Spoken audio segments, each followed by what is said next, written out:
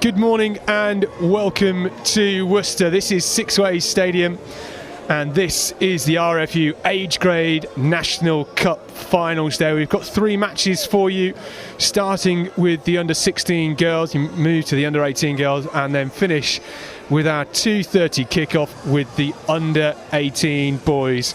The first match for you, it is Sandals against Finchley.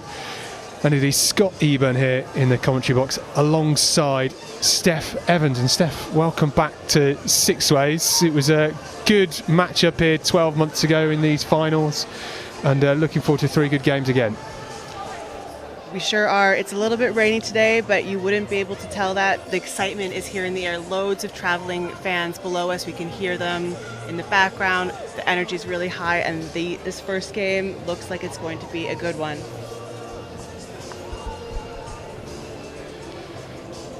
Well, as you can see, the main stand here at Sixways well packed out already. Lots of coffees and teas and toast as well, and probably a few soups in there as well. And well, this is Finchley going through their final preparations, and Finchley coached by Chris Grilly. His daughter Sophia, the founding member of this group 3 years ago, and they've made it all the way to a national final here at Sixways. Sandals have got 2 sides here. They're playing in the 18 girls later on. Front row for them, you'll see some number changes. It's going to be a little bit confusing, but we've got Olivia Miller, Ellie Spencer and Harriet Campbell, who was in this final for the under-16s 12 months ago. Isla Farmery, she's the captain, alongside Erin Anderson, the vice captain as well in there too. And then at the half-backs, it's Ella Lamptey.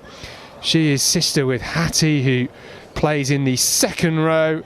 Lily Platt is at scrum half, and the back 3 is Charlotte Shaw, Ruby Shah and Maddie Clegg.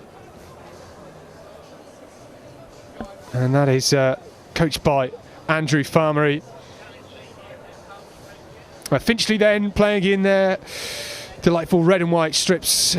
Paige Sargent, Tiger Linney and Roberta Krasnicki in the front row. And they've got Amelia Rockley, Millie playing at number 8, keeping an eye out for her today as well. Mendez Macias at scrum half, will train with the Spain under-18s this summer, and then Sophia Grilly, the captain, at fly half. And the back 3 for them today, Taylor Carey, Lily Pereira dos Santos and Rose Turner, an ex-gymnast at fullback for them. Big occasion for both of these 2 teams, and Steph, I suspect a few nerves out there already in the changing rooms. Absolutely. This is a beautiful big venue. Obviously the finals are always going to get some nerves going. It's going to mean a lot to these girls, but adding to the pomp and the circumstance of today is definitely just the environment we're in, the crowd, the sound of everything. It's just going to kind of amp up the energy that those girls are feeling on the ground, but also kind of the meaning. So we expect to see a lot of really passionate play, and I expect this is going to mean a lot to everybody out there representing, you know, with so much pride, the clubs that they're here to bring home hopefully a championship for. And playing in a big stadium like this for the first time for a lot of these girls is such a great occasion, isn't it? You really do raise your game, particularly this being a great hard 4G surface. Despite the rain, we could see some good running rugby. 100%. This, I can attest, this turf is absolutely fantastic, holds up really great to the weather. It's nice and fast. You know, the rain is going to not affect anything underfoot. It's just going to be those handling difficulties that we might see, but I don't expect any slips or any sort of impact from the turf at all today. If anything, I think we're going to see some nice, quick movement across the ground and some rapid rugby. Well, it is supposed to stop raining, and I think it might have just done that. As the 2 teams run out onto the field there in the burgundy, it's Sandal.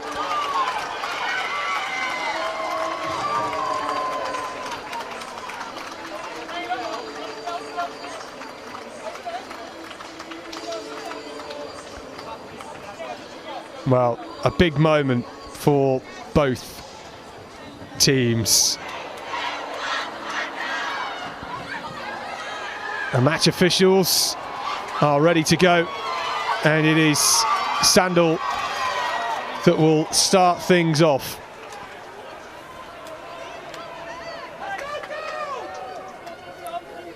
Ella Lamptey, fly half.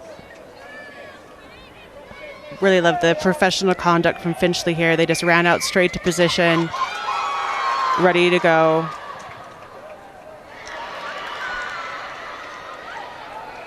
A bit unlucky there on the kick receipt, maybe a little bit of nerves. Yeah, so often you see that, the first contact, first catch, maybe slipped. It doesn't help that it's greasy out there at the moment. And yeah, get a few nerves out of the way for Lily Pereira dos Santos. Chance though to see what these two sides have in the scrum early on. Definitely, always nice to see what the packs are working with, nice and early in the game. Looks like we'll just go for a reset here.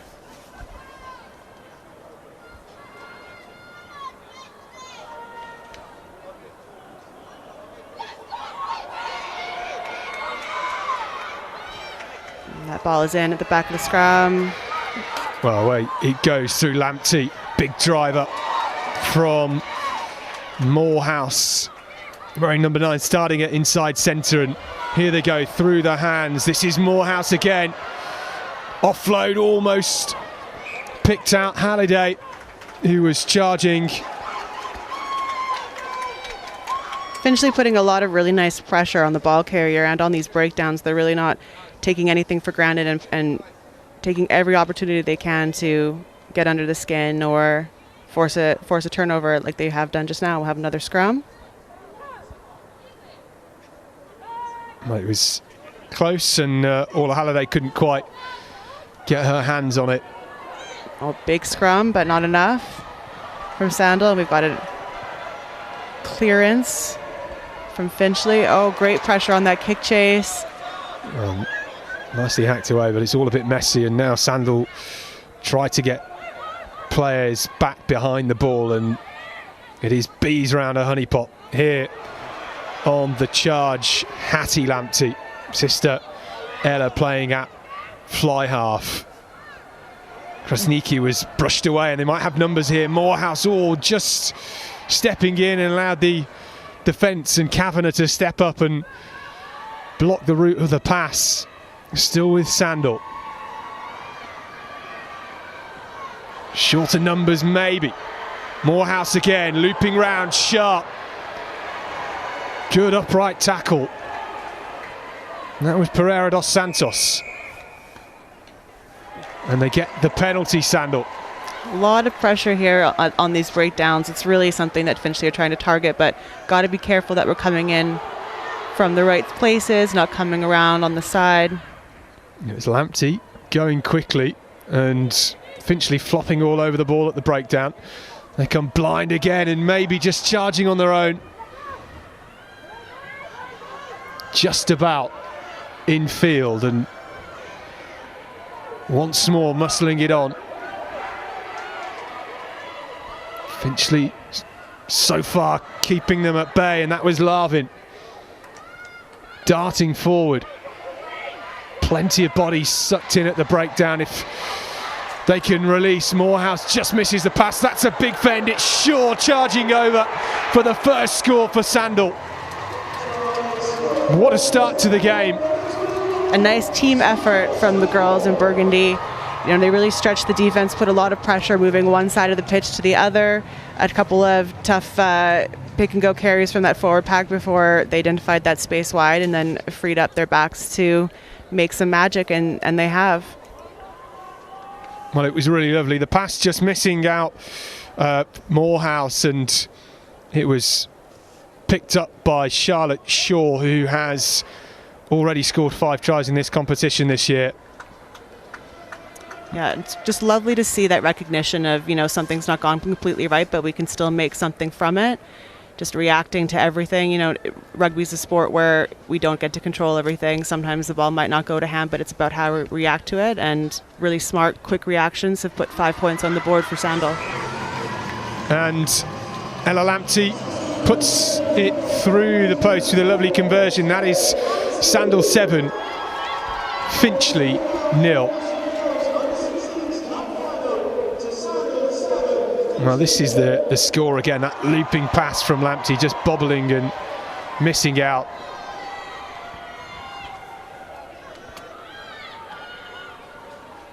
We'll see Rose Turner get things going once again for Finchley, and this is important because it's the first time that Finchley have got into Sandal's half. They've been under a lot of pressure in the opening 5 minutes. Yeah, we'd love to see them spend a little bit more time in the opposition territory, but unfortunately that's going to be tough when a penalty is given at the very first breakdown. You know, we talked earlier about the nerves, how much this means to the girls out there. You know, this is one of those things that's really easy to do when you put a bunch of effort and you put a bunch of passion into something. It's easy to give away a bit of a penalty or get a warning, especially in that breakdown area. Ella Lamptey there, got that conversion. She's got an absolutely cracking boot. Yeah, great range. It's been our first line out of the game. Again, always nice to see nice and early on what each side's got in terms of set piece. Here we go with Spencer, not quite straight, and it's fallen on the side of Finchley, and they might be able to come away with it here. Anstey, good hot defence. Larvin was flying up with the tackle for Sandal and might just have some numbers. It falls to Pereira dos Santos on the outside, who is storming away. 5 burgundy shirts trying to brush her into touch, and she barges past one and finally gets manhandled into touch. Absolute great run. Hot wheels down the line. Well, you can see why Lily Pereira dos Santos is Finchley's highest try scorer this season. Look at that for a barge as well. Yeah, I love to see players on that edge play with a bunch of physicality. You know, it's not just about how quick you can be, but how strong you can be. Sandal from the line out. Lily Platt trying to find a way to release the box kick, but in the end just loses possession. And Finchley teeing up the tap. Well, this looks like something they've prepared. Might have just gone backwards. And they still have the numbers over. Here goes Carey. Sunny Bill offload. Out the back. Beautiful stuff, keeping that ball alive. Kavanagh wrapped up here. Now with Moore, the vice-captain, drives forward. And Grilly, that's almost intercepted. It was close, but coming back for the earlier infringement. Taken quickly again. Here's SDN. Sandal brave in defence, and looks like they've stolen it here. This breakdown has been a bit messy on both sides of the ball. Both teams having a bit of trouble regaining a lost ball or retaining a ball that they're bringing in. Maybe it's a little bit wetter out there than it looks from up here. Well, Sandal with the interesting option, trying to go down the blind side, didn't quite come off for them. In the end, it was Halliday that was shunted into touch.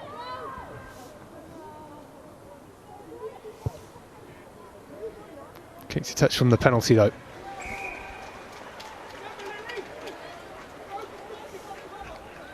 Good meters there.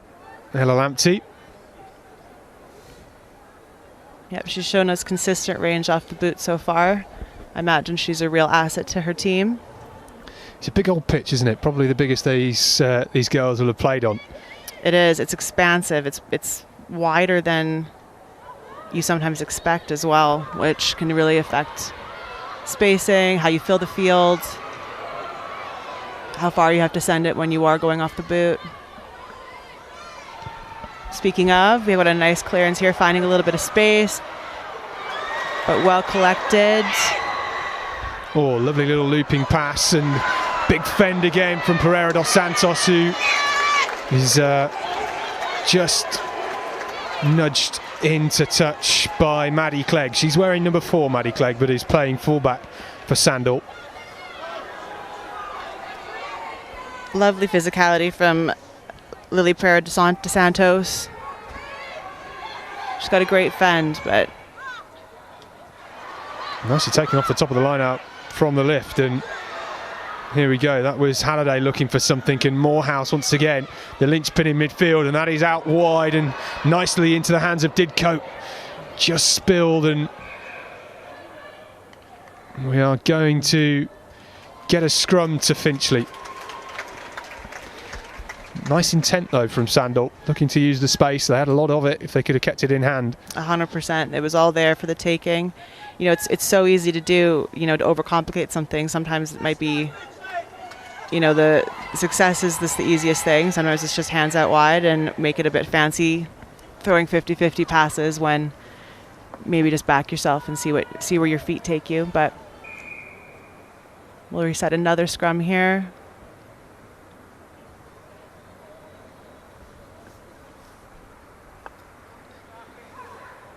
So important to get the spacing right. That's a big nudge from Sandal, and they've somehow come away with it. Lamptey with the quick hands out wide, and Morehouse now releases and might have a bit of space.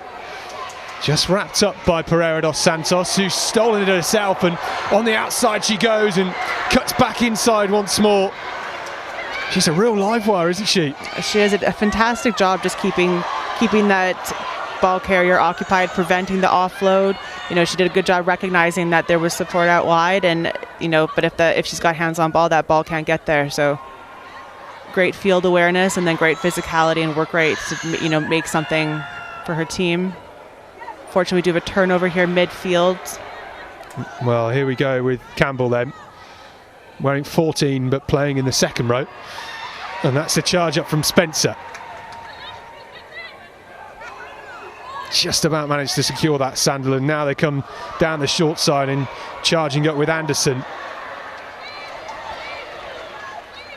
They've got so many numbers to the left, and now they try to release. Lamptey through the middle. What a great charge from the try scorer, Short. Now she's tackled by Moore. Sandal on the front foot. They have the numbers. Can they put it through the hands? Yes, they can. Oh, Didcote just short. Couldn't quite find the extra metres, and now they're going with the try. And it's the score for the scrum half, Lily Platt, with number 13 on her back today. We've seen some really great work from Lily Platt, that Sandal scrum half today. She's doing a fantastic job managing the breakdown and really smart, you know, deciding when she should maybe run a little J, draw a defender, free up some space up, but then fantastic work rate on the other side of a couple of great breakdowns to then get the reward herself. I mean, this is the exact position you want to be in for a scrum half all day. Going forward behind the breakdown, loads of space on the fringes, and within about 2 metres of the try line, it's a scrum half stream. 100%, just on a platter for her, but well earned after such a great job managing her team and finding that space, creating that space when it's not there. Finchley managed to hold Sandal off for a while though, didn't they? Just with those last-ditch tackles and just about keeping them short. They sure did. Finchley have been doing quite a lot right in this match. It's just, you know, unfortunately coming down to giving away some penalties in crucial moments. They did have such a nice charge and spend a bit of time in the opposition 22, but unable to come away with some points on account of the breakdown. Well, it was a great effort from Lamptey at the conversion attempt. It was straight and true, but didn't quite have the muscle to get over, and that was the second score for Sandal.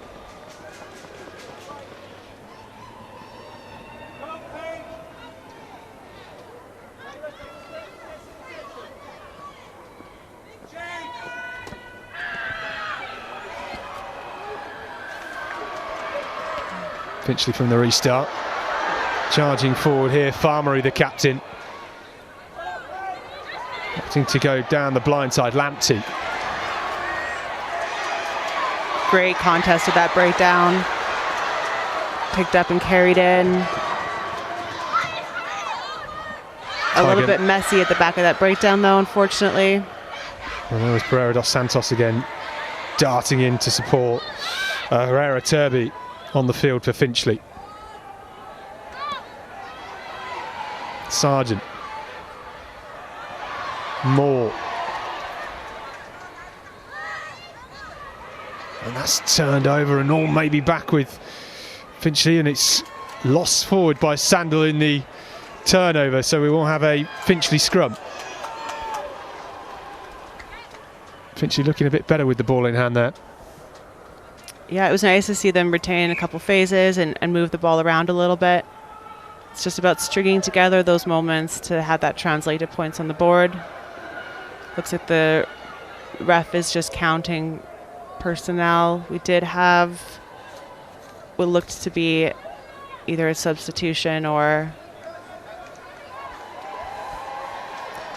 Well, obviously with the rules trying to get everybody a half, sometimes it can be a bit confusing when you've got players coming on and off, and we've already seen one change from Finchley, and I think our assistant on this near side was just asking the referee to count the numbers because it can sometimes be a bit chaotic. Yeah, always good to double check. And not easy when everybody's wearing very high numbers on the backs of their shirts as well. Definitely adds an extra element of difficulty when we've got non-traditional numbers in different positions. Big contests here from Sandal, but it will come back for a whistle. Well, the ball was fed into the scrum by Mendes Macias and just came off the boot of Tiger Linney and shot back out the side, and maybe just a bit of a timing issue there. Yep, Sandal are doing a really good job defensively on these scrums. It's come straight out the channel, unfortunately. Well, third time of asking.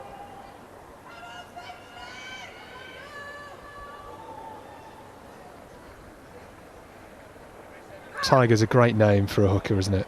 Right. Isn't it just suitable? Yeah. Fantastic judoka, I hear, as well, and was scouted by the coach for Finchley, Tiger Linney, to play rugby, and she's looked destructive so far, and great tackle. Yeah, beautiful double hit. Really slowing that ball down, that breakdown. Unfortunately, it looks like at least one of those players entered that contact area high, so we are going to come back for a Finchley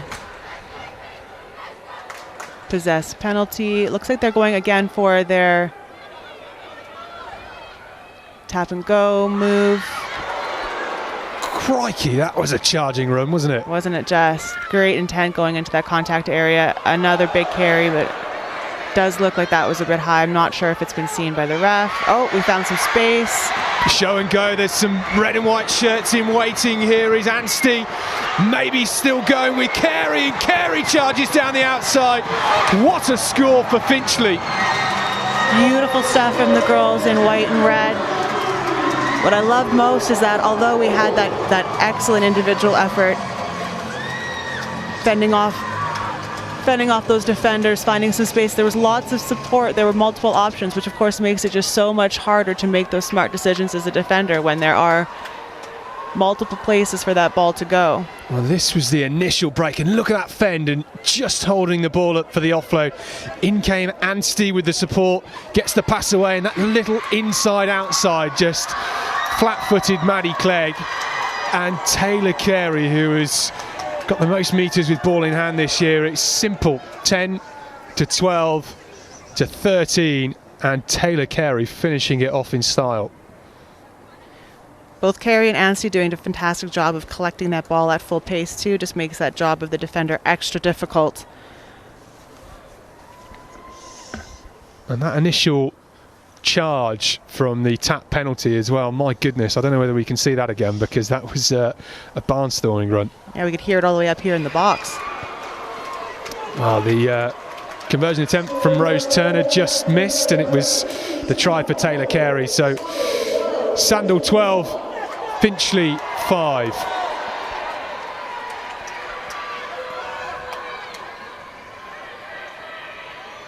There does seem to be a little bit of momentum shift towards the girls in red and white. Let's see if they can capitalize on that. They're about to get the ball back straight down the middle. A bit messy on the collection, but it has gone backwards, so they can play on. Oh, that's a great rip, isn't it? Halliday. Not the first time that that's happened in this game. And here's Baxter off the bench, number 17. Sophie Baxter, she's a black belt in jiu-jitsu, so keep an eye out for her physicality. That's a transferable skill if I've ever heard one. It is interesting the number of players that have got some martial arts background in both of these two lineups. It doesn't surprise me at all that comfort and physicality and experience in a contact area. You don't have to be a rocket scientist to figure out how that might be helpful on a rugby pitch. Now coming back for the penalty. Advantage was played. We're now seeing Sandal being the team giving away a few easy opportunities in terms of penalties. Great bump. Multiple defenders sucked into that carry. Excellent. And Carey sent backwards in the double hit. Mendez Macias was just trying to dig and shovel the ball out. Decides to come blind, and that's just lost forward and rolls into touch, but we will have the scrum.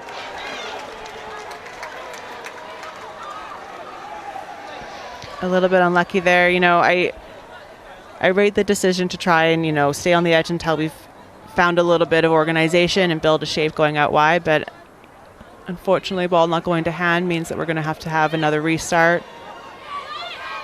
Where do you stand, Steph, on some of the recent talks on changing the ball size in women's rugby from size 5 to 4.5? Because these girls here under 16s, they're playing with a size 5 ball, and maybe they'd benefit from a slightly smaller ball. It's one of those things that I think requires just more data to make that decision, more research. I don't think we have that research to make an educated decision yet.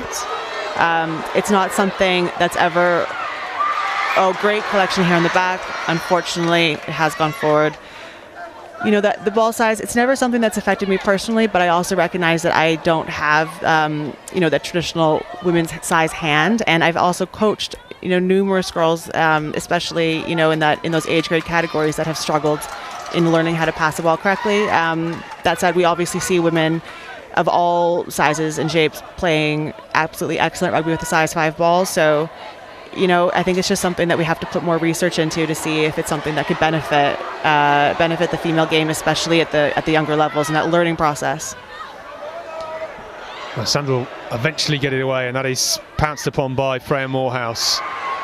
Oh, great contest here at that breakdown. Unfortunately, Finchley just looking a lot more combative at the breakdown now. 100%, yep. They're still doing a good job of keeping that intensity and trying to disrupt and slow the ball, but a little bit more careful, maybe hitting their stride, nerves are wearing off, doing that in a way that's not going to result in the whistle. Through the hands, Sandal just trying to get out of their half, where they have been pinned for the last 7 or 8 minutes or so. Still Sandal that lead 12-5. Looks like we've given away, Finchley's given away a penalty advantage there in that breakdown. Just hands in the ruck, unfortunately.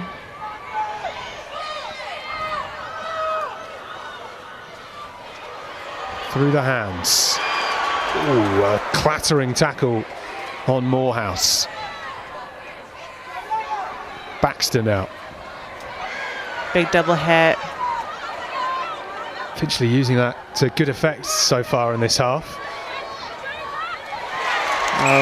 Great intention to get that ball out wide, just not quite to hand, not quite kept in hand. Well, this was the break around the outside again, and just the one-handed take not quite coming off. This the earlier big hit And it was on Morehouse, just getting dropped on by Sophia Grilly as well. I have to say, Finchley, whoever's the hairdresser and come in with the red bows, has done a wonderful job and must have been working all night to get it done, because all of the players have got, you know, pigtails or bows in their hair, which is fantastic. Yeah, someone's got very sore fingers today, but great fruits of their labor. Big double hit from Sandal. Finchley retaining their own ball, though, finding a little space. Nice dart. That was Campbell. Again, Finchley just getting over that halfway line. Despite all the rain we've had overnight, it is, for the moment, not raining here in Worcester. And they've got numbers here, Finchley. Oh, that looked a little bit high. Yeah, a bit high seatbelt tackle. They get the penalty. Looks like we're going to have a little bit of a chat. A couple of occasions where we've maybe been slightly high in this game. Yeah, 100%.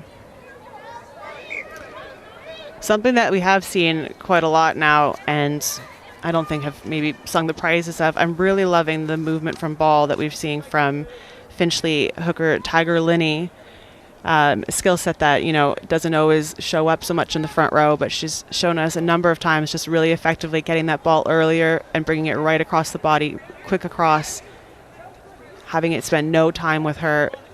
Really great spatial awareness, but again, a skill set that doesn't always show up so often in the front row, and when it does, I think we should make a big deal about it. Yeah, great to see the variety of skills across the park here. And Finchley will take the tap, lining up in those two pods of three again, but this time go out the back, and Grilly loses possession, kicks it across, and it might fall nicely for Carey here. Not sure that was planned, but maybe they should think about that as a next option as well. Yeah, it seems to have worked out not too badly for them. Long wide pass, and just that half step there was Linney again. Seeing the space, the defence just drifting across, and made the right decision. There is Campbell, shunted backwards. Always looking for that break around the fringe, and the dink over the top from Turner. Didn't quite come off the foot. Sandal have lost that forward. It's a bit lucky for Finchley, you know, trying to make something out of nothing, having a breakdown that is going to be without the 9 after she started around the outside. A little bit messy, but they have had a result due to Sandal just not being able to pick that ball up cleanly, move it cleanly. Some more replacements here back onto the fields, and we have Eve Smythe on in the second row for Sandal, and Stephanie Theodorou into the pack for Finchley.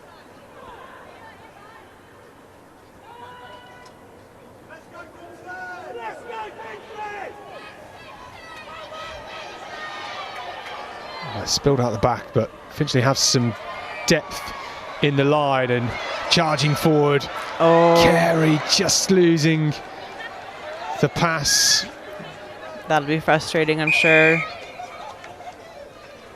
And we know what threat Finchley have out wide. A few times in this half where they've just maybe lacked accuracy with the ball in hand, and otherwise might have seen them charge downfield. Sandal with an opportunity of their own. Look at that for a breakdown effort. Beautiful turnover here from the breakdown, even though a little bit messy on the other side of it. Even though Sandal doing a great job trying to anchor to their player. The sheer physicality of that Finchley contest, moving the entire breakdown, the player on the ground getting dragged along. Just great physicality, great intent on ball.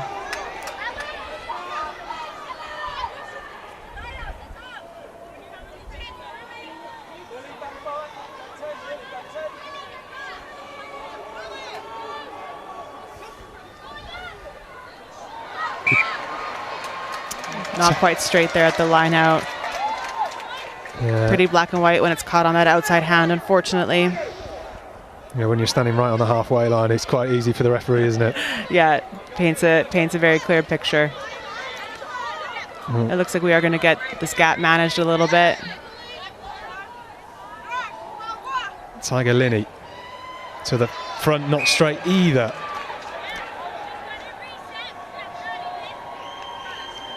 Well, all sorts happening. Early lifts and not straight. Yeah, we're going to have that match official step in again. Although it was not straight on that throw, the early lift from Sandal means that Finchley get to retain this. They have moved it out. Great hands from the fullback. Carey. That's Rose Turner. Oh, lovely pirouette, and again from Brockley. Beautiful stuff, keeping that ball moving. Well, now they go once more through the vice-captain, Caitlin Moore. A lot of play in the middle of the park, hasn't there, in the last 10 minutes? Definitely. And we've only got 5 minutes till half-time. This game has been highly competitive over the course of the opening 30 minutes. Sandal 12, Finchley 5 in this age grade National Cup final. Looking from some space on an out-in line, but it looks like all we've got from it is a turnover. Well, where can Sandal go here? Oh, that was close for Ruby Sharp. Oh, it was a bit risky, those out-in lines, isolated player. Sometimes there's space, but sometimes there's just a whole lot of defenders. Well, that was messy at the breakdown. Not rolling again from that tackler. Off the left boot, and well, it was outside of the boot and definitely got more metres than I think that Freya Morehouse would have expected.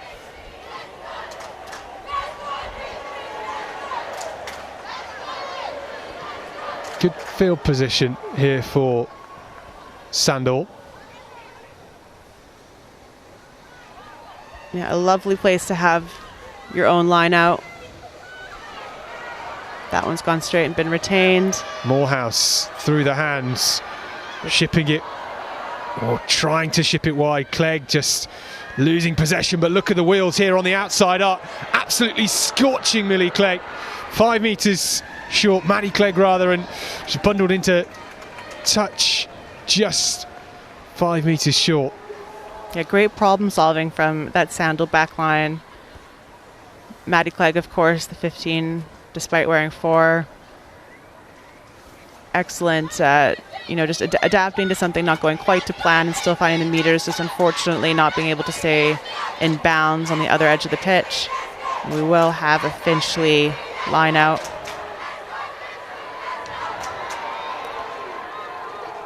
That was well read and contested in the air from Sandal.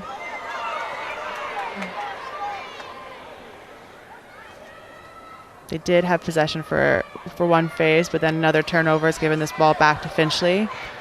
There's the kick into the backfield. That's bouncing nicely for Clegg, who goes on the outside. Oh, just felt her legs gone from underneath her. She would have been eyeing up a dart. Yeah, that was some very clever defense from Finchley. Great commitment to that tackle from Dos Santos. We've seen a lot of great work from her already. Unfortunately, we have had a player down. She's just getting assessed. Meanwhile, the players will have a little chat. Yeah, I think Clegg just, as she got tackled, didn't have her arms to sort of break her fall and just landed straight onto her ribs. But she's back on her feet and off the field.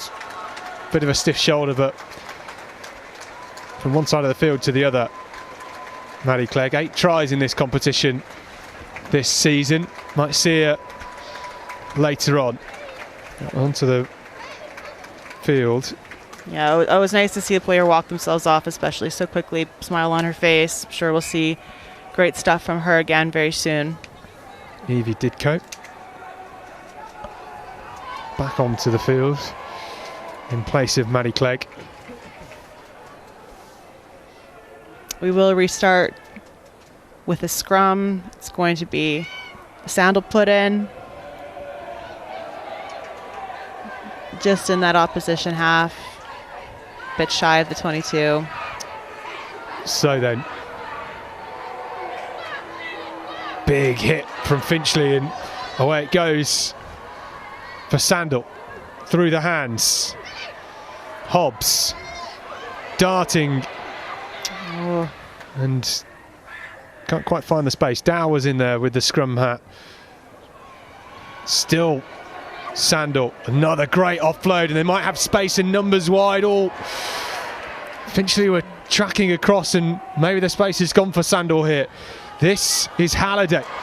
Oh, how unfortunate. That'll be frustrating.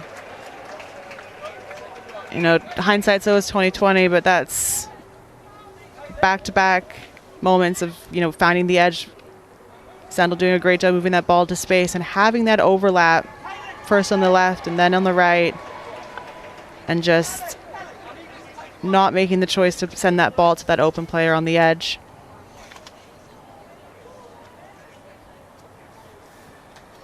Well,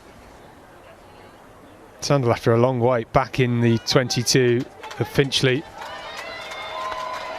It will be a Finchley line out. Tiger Linney made a substitution into this lineup. We're joined by Aaron McCafferty for Finchley.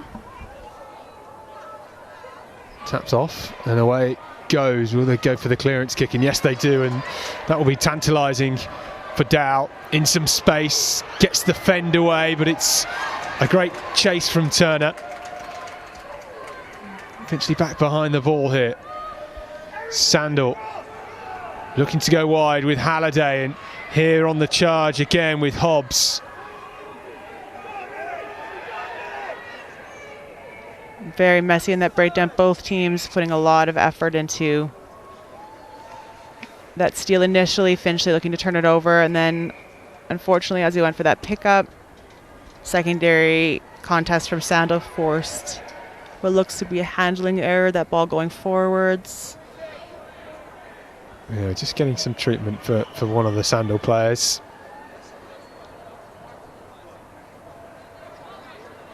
Game is nicely poised, isn't it? Only 7 points the difference between Sandal and Finchley. This National Cup final here at Sixways in Worcester. Yeah, it's a nice tight scoreline. It could honestly go either way. We've seen both of these teams make some momentum, various points in the game. Both talented sides. It's just about stringing together those brilliant moments, those phases of play, but so far, quite a well-matched game of rugby. Well, not much life in this half. Our clock saying 35 minutes played.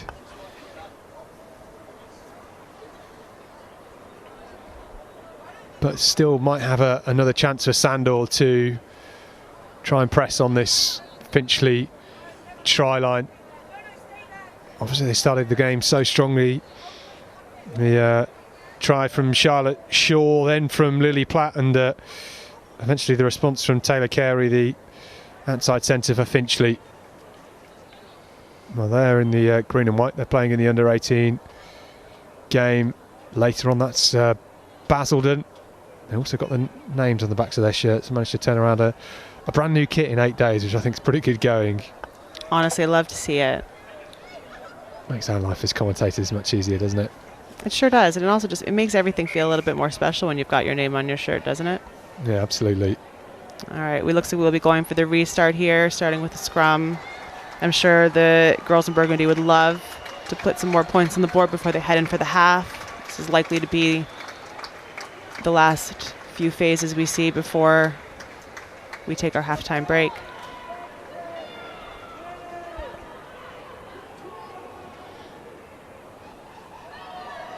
A bit messy, but we have retained it. Sandal away. Morehouse. Here's Dow charging up into the line. Tackled by Anstey. Nice quick breakdown. Now we go once again with Lamptey. Source of energy in this game for Sandal, but coming back for the penalty. Looked as if Pereira dos Santos had won that turnover, but it didn't matter, and it's taken quickly, and here we go. Platt quickly again, charging on the line. A few metres short, and it's lost and in touch once again. And that is the half-time whistle here at Sixways. Well, competitive first half, 2 tries from Sandal to kick things off, and the response from Finchley have come back into this game really nicely. And the half-time score then, it is Sandal 12, Finchley 5, and we will be back very shortly with the second half. But Steph, your thoughts on that opening 35 minutes? I just think we've seen some really great rugby and some really great intent from both sides here. Even in this last few phases on the replay, we see... Oh, we're going back for earlier scores, actually. But just before the half, we saw Sandal try and make use of that territory, starting from that initial scrum, and then, getting a penalty advantage middle of the field, right on your opposition's 22, right before the half. It's just they're on the platter. Just walk away with a few more points, another nail in the coffin. But great effort and great rally. We see no drop-off in the work rate from the girls from Finchley. Plenty of working around, filling those spaces, excellent intent in the tackle, and just forcing that error on the wide channel. Both sides just repeatedly rising to the occasion here. Well, second half to come. We'll leave you with these highlights, and we'll be back in just a few minutes' time.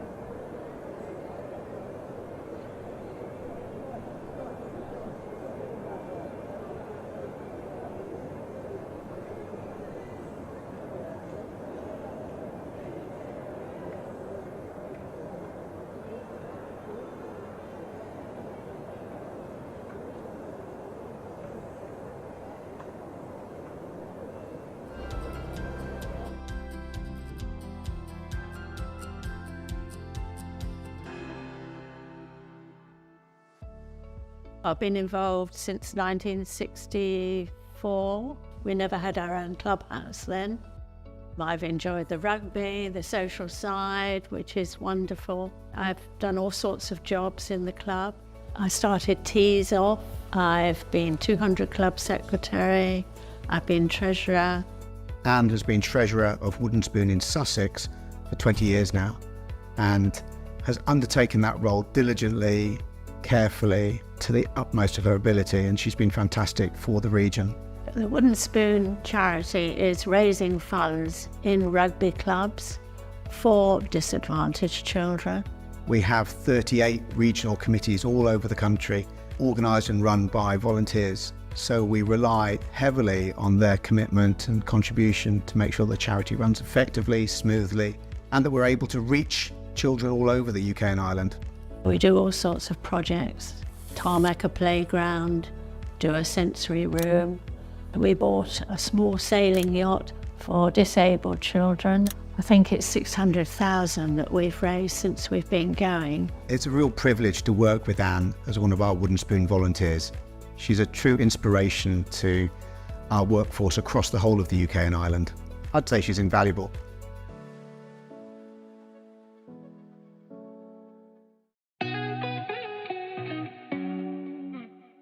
We're at Twickenham today. BA had invited me and the family along to the Red Roses game, looking forward to it. I didn't think I'd ever come to Twickenham again, and to be with my family is even more amazing.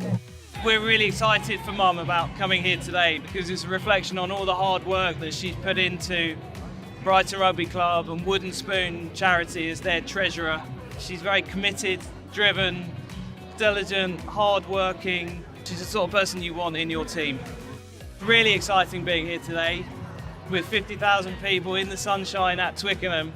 and it's amazing reflection on how the women's game has progressed and come on, and quite frankly they play some really exciting rugby, so we're really excited to be here.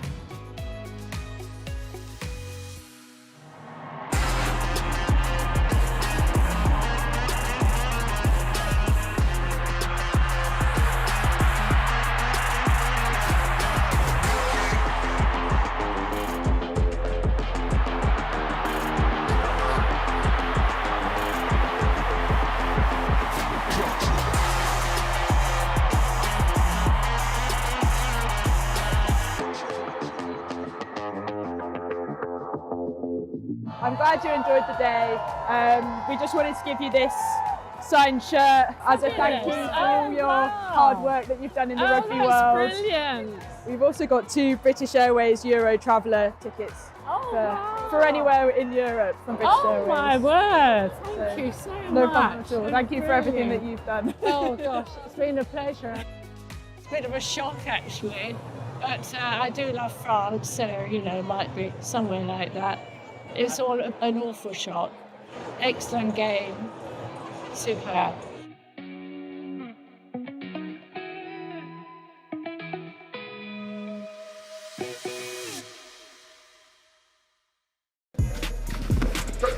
Nice. Yeah. Welcome to O2 Island Week. Then the big one out wide. Ellie Kildan diving over. Big pass. That was what a pass! Breach goes out to Dan. It's a nice run crossfield to Breach. What a take by Breach! What a finish! What a try by England! Straight off the training park. When people say we're like a world-class back three or probably one of the best back threes in the world, I think it's scary, but like it's an honour as well at the same time. I think we all got our first cap back in 2017 all together, and to see us now grow and, you know, play together, I think is pretty amazing. And I think it is really important that we all are very different but all come together and perform well on the pitch.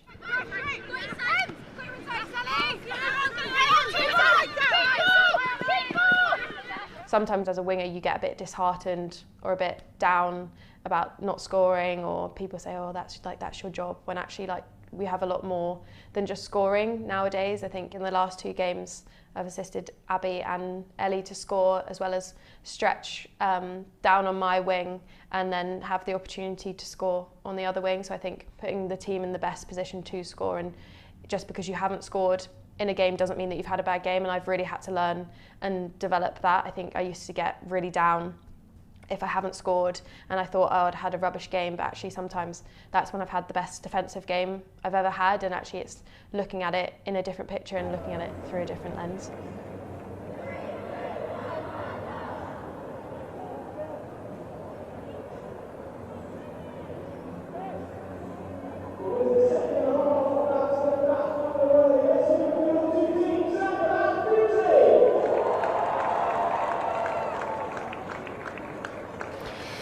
Right then, half-time breaks and photo opportunities for the teams coming up. We will restart things.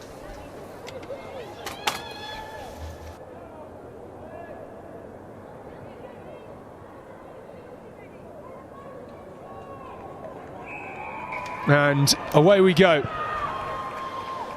Rose Turner sends that bouncing and finds its way into touch.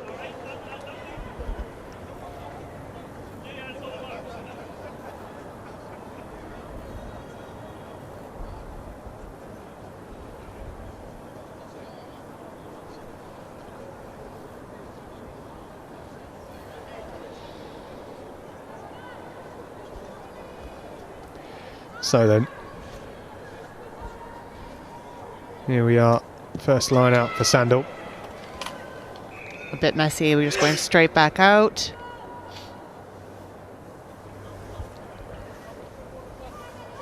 Well, we've gone from the restart to one line out to another line out. Doesn't quite find its mark again, but it's still with Sandal and Spencer.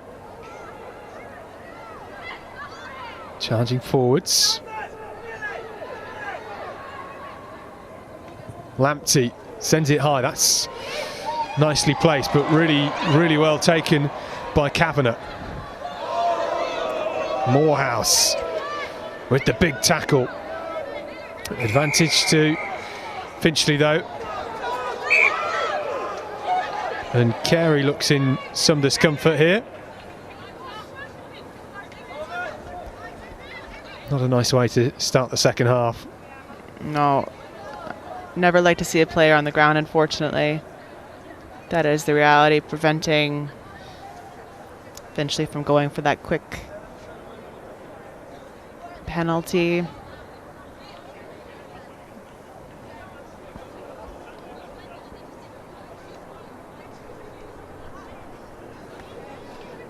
Well,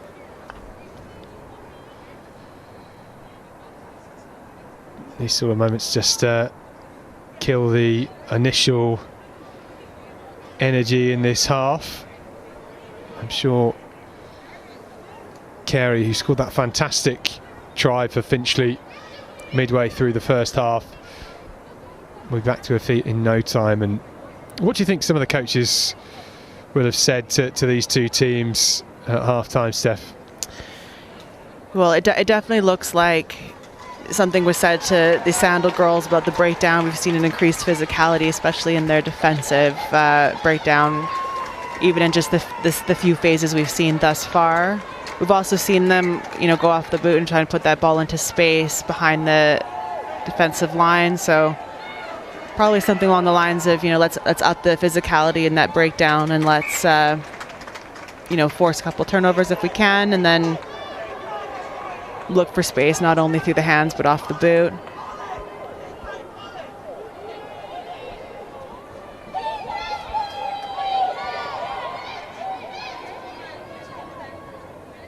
Going for a Finchley line out here, just shy of the opposition 22. It was a good kick from Rose, or Sophie Grilly rather, and nice short play to the front with Kirilova just about infield. A well-practiced little move there, but maybe not on, well defended. Oh, excellent work to stay inbounds, not have that ball go out from number 1. That's Paige Sargent for Finchley. Here's Krasniki through the hands. Grilly gets Beautiful. It to Rockley, and Carey back to her feet, and now it's with Pereira dos Santos still on the outside. Can't find a way round, and she's brushed into touch. Yeah, great effort from Sandal to force that player into touch. We've seen many opportunities today from Dos Santos, not the kind of player that you want to have in space. Well, we're coming back for the advantage, and there's Kavanagh charging forward. Over with Estienne. This is slow. And we're going to get the penalty once again, and quickly taken by Campbell, who heads towards the posts and thinks about the offload. Finchley looking to try and level the score. They have the numbers. They've got 3 red and white shirts in waiting. Couldn't release, and here is Linney. They're coming back again for the advantage. How many more chances will Finchley get? Here goes Estienne. Looking a little bit more organized this time. We've got some shape. We've got numbers to the left if it can just go through the hands. Linney releases through the hands to Pereira dos Santos with the try. She almost lost it. She had it on her neck. She managed to get over the line, and there's the score, and perhaps no player more worthy in this Finchley side for a score. Yeah, I definitely think she had that coming, well earned. Ball is a little bit inaccurate a couple times getting there, but great hands, great effort on ball. We've managed to make something, make use of that overlap, make use of that space. Well, she did so well to cut through, and Sandal couldn't hold off Finchley for much longer. So many bodies out wide. Sandal struggling to just recycle the players in defence. 100%. Watching the replay again, we see that, you know, a lot of that outside edge advantage probably made by, again, number 2, Tiger Lily, my apologies there, Tiger Linney, recognizing that that space was out wide and the ball had to get there, spending a little bit of time running in a bit of a lateral J line, cutting off a few defenders and then getting that ball accurately out wide. Again, something that we expect from a 10, but not always from a 2. Great timing of the pass as well from Sophia Grilly, the captain. We're training with the Belgian under-18s this summer. And then Ella Lamptey for Sandal into the Finchley half for the first time this half. Well collected and retained. Shit wide by Grilly. Just knocked on.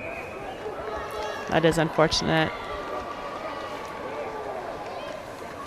Lenny looking like they had the momentum there, and then just a bit inaccurate on that wide pass, ball going to ground. A little bit tricky to pick it up cleanly. There's been a few of those sorts of passes in this game. Is that a case of just trying to play too much rather than using the short pass, the player closest to you? Definitely.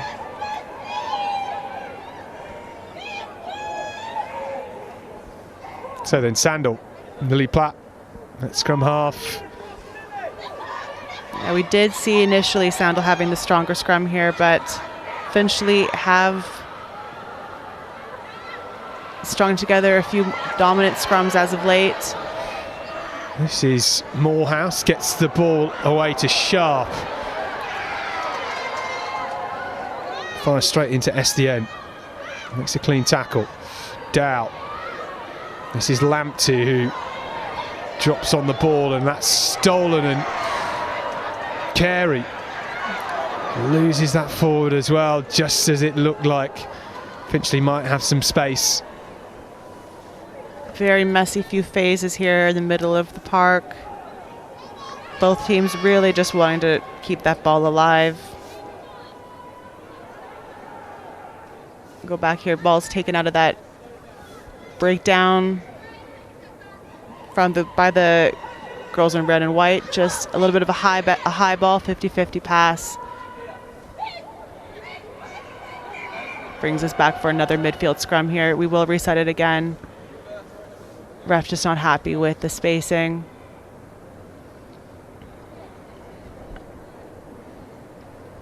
Will be put in by Sandals, Lily Platt. Well, good platform. Lamptey and Platt not on the same hymn sheet, so Morehouse has to clean up the mess. Good leg drive, kept the ball alive, gave her team a little bit of time to get some shape.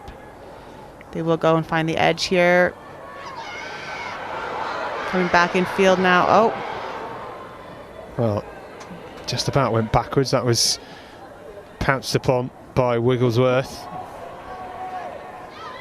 Sandal still going forward, not having the same dominance they had in the opening quarter. Yeah, it certainly feels like the momentum is perhaps shifted. Oh, great ball. Morehouse to Dow.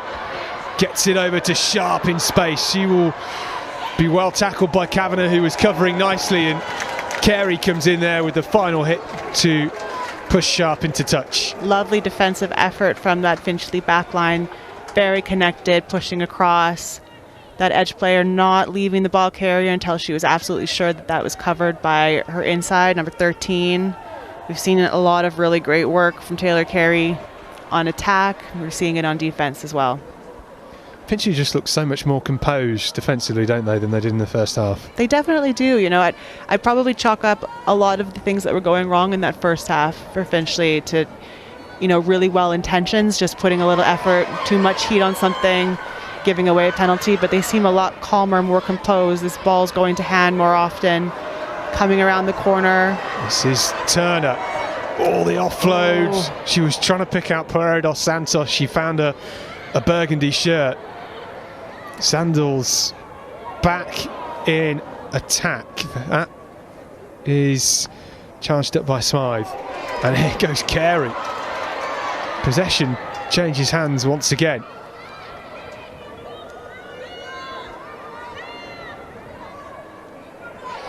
Straight up the middle here. Darting forward. That is, of course, such an easy penalty to give away holding when we see a player making a run. Morehouse. A little bit isolated. Show and go from Morehouse here. Gets within 8 metres of the Finchley try line. With Hattie Lamptey. Just spilled backwards, coming off the feet of the referee. And I think we will probably have a scrum here to Sandal. This is the moment for Finchley's scrum to really use the momentum that we've seen them working on in their set piece, their scrum so far. If there is one to contest, this is it. Well, they've got to keep it clean here. Sandal at the scrum as it goes through the hands, just about away it goes. Lamptey, Morehouse steps, gives the pass away. Dow cuts back inside. Right option, really. There was a lot of red and white shirts covering defensively. Through the hands again, maybe this time. Back inside with Larvin. Looks just short. Just short, yep. Excellent work again from that Finchley backline. And the pass over the hands and into touch, but we will come back for the offside penalty. Taken. Oh, that looks slightly high. We've got the advantage coming for Sandal here. It's not the part of the field we want to be giving away penalties. Lamptey with numbers to her left. Morehouse through the hands. And again, it's Charlotte Shaw with the score for Sandal. That'll be her second of the day. Excellent work getting that ball across the field. They had that overlap as they have had so many times before in this game, but on this occasion we did manage to get the ball to hand cleanly, get it into space. Really can be just that simple. Well, it was 10, 12, 13 again, and it's an easy score when you're playing it outside centre. That's a 7th try in this competition for Charlotte Shaw, a second in this game. And it was just the basics done right, wasn't it? You know, at its core, rugby is a simple game. You just pass the ball backwards, run forwards. Sometimes we want to make it more complicated than it is, but like you said, you know, sometimes it's just ball in hand, put it in space, put points on the board. Well, what a cracking conversion from Lamptey, and that puts Sandal in the lead just that bit more, 19-10. Just like that, the momentum seems to be shifting back towards Sandal. Pressure's back on Finchley as that gap in the scoreline widens.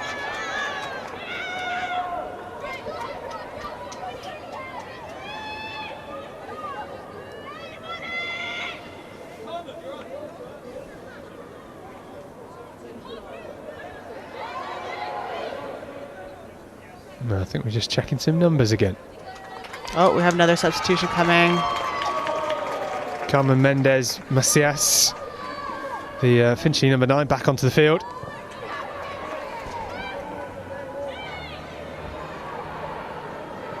Nice line, look at that for a dart. Little goose step, we love to see it. Oh, Grace Larvin.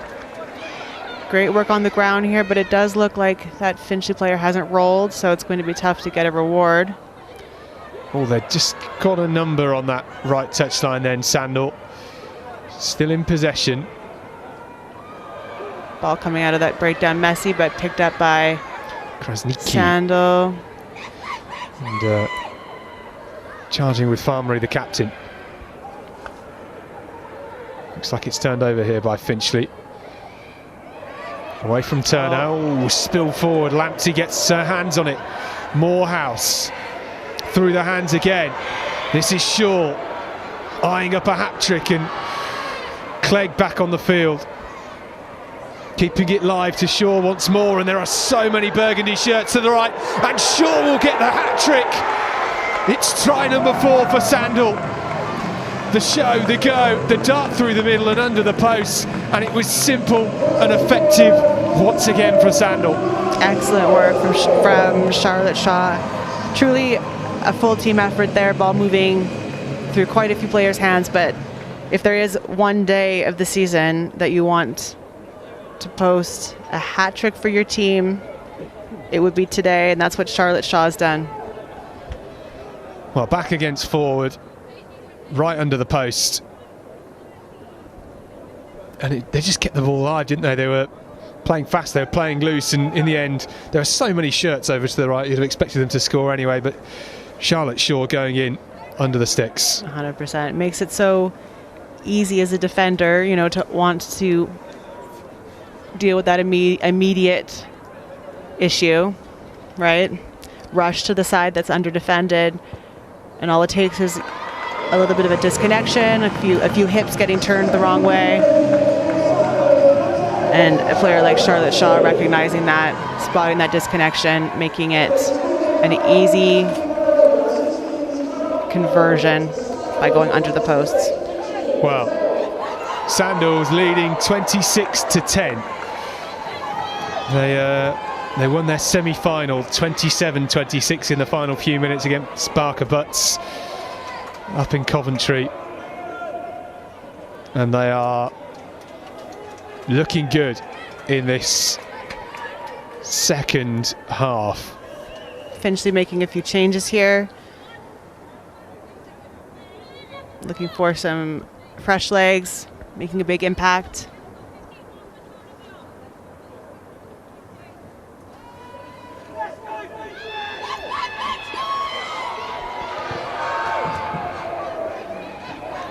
Turner sends it long, straight down the throat of Hattie Lafferty. Here is Larvin, got an interception. Grace Larvin in the final minutes of that semi-final to bring them here to Sixways, and Shaw again, Morehouse, Sandal flourishing now. Clegg beyond the 22. Kavanagh in with the tackle. Sandal looking very confident, very comfortable. Just as I say that, a little bit of an inaccuracy on that pass ball going to ground. It just goes to show, doesn't it? A couple of quick scores can really change the game, because it was 12-10, it's now 26-10. It just goes to show this game is not done for Finchley. Best part of 20 minutes remaining in this game. Yeah, plenty of minutes left on the board. That gap is not too wide by any stretch of the imagination. This still could be Finchley's game, but the wind does seem to be right now behind Sandal's sails. All smiles on the Sandal supporters.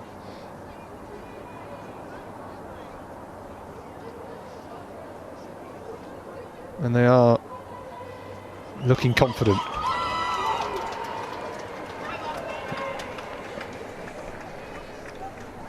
Our Finchley player, number 8, Amelia Rockley, she's back up, smile on her face, nipping back over to her team. We're ready to go again. We will get started off of our scrum. It's going to be Finchley put in. What do you say to the players if you're the Finchley coach at this point? You've got, you know, over 15 minutes left in this game. It's definitely still winnable from here, but how do you change their mindset to get them to think that it is really possible? You know, I would probably be saying something along the lines of, you know, we're playing a lot of really nice rugby. Let's just play it more in the other half than ours. I think that's probably been a big factor in the Finchley game. You know, just doing a lot of a lot of hard yards, spending a lot of phases, just unfortunately not in the opposition 22, but we see them putting a lot of effort into getting there now. Big carries across the park. Well, interestingly, they've moved in Lily Pereira dos Santos into the midfield from out on the wing, and he's making a couple of impactful carries since that change. And here goes SDN. Turner, oh, it's just knocked on by Eliane SDN. Apparently she backflips when she scores, which has happened a lot this year. I'd like to see that. Look good on camera. Yeah, we'd love to see that, wouldn't we? I'm sure they would too. Unfortunately, there's going to be a knock on, so we're going to come back for another scrum. It'll be extra frustrating for Finchley as they were just about to clear their own half. It's the cumulative effect of those small errors, isn't it? It just sends you back and back and back and gives Sandal a lot of hope. Definitely, and Finchley have gone from their own put in at the set piece to opposition set piece with a gain line of maybe 20 meters, but they spent close to 10 phases to do so. That is a cumulative effort as well over the player exhaustion over the course of the game. We haven't seen a tremendous amount of kick to exit, clearance kicks from the red and white that are finding touch going off of their own line out.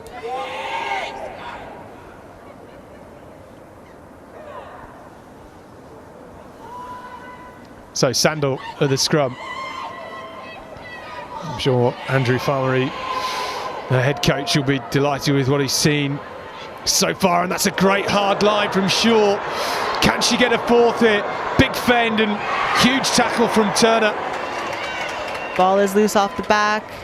Well, where's it gone here? Sharp is in possession. Bundling forward. And that's been stolen all. We're coming back for the penalty. Finchley will be defending on their line. Rockley takes it quickly. Here's Kirilova. And this time with the second surge. And it is try number 5 for Sandal.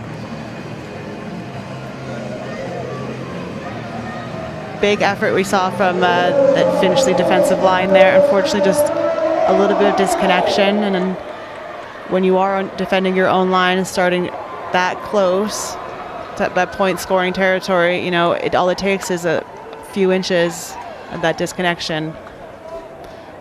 Well, through the hands, into the hands of Caitlin Moore, the vice captain. An avid tap dancer, and had to use those quick feet to power away over the line.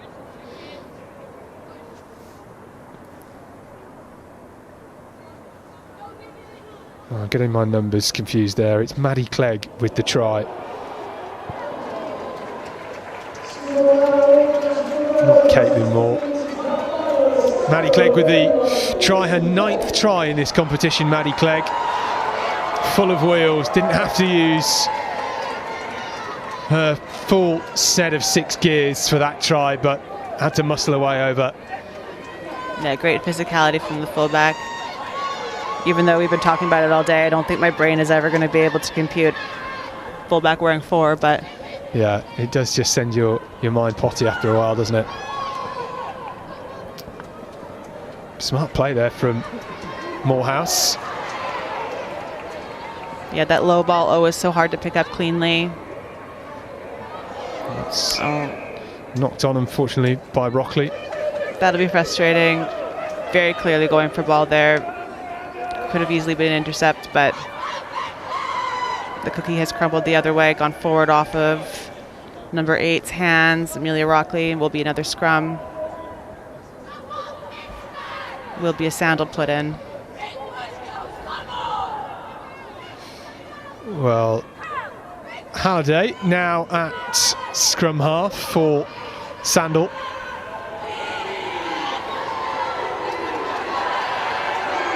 Looks like Finchley might have just about hooked that back on their side, or whistle is blown. It's a huge effort from that Sandal pack, but the ref is going to bring it back.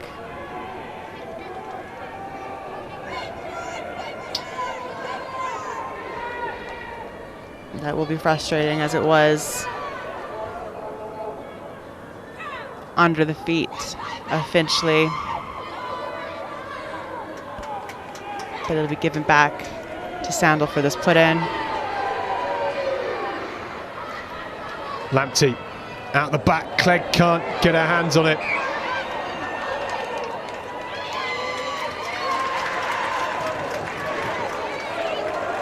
Be interesting to see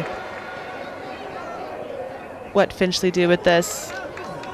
They haven't had too many opportunities to have possession off set piece in opposition half. Sandal using this opportunity to make several substitutions. Yeah, got to bring the reinforcements and make sure everybody gets a half. We have still got around 10 minutes left. Our rolling clock on the screen just gives you an indication of that.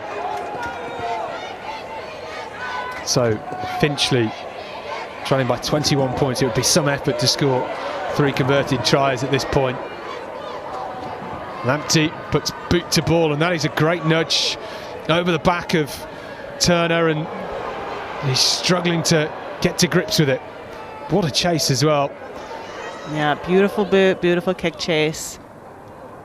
That's bounce for Grilly, who is slightly isolated in the 5 metre channel. Gets the support now from Pereira dos Santos. Out the back, very fancy.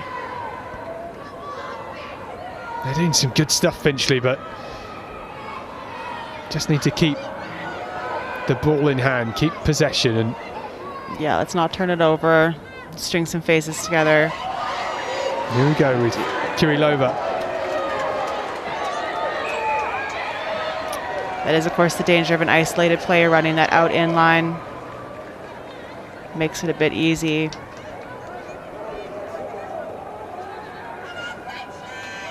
For that defense to either poach the ball cleanly or pick up a penalty from a holding call. Well, Sandal and Orla Halliday. We've seen plenty of scrums as of late, something that Sandal, I'm sure, will be pleased about. Another opportunity to use their weapon of a pack. Been very dominant.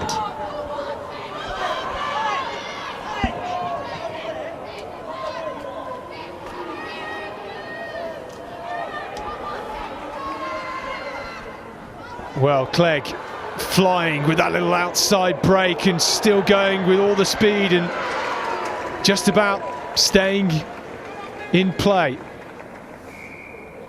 Now the whistle goes, it's been knocked on.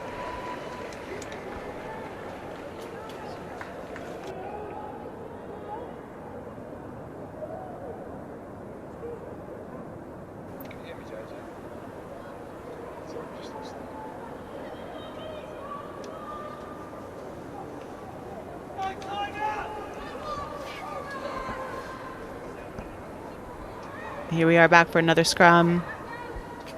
It's going to be a Sandal put in, just shy of opposition 22. Great field position for them. Great ball. Quickly to the back. Here goes Morehouse to Dow. Can she get it away? And Clegg is there. Tries to bring the speed, but well tackled by Pereira dos Santos. I think she might have just winded herself in the tackle, maybe got a boot to the stomach or something. Yeah, we did have a collision at reasonably high speeds there, so we do have a player on each side getting attended to. You know, something that Finchley did really well there, they had quite a few shirts managed to get full width of the pitch so quickly, despite that being a Sandal attack. Saw more red shirts than burgundy on that edge. Just goes to show you that despite the scoreline, how late we are in the game, we're not seeing a dip in effort at all from the Finchley pack.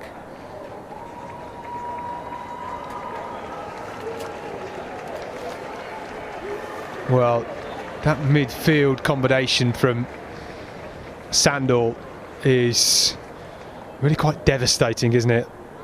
Lamptey and Morehouse and Shaw just linking together, and they come at such pace from such depth as well.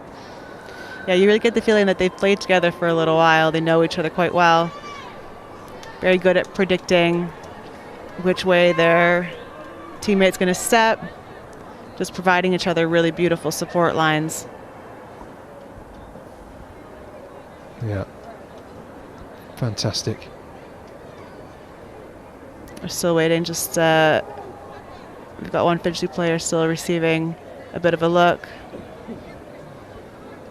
Finchley are using this time to gather up as a team, have a little chat. But we see Sandal here looking ready to resume play at any moment. Already in their shape.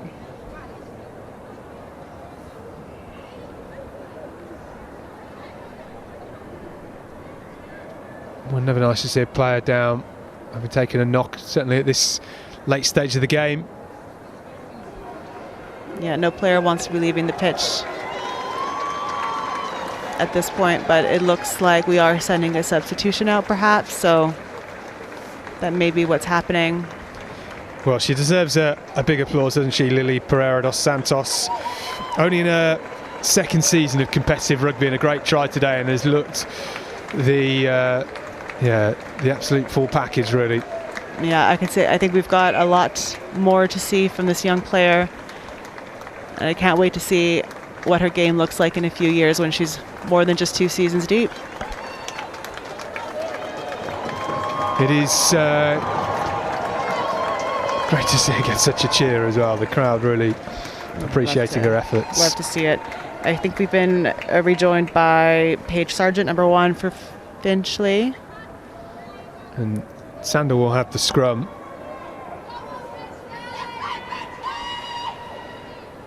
And if I was a betting man here, I think it might be going to Freya Morehouse. Yeah, I think that might be a safe assumption, but we'll see. A little bit messy off the back of that scrum, but... Morehouse to Clegg. Lots of space. And it's gone forward. It looked close, just lacked the depth. How frustrating that will feel to have that overlap. So much space, having nearly half the pitch. Only one Finchley player from the post to the edge.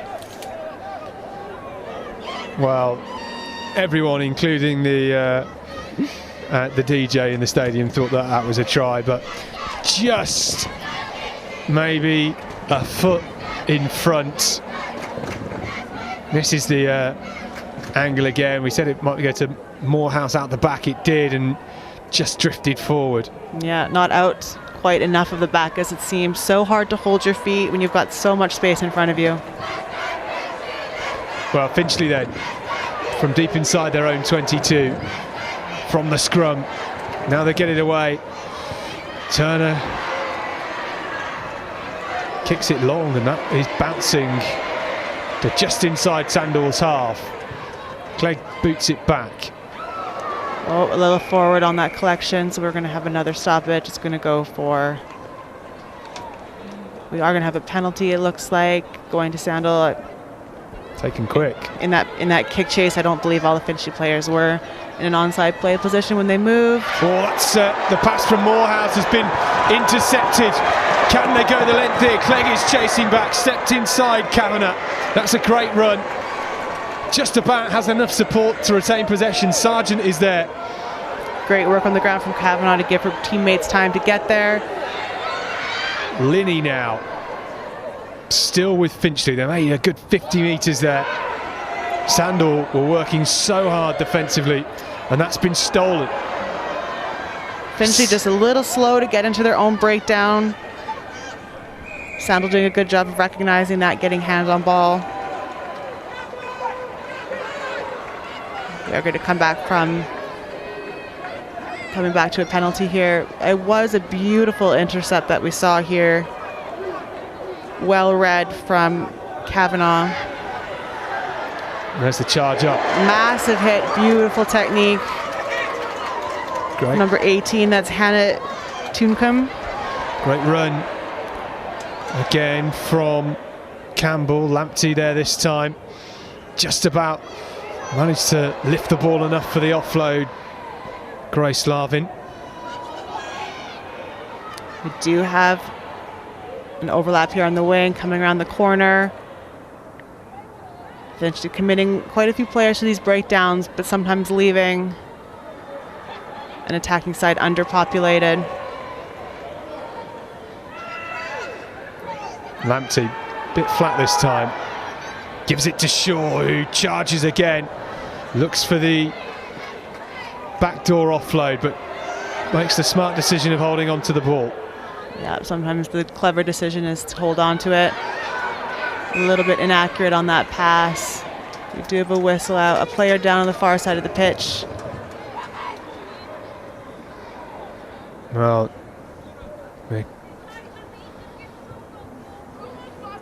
very physical in these breakdowns here. It's just a shame, you know, we did see those Sandal players on the edge in position. That ball coming off of the base of that breakdown just a little bit quick. Not making its mark. And anytime that ball doesn't go to hand, it spends a little bit of time on the turf, of course. It gives time for the defense to take away some of that advantage, take away some of that space. Puts that pressure back on the attack.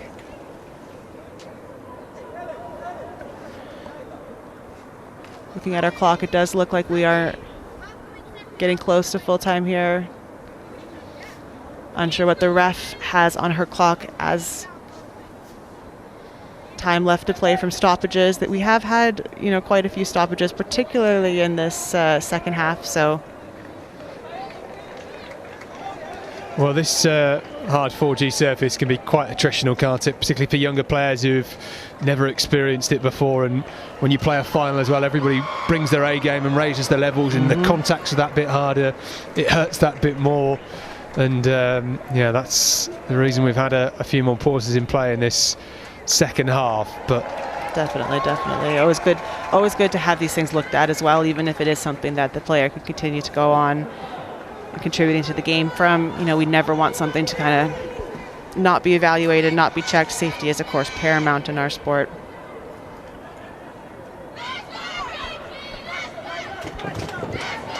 It is going to be a Sandal scrum here. Well, Halliday with a put in. Had plenty of number and positional changes, and off the base, away with Anderson, the vice captain. Halliday to Lamptey. Now Morehouse. Pass out wide to Dow, who might have some space and just tackled his Hobbs. Well covered there again by the Finchley backline. That was just about stolen, I think, by Finchley, and then passed back inside, and then not quite sure who took that into touch. Yeah, I think that defensive work from the Finchley backline, I think that's something that they can be very proud of today. Scored a couple of good tries as well. This was the break from Dow. Did well to time the pass nicely to Hobbs. Yeah, Turner. beautiful catch pass, just a bit isolated, letting that turnover happen on the highlight. We're going to come back here. We have had a knock on, it seems, from Sandal. So we're going to have the scrum to Finchley on their own 5 metre line. I mean, a scrum on the 5 metre line is always an exciting opportunity from an attacking perspective. Finchley have been struggling throughout the game to manage that very physical Sandal scrum. It would be very interesting to see if Sandal decide to use that field space, use that field advantage, maybe leave the ball in and go for a bit of a drive before freeing this ball up to go out wide. Great to see smiles on the Finchley faces as well. They were at the start of this half 12 points to 10, so only 2 points down. At that point they did think they might go on to win it because they looked like they had the momentum, but it is Sandal that have shown their worth as being finalists here, and Finchley trying to play it for their own in-goal area, and it's been hacked on, and maybe another score, and that is another try, and I think it's Ruby Sharp that got over. Excellent work there from Sandal, just really quick to identify that ball going off the boot.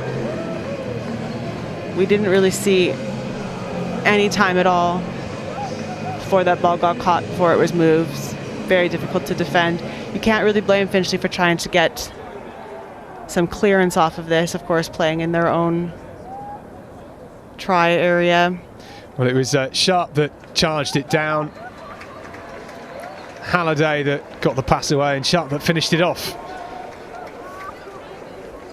And the conversion still to come from Ella Lamptey, who has got 3 out of 5 so far today. Been very impressed with her skills as a fly half, and that is an excellent conversion. Very accurate, straight down the middle. She's put in a great shift for her team today. Well, that is full time on the conversion of Ella Lamptey, and the full-time whistle goes 38 to Sandal, 10 to Finchley, and it is Sandal under 16 girls that are the champions for 2024. Medal presentation to come.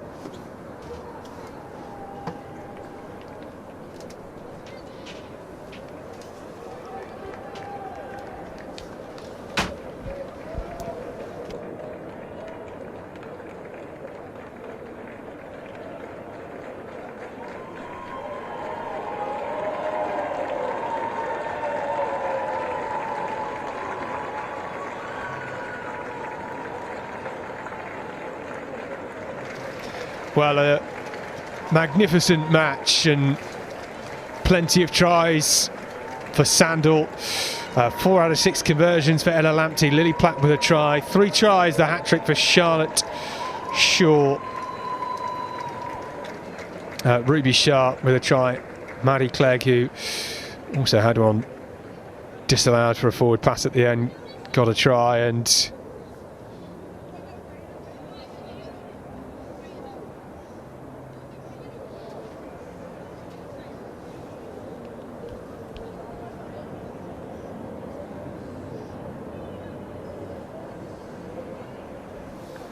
well, we will have the medal presentation.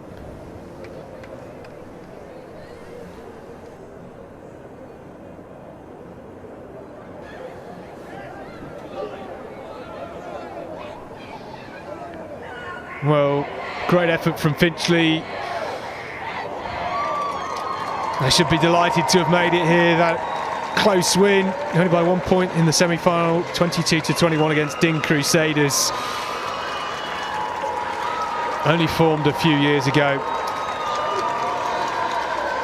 And Sophia Grilly, the captain today for Finchley, forced her dad to forming a girls' rugby team. And they have made it all the way to the national final. They will get a silver medal. A great try for Taylor Carey to finish the first half for them, and then Lily Pereira dos Santos with a great try for her too. But unfortunately for Finchley, they will have to walk away with the silver medal.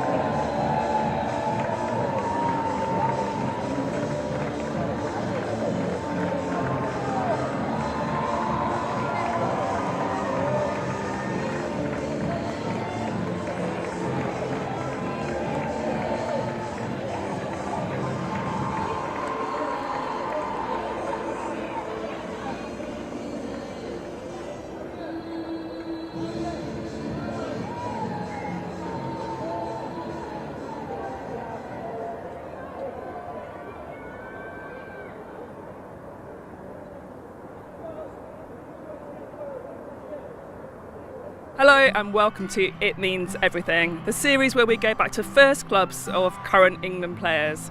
I'm Catherine Spencer, former England captain, and we're here at Aylesford Rugby Club today, a former club of mine post-England retirement, but the club where Rosie Gallagher first started her rugby career.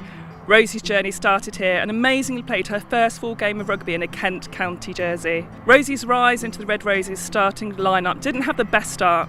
After her first cap in 2019, Rosie didn't don the shirt again for 3 years after illness and a broken leg. Gallagher's gonna fire through! Rosie Gallagher. Today we're back at the very club that introduced Rosie to the game. This is It Means Everything. I first started my rugby journey at Aylesford Rugby Club. My dad and my brothers played there when they were younger, and for me I started when I was 16 at a touch tournament, and I think for me it was the first place where I really felt myself. I feel really fortunate that I'm now able to say that I am a Red Rose and that I have managed to make it to professional rugby, but I wouldn't have been anywhere without the help of Aylesford really getting me into rugby when I first started. I know how much rugby means to me and to my family, so I can only imagine what it means to you, and I'm so happy that the Aylesford section is thriving, both in the girls and the women. So good luck for everything, good luck for the rest of the season, and I'm sure I'll be down soon. She was a very good player straight from the get-go. She walked in with a lot of confidence. She started playing in the centres, big ball carrier, very vocal, always had a lot of confidence, even from the get-go. Sort of assets for rugby were clear to see. You know, her strength, her pace and her power, you know, even at a young age that was obvious, and obviously that's been taken on, and you know, she's doing wondrous things now. It is awesome to see someone still representing the badge of Aylesford now, still representing this village club at an elite level. Absolutely incredible, especially to see someone that you've played with go up the ranks, and I think for our younger players here it just shows that there is a pathway there for you if you want it, and there is space for you to play professionally these days and make a career out of that, which is just absolutely incredible. And I think from a whole it's just amazing for a squad like us to have someone to look up to like that, whether you've been playing for a really long time or you're quite new to rugby. It's just incredible to see that. I know her father very well because he played in the first team here, cracking fly half. When he was here, I saw Rosie a few times as she developed through our minis, and yeah, I mean, she's a very talented, very, very, very nice young lady. We're over the moon, and actually she's a great role model for the girls and would have been here today had she not been playing for England. So yeah, we're proud of her. I think hopefully she's proud of her roots. We had a very young, progressive, professional committee that were very good at things like planning and finance, etc. So we were very able to put together a business plan that said we want to continue non-competing sports for rugby. So part of that was the netball facility, which you've seen next door. That's non-competing. We had American football here, non-competing, but the primary development was in youth rugby, minis rugby and in ladies rugby. And when we built the clubhouse, we built ladies changing rooms for that very reason. First came to Aylesford, a leaflet came through my door saying Aylesford Ladies Rugby. I was so excited. I come from a London club, so thinking, just moved in, great. Came down, the only woman, only men. They just won the lottery, got a new clubhouse, everything, but I was the only woman. But I have to say, with the support of the blokes, and I kept going and training, just summer training with the men, started approaching some of the ladies from the mini rugby. They were fantastic. All game for a laugh. Any club can do it if we can, and we're a small club. Any club. It's enthusiasm. I came down here to watch my son at the time, who was 4, play minis, and I was approached by a coach who said, "Do you want to play rugby?" Why not, I thought. Let's give it a go. Have no idea how to play rugby, but I thought, what a great opportunity to keep fit. There was only a few of us, so we thought this is going to take a lot of work to get a team together. We turned out a few games. We had a few friendlies and we built the team from there. I think having seen my brother and the team environment, managing to do that for myself and play female rugby was amazing. We developed through the leagues for a number of seasons, and then we got a New Zealand coach who decided he was going to take them under his wing, and we started to climb the leagues. We attracted better players as a result of that. Catherine Spence turned up in 2012 after finishing her career with England, and that galvanised the focus of what the ladies were about. As an amateur club, it was very difficult eventually to finance the ladies because they became they were winners, so they travelled all over the country, and for a small village rugby club it was quite difficult to finance it.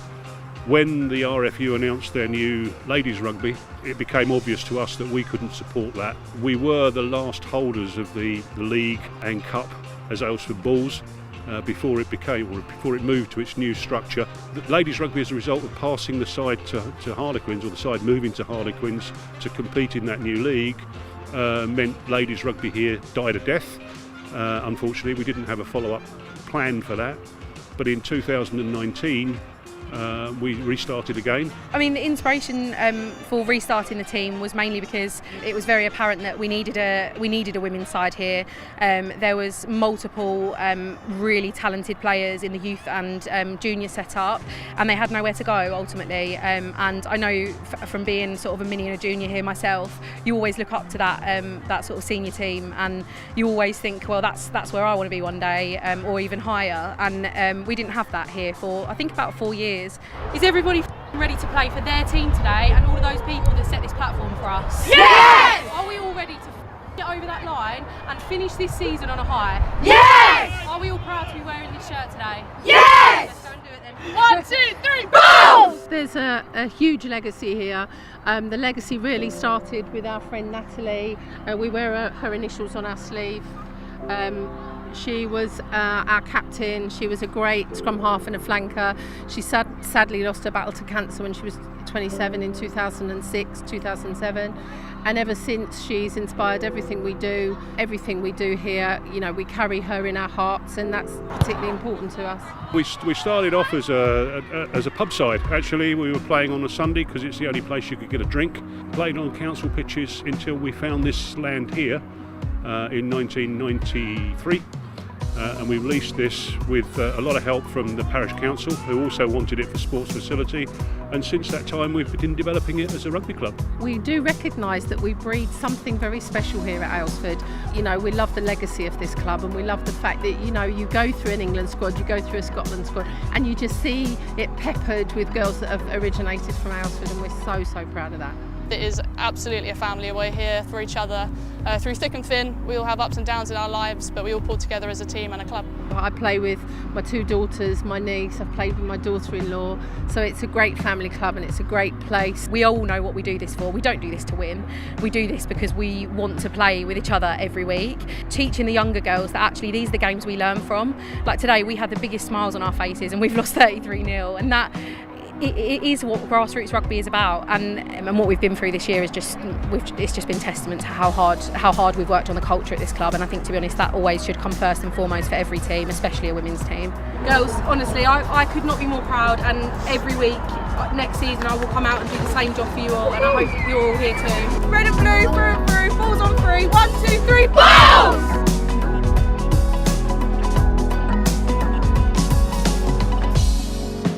The Papa John's Community Cup is the ultimate grassroots competition, with 6 weeks of high-pressured knockout rugby ending up at iconic venues across the country. In this series, we'll be following the county's 3 championship, where we're on a winner-takes-all journey starting here in Reigate. This is Down to the Last Slice. We've had a really good season, so hopefully the boys can put it together.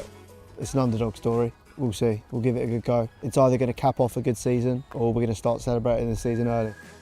Being in the Papa John's Cup, that's as close as we're ever really going to get to true kind of knockout rugby. The chance to play at Twickenham, we'll go for it. Walking out at Twickenham, I think it kind of takes your breath away a little bit. Like, this stadium is absolutely massive. Just the pressure of playing in front of a big number of people, it's a real special moment. Confidence is high for today. I think everyone loves a knockout game, and the Papa John's Cup really gives us that. Yeah, great opportunity to test ourselves against higher level opposition. A couple of leagues above, but we should be pretty much on par, fingers crossed, and take it to them from the off.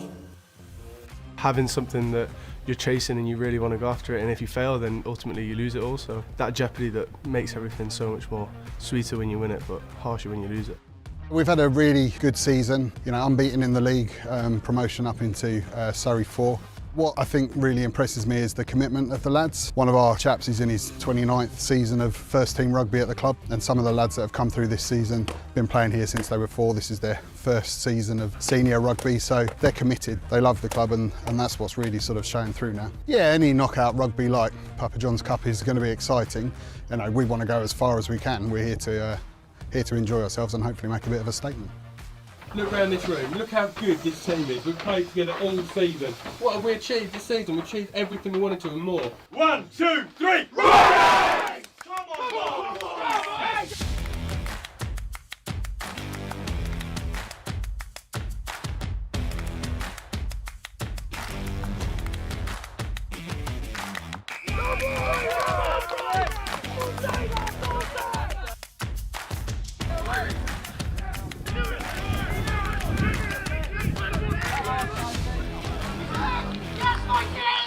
Nothing to do with ability. They expect to win. This is our park. We're the ones with the Reigate badge over our hearts. Reigate!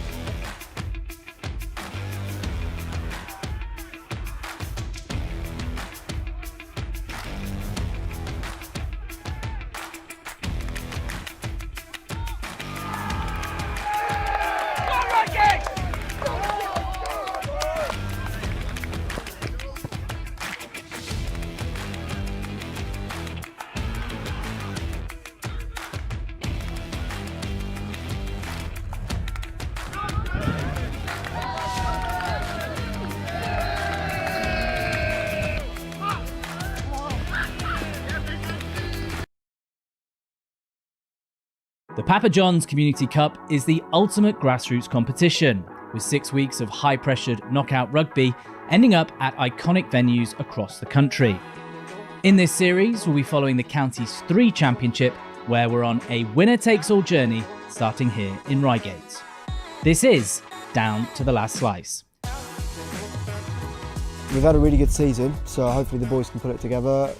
It's an underdog story. We'll see. We'll give it a good go. It's either going to cap off a good season or we're going to start celebrating the season early. Being in the Papa John's Cup, that's as close as we're ever really going to get to true kind of knockout rugby. The chance to play at Twickenham, we'll go for it. Walking out at Twickenham, I think it kind of takes your breath away a little bit. Like, the stadium is absolutely massive. Just the pressure of playing in front of a big number of people, it's a real special moment.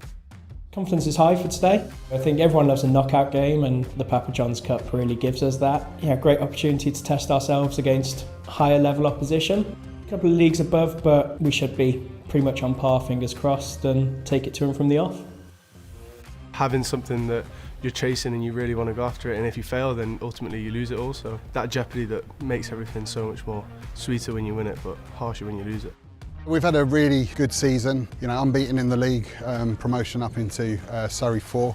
What I think really impresses me is the commitment of the lads. One of our chaps is in his 29th season of first team rugby at the club, and some of the lads that have come through this season have been playing here since they were 4. This is their first season of senior rugby, so they're committed. They love the club, and that's what's really sort of showing through now. Yeah, any knockout rugby like Papa John's Cup is going to be exciting.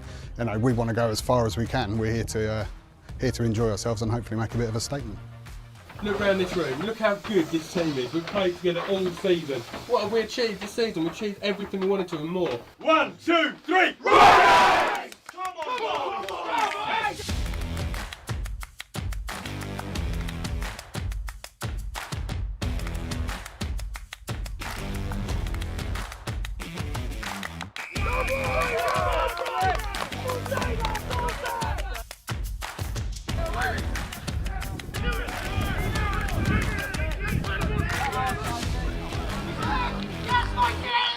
Nothing to do with ability.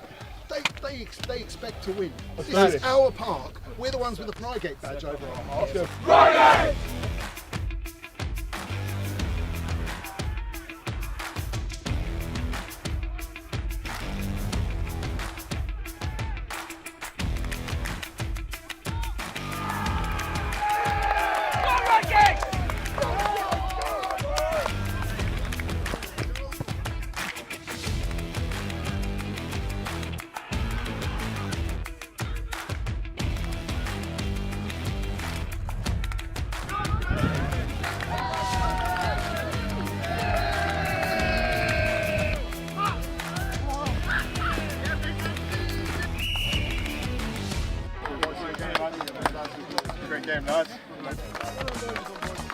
A shame not to be progressing, but we go again next year. We had a scrum today that really held their own against a much higher level. I think that's what a good cup run gives you, is it gives you that chance to compete against people that you wouldn't normally face.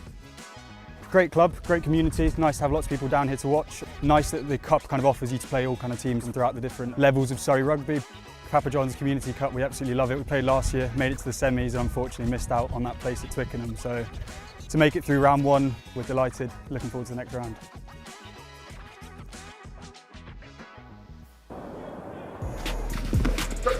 Nice. Yeah. Welcome to O2 Island Week. Then the big one out wide. Ellie Kildan diving over. Big pass. What a pass! Breach goes out to Dow. It's a nice run crossfield to Breach. What a take by Breach! What a finish! What a try by England, straight off the training park. When people say we're like a world-class back three, or probably one of the best back threes in the world, I think it's scary, but like it's an honour as well at the same time. I think we all got our first cap back in 2017 all together, and to see us now grow and play together, I think is pretty amazing. And I think it is really important that we all are very different but all come together and perform well on the pitch.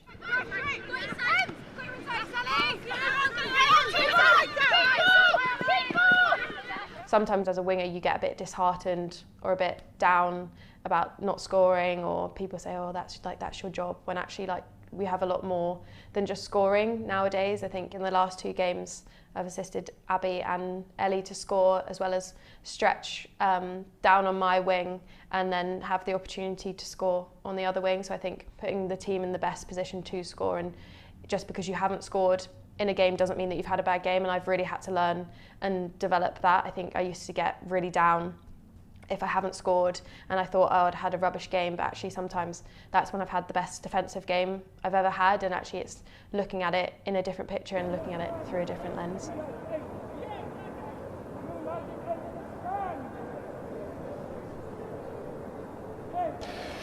Well, welcome back to Sixways here in Worcester for these age grade National Cup Finals.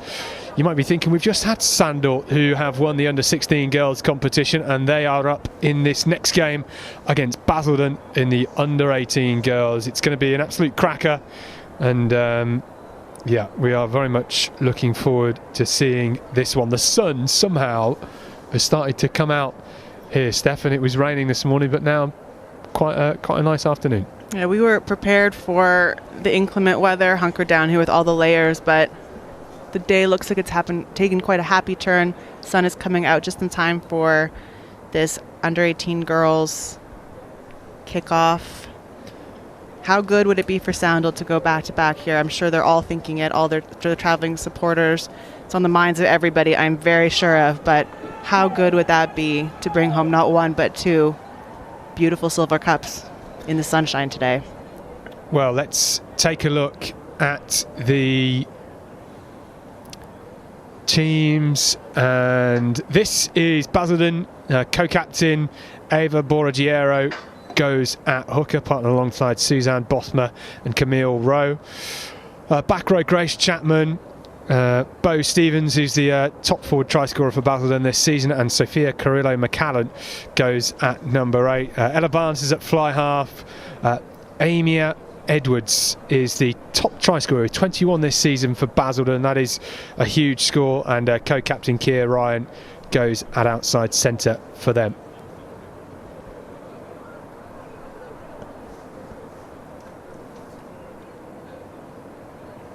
And then Sandal then for today. We have Parker and Vickers and McKinney in the front row. Lissy Sampson's the vice captain. Robin Patterson will wear number 5 at number 8. She's nicknamed Rob Dog because she loves a steal at the breakdown. We've got Keris Gregory, Grace Bagshaw at half back, and then Connie Boyd and Lily Trotter in the centres. Backwards numbers on that front row again. Going to do our heads in, I'm sure, at some point. Yeah.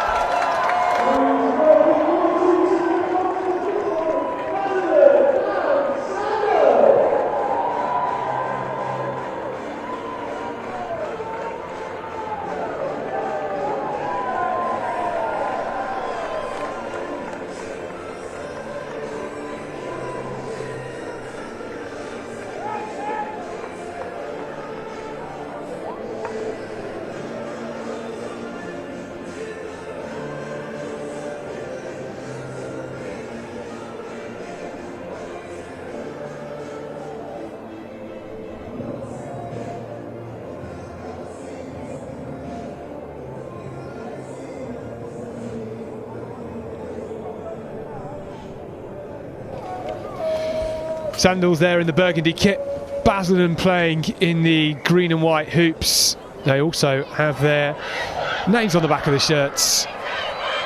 Basildon. We love to see it. I love, at any level, a name on the back of the shirt in a women's game. It's just so much more special for everybody involved. It's great for the fans as well. I think it's something that the whole of our sport could do. That would be a smart commercial decision, but also makes our job just that little bit easier, doesn't it? Yeah, absolutely.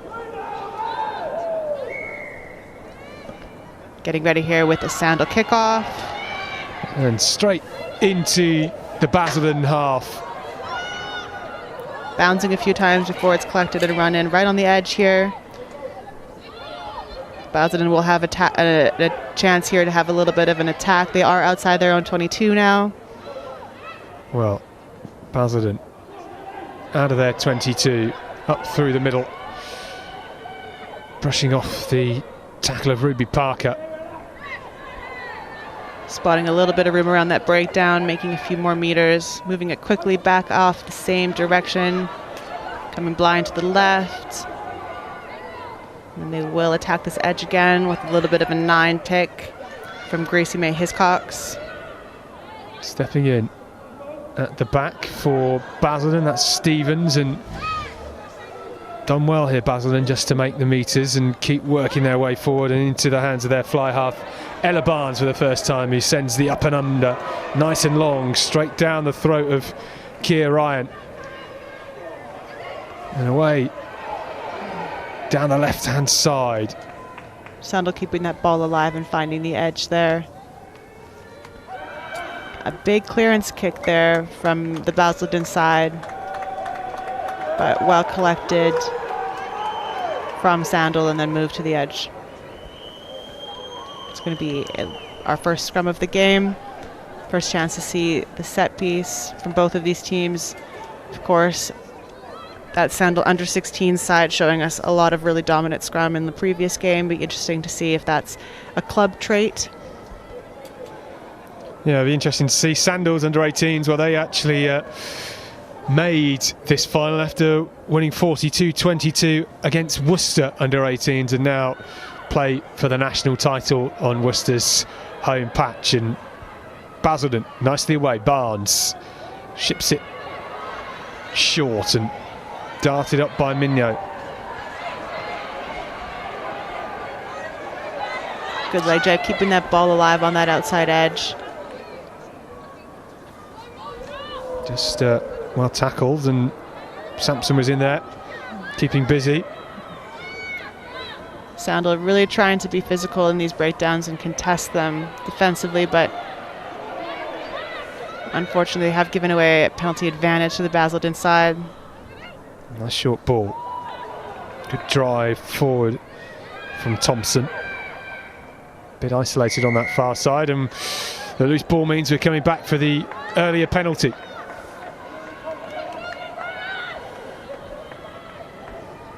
Good position here for Ella Barnes. Oh, it was nice to get to start from the edge. Does half the job for you. Nice angle for this kick. Yeah. Has gone high. Has it gone out? Yes. Yeah, great nudge. And we will see the line out for Basildon here.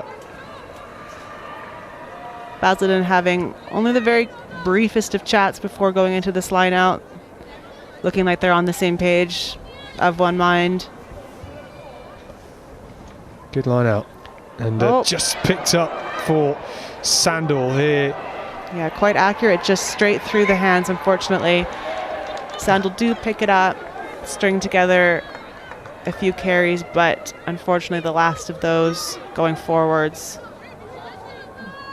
So we will be giving possession right back to the girls in green. Gracie May Hiscox putting this in for another scrum.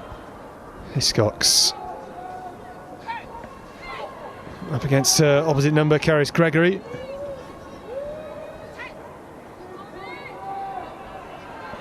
Good platform. Basildon dominant. With, as you say, dominant hit and short. Flat as well. Thompson drives up and it's stolen, but penalty to Basildon, not rolling away, taken quickly with the tap, and here goes Barnes looking for space, and with Hickey. Got big ball carriers on the edge here. Needed all that muscle. Now Barnes. Oh, that's just bounced out of the grasp of Grace Thompson. Sandal in their own 22, under some pressure, but with possession. They have numbers to the left if they can put it through the hands here, and with the wheels, and there is Ryan. Around the corner and then back in. Great support lines from Ryan. There was Amy Edwards. It is going to be a penalty for Sandal. Get the breakdown. Both teams now giving away a few breakdown related penalties. We said earlier, such an important day for everybody involved. So much at stake, so easy to put just a little too much into something, try and force it when it's not there, and now you're back 10. So line out for Sandal. McKearney, that hooker who is acutely deaf and has received a lot of support from former Sandals player Jodie Ounsley. who you have probably seen on Gladiators recently. Yeah, something we'd love to see. That line out just unfortunately overthrown. Well, beautiful straight ball, just not finding its mark. Basildon are getting that ball back. Barnes, here we go. And down the right, through the hands. Basildon just pressing on the edge, but that's been spilled forward. That'll be frustrating for the Basildon side.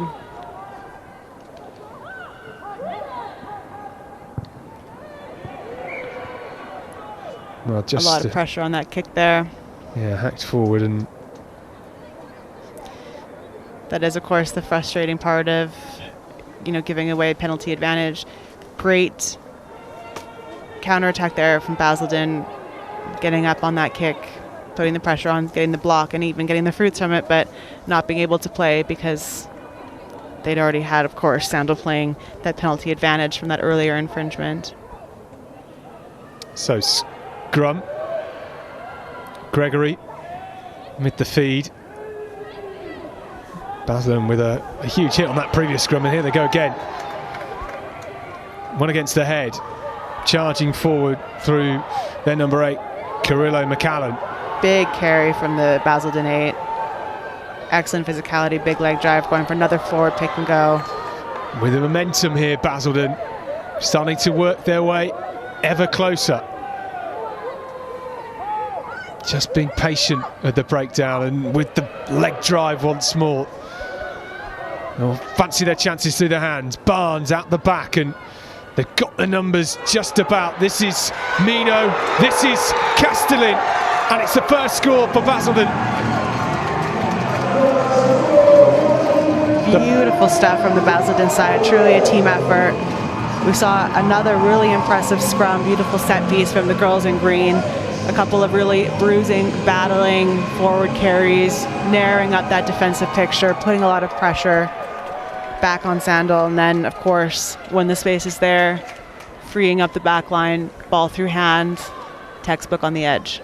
Well, they'd used Grace Thompson, the inside centre, a few plays already, and then that time just missing her out, coming around the back, and Casey Castellin with the score.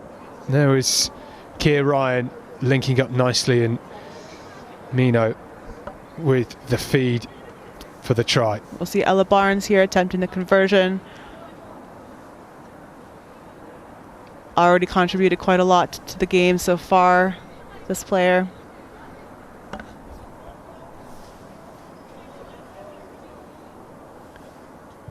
Well, Barnes just gets it in at the near post. Great conversion. Basildon 7, Sandal 0. What a great start. Just what we wanted, and it was a lovely looping pass, wasn't it? Another look at that beautiful try. Just a number of options off ball, everything in motion. Moving that ball out wide quick. A lot of pressure on those defensive players. Earning the right to get the ball back right away. Well, Sandal from the start. Sandal putting a big contest into this. We see a turnover. Here's the drive from Patterson, the captain. There's an excellent turnover from Connie Boyd. Well read. Now can Sandal retain their own ball here and string together some shape. A few phases. Looking to go out wide here. Sandal, that's just been spilled by Stead.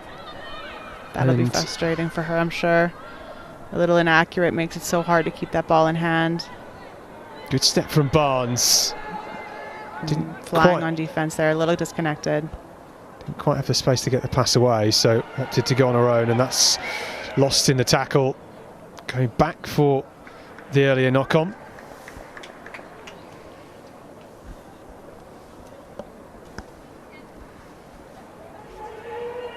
Well, another scrum. Sandal have faced some pressure in this area in the opening 10 minutes. Again, watching that replay. So easy to overrun those outside lines. Holding your feet is so much harder than it sounds, especially when you're standing in space. We will restart here with a scrum put in by Hiscox for Basildon. Very dominant. At the back of the scrum, they look to go. Nicely. And that's just a bit inaccurate with the pass, but falls to Castellan, the try scorer. That's the space and some wheels, and great tackle backtracking from Spensley. Basildon still. Hiscox. And that's a charge up the middle from Stevens. Bit narrow here in the back line, Basildon. Barnes ships it out. A bit iffy, but they managed to retain that. They still had the numbers. They opted to take it into contact, and Barnes now opts for the short one, and that's beautiful. Oh, awkward tackle. Falling over the back. We're going to come for the original penalty. Ella Barnes, though, fell a little awkwardly. It was beautifully collected, a little dink over. Just unfortunate that she had a bit of an awkward journey to the ground there, flipping over herself and the tackler. We are going to have a little moment to have her looked at. I mean, great bit of skill. Great bit of skill, and you know what? I really rate the choice to have a little go.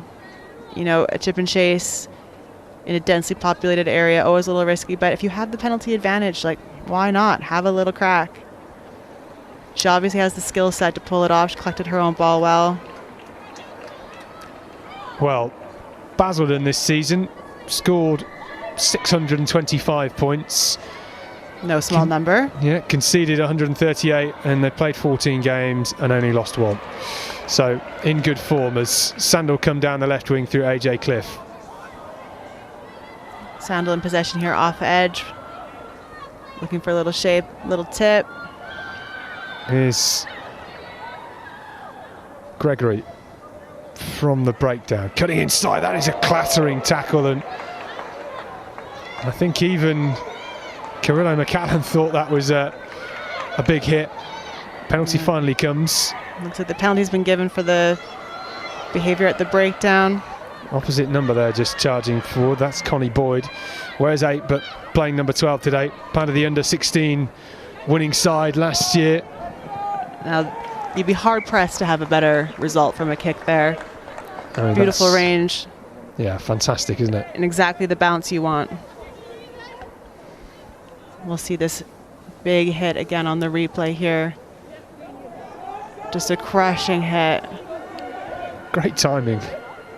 Well timed, and then staying on her feet to contest that breakdown. Doing all the jobs herself today at that breakdown. I believe that was Sophia Carrillo McCallan for Basildon. We will restart here. It's going to be a line out to Basildon on their own 5. Well, nicely won. Straight off the top though, and that's risky because you lose the possession like that. Ooh. And you might just give away a try. We are going to go for the scrum though, and that's risky when you try and play it off the top of the line out. Yeah, you could feel the stress in the air on that one. Of course, a loose ball on the ground in your own try zone. All the opposition has to do is fall on it, but Basildon a little bit lucky here to come away with a scrum. Well, it's going to be those conceded points. Yeah, it's going to be the put-in for Sandal, and this is the best position they've had in the opening 15 minutes. Kerry Gregory will be hoping the opposition don't try and tie her shoelaces together at a scrum, which is something that happened in their last 16 game against Tamworth, would you believe? I'm not sure I can say what I would call that in a game. The antics. Yeah, the antics is probably a good way of describing it. Very well contested scrum there from the Basildon side. They really are showing their forward pack's worth. That is loose. Loose ball on the ground, lots of pressure on Sandal. Gonna take it from the mark. Hiscox, and now she does, and still fancies going on her own and just charges forward. The support was a little off, but then showed up and not rolling away. The whistle goes for. Again, lone runner, this time Bo Stevens. Chapman up to halfway, but lost forward. A bit scrambly on the defensive side there, but Sandal do manage after conceding those back-to-back penalties. 20 metres of territory, they do force a handling error. It is a bit scrappy at the minute, isn't it? It's definitely scrappy, I would call it. Yeah, handling errors. Just stopping the flow of the game. Basildon, that opening score from their fullback, Casey Castellin. Conversion from Ella Barnes to put them 7-0 up. Yeah, very stop and go so far, but not for lack of trying on either side. Big hit on the scrum engagement. Massive drive from the girls in green. Opt to go down the blind side and maybe just an ounce of space. That was nice from Patterson.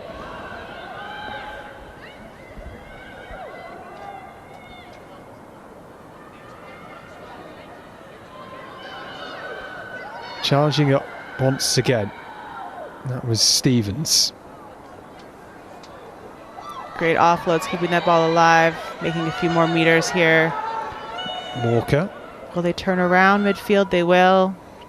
Gregory just gets it over to Stevens again. Trying to get some bodies behind the ball here, Sandal. And there's the charge up from Connie Boyd. Karis Gregory looking around for options here. Not always finding something set and ready to go. Lovely step and lovely sway. That's great work from Trotter. Wearing 10 but playing it outside centre. Gregory again, this time with Walker through the hands, darting forward with Sharp and still on her feet and going, and there's the offload, and it's Ruby Walker for Sandal. Beautiful. And that is glorious, absolutely glorious. Sandal will be well pleased with that. Just some beautiful support lines. Of course, all started by just an excellent go forward, excellent leg drive. Such a hard player to tackle on the edge. Well, it was the break down the right wing from Sienna Sharp, who scored tries in both the quarter-final and semi-final. She didn't get one here, but she did set up an absolute beauty for Ruby Walker. And it's just that point, that little pirouette, which allowed her to stay on the feet and get beyond Gracie May Hiscox. Yeah.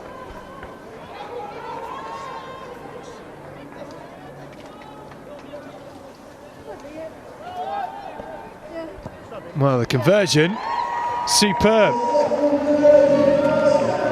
Bagshaw with the conversion.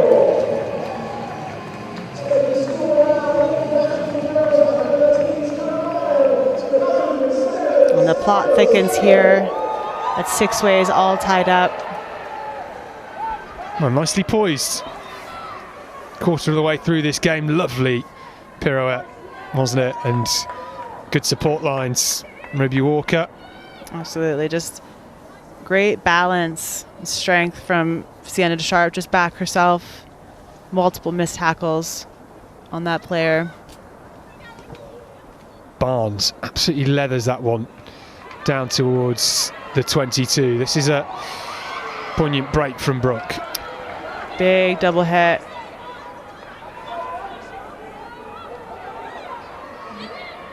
Going right back in towards the breakdown there. Not much joy. Gregory looks to get it away. Basildon looking fierce defensively.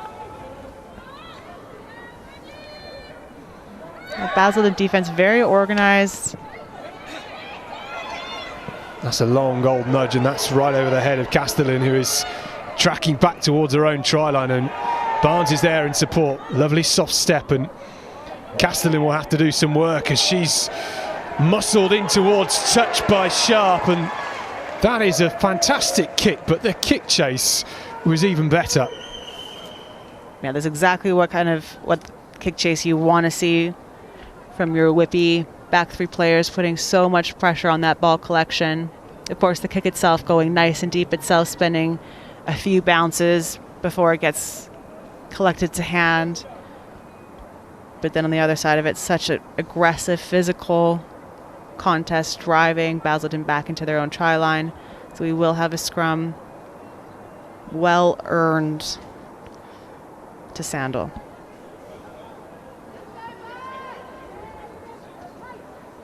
So Gregory then. Plenty of bodies lining up outside of her.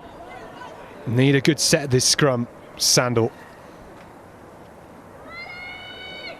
They'll want to get this ball out nice and quick.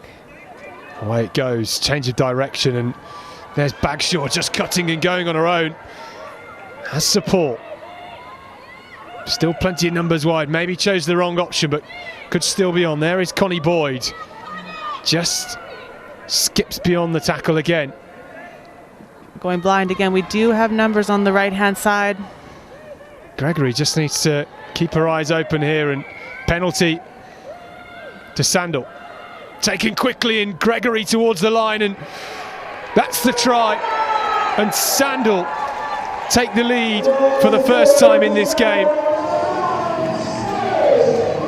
Well, it looked as if she was going to be held up, but it was the quick thinking of Keris Gregory to get Sandal their second try in almost as many minutes.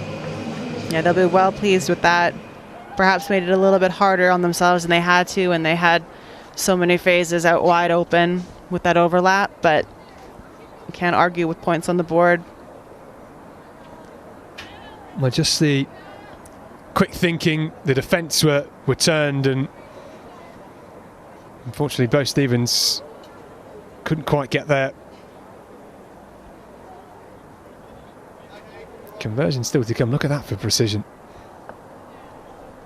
Slightly unorthodox, perhaps. Should be getting the protractor ball set out. Up here. Yeah, I think.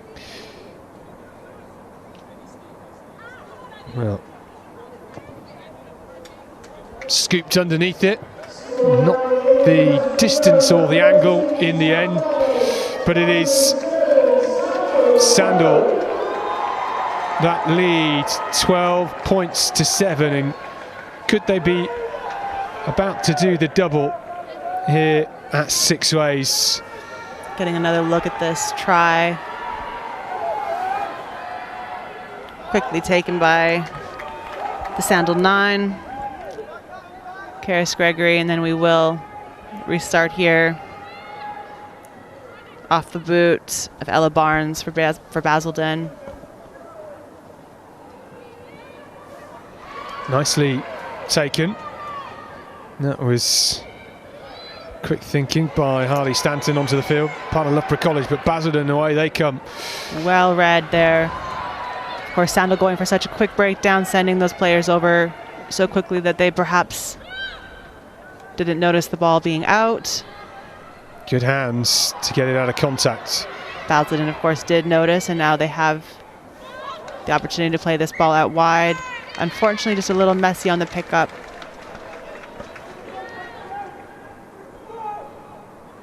Well, we're going to have a scrum. Couple of replacements here. Onto the field for Sandal. Lily Trotter back on. And there we are, packing down for this scrum just outside the Sandal 22. Basildon, of course, been showing us very dominant scrums so far. It's going to be something they're looking to contest. It'd be great for them to have a turnover here, I'm sure. Well, that's come out on the side of Basildon. Penalty, though, to Sandal. Well, that'll be frustrating for them. Great effort, great intensity. But of course, you just have to watch those angles in that set piece. Watch those elbows. Big carry right up the field. Sandal looking to go out wide as quickly as possible. Options out the back, keeping that ball alive. Fortunately, isolated there. Basildon with possession. Wrapped up nicely and all a bit flat, but both Stevens will try and drive forwards. Yeah, quick thinking from Basildon's Macy Chaplin there, number 17, spotting that isolated runner and getting herself into position nice and early to be a poach. Loose ball on the ground again, but it stays green possession. Ball is back with Basildon. Barnes just brushed off, and that's a great step, and Basildon charging forwards. A little bit isolated for a second there, but very dominant in that clear out when Basildon does arrive. Big carries, leg drive for days. Gets wrapped up and looking to charge again through the forwards. That's Camille Rowe. One Basildon player on the floor. But we're going to have a stoppage here for this potential injury. I do have a Basildon player down in the field of play. So we have stopped just to have her looked at and evaluated.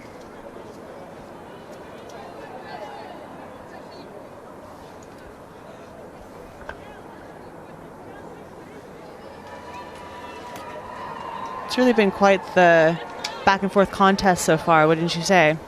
Yeah, absolutely. It's been nice and close and just what we like, really. I'm sure Sandal will have been buoyed by seeing their under-16s take the title in our opening game today. Our next game, which is at 2:30, is the under-18 men's final. Newport Salop against Dorking. So still plenty more action to come. But yeah, in this game, Basildon, who started the strongest, just seeing Sandal come back into the game nicely and leading by one try and 2 unanswered scores at the moment. I think we're just seeing Basildon back to their feet. These little knock-ons and injuries and things like that really do just take any wind out of the game, don't they? Of course, it's always a challenge, to get back going and resume momentum when there are these little stoppages. But there always is, of course, the opportunity to have those little micro communications with your teammates. A little moment to clear something up, talk about something to fix. Right, it was Suzanne Bothma that was the player, I think, taking a hit.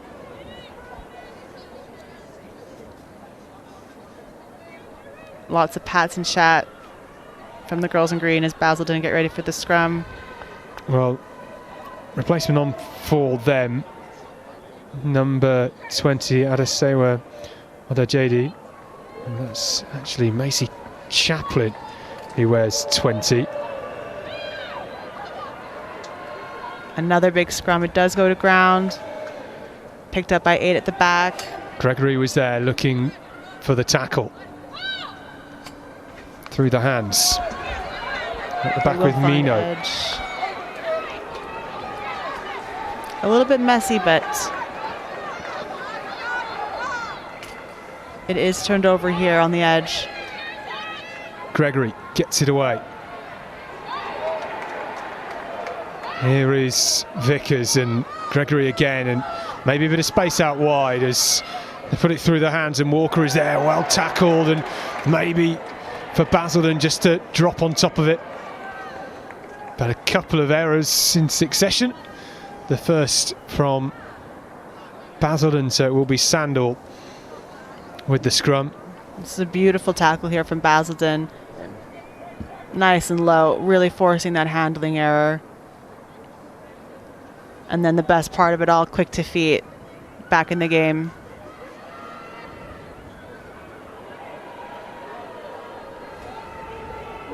It will be a Sandal put it on this scrum. They're going to be looking to get out of this area of the field. They don't want to play too much rugby in their own 22.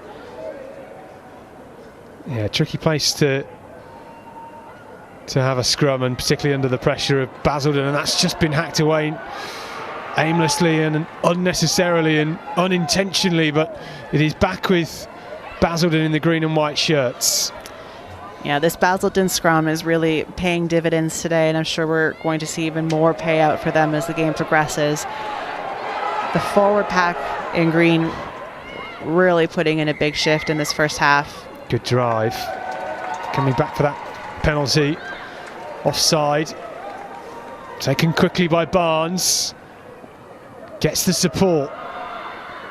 Getting a couple of upright tackles and trying to walk this Swan ever closer. Forwards jogging in here. Looks like it's their time to shine. What you want to be a metre out for the forwards. Perfectly placed. Drive again, but what about that for a tackle? Wow. Going in a little bit high there, and then just such a physical contest from Sandal. Huge power. Sending them back. Great defensive work from Sandal here on their own line. Maybe this is the point to release the backs, and Barnes starts to move it through the hands, or maybe the wrong option. Penalty again. Sandal again penalised, and well, she took it. She wasn't sure if she could go. Nobody was sure, but still going forward. How frustrating there. Of course, defending your own line like this, so much urgency, so much desire to keep that ball from touching grass. So easy to give away a bit of a penalty, as Sandal have with this high contact. Maybe this is the time. Oh, again, should have perhaps gone Castellan. Got that first score for Basildon. Almost rolling towards the try line. Barnes just has no time and space, and now she loses possession. It's Gregory. There's great pressure from Sandal there. Basildon, of course, did have that overlap and that space out wide. Couldn't use that, of course. Well, how close did Basildon just come? Because there was so many options, and in the end it was the fly half Ella Barnes that was tackled and lost possession. Yeah, all credit to the Sandal defense there, really identifying that that Basildon really wanted to play that ball out wide, wanted to get the ball into the hands of those players out in space. But all of that, of course, rides on it getting cleanly away from their number 10. Lovely line pressure, line speed. Getting up. This is a similar score to what it was coming towards the end of the first half in the opening game in the under-16 final. It was Sandal that trailed in that game 12-5. They currently lead 12-7 here with a scrum on their own try line. Look at that hit from Basildon. Not so easy here to get a clearance kick away, is it? The in-goal area is quite shallow, puts a lot of pressure on. Yeah, it's not an easy job, of course. Referee just bringing this ball back. And it will be a scrum again, but this time it will be a Basildon scrum. I believe the call was about the ball going in, not entirely sure. Yeah, reverse the... Oh no, maybe not. Maybe not. Bit of confusion, I think, between the scrum halves there. Somebody's shoelaces are probably getting tied again, something like that. Or everyone's confused today, including us. Well, no ref mic for you today.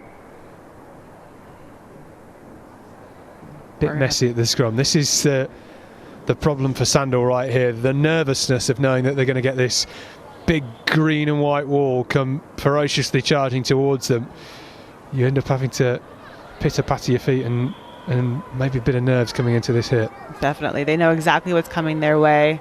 They've had enough scrum engagement from the girls in green so far to know what to be expecting here. Basildon are going to be doing everything they can to get this ball back.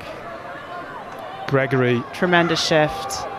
What a great scrum from Sandal. The clearance kick gets good metres over the top of Barnes. Didn't quite find touch, but she's got a great step on her and going down the 5 metre channel, brushes off one tackle, looks a bit high. There's the penalty. Great run from the Basildon fly half. What a contribution we've seen to this game from that player. And she has fluffed the kick to touch, and that is the end of the first half. Well, the eagerness and the intensity to try and kick it into the corner to get the line out, and it was just a bit rushed. So easy to make those mistakes. You know, all the best intentions, wanting to use whatever time's left in the half. Easiest mistake to make, but we've already seen so much quality from this player. I think it's safe to say that Basildon 10, Ella Barnes, has gotten her team quite a lot of go forward so far today. Yeah, and what a great opening 35 minutes. This was the opening try for Basildon. Casey Castellin with the score in the corner, but they then went on to concede 2. Half-time score, it is Basildon 7, Sandal 12 in this under-18 girls age grade National Cup final. We'll be back with the second half in just a couple of minutes' time.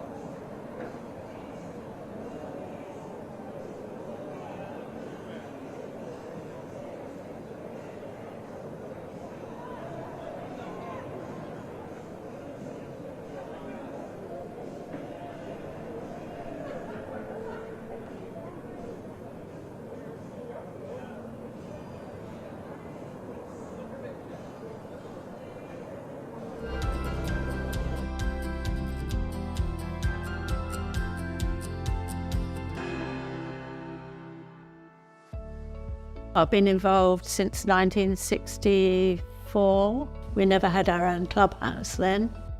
I've enjoyed the rugby, the social side, which is wonderful. I've done all sorts of jobs in the club. I started tees off. I've been 200 club secretary. I've been treasurer. Anne has been treasurer of Wooden Spoon in Sussex for 20 years now and has undertaken that role diligently, carefully, to the utmost of her ability, and she's been fantastic for the region. The Wooden Spoon charity is raising funds in rugby clubs for disadvantaged children. We have 38 regional committees all over the country, organised and run by volunteers. So we rely heavily on their commitment and contribution to make sure the charity runs effectively, smoothly, and that we're able to reach children all over the UK and Ireland. We do all sorts of projects, tarmac a playground, do a sensory room. We bought a small sailing yacht for disabled children. I think it's 600,000 that we've raised since we've been going. It's a real privilege to work with Anne as one of our Wooden Spoon volunteers.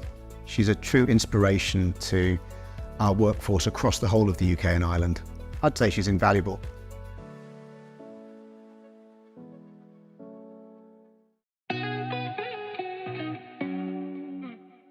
We're at Twickenham today.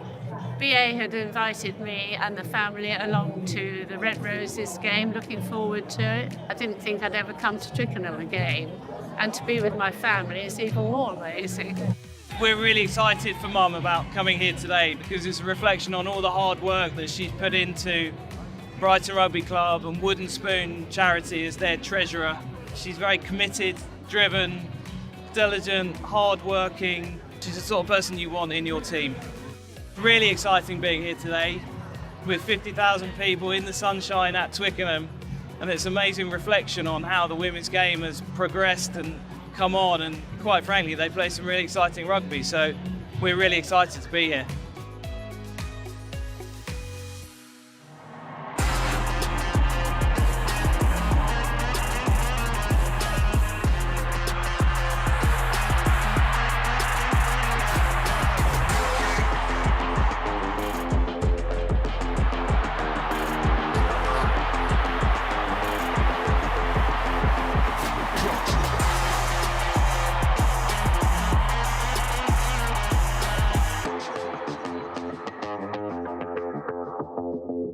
I'm glad you enjoyed the day.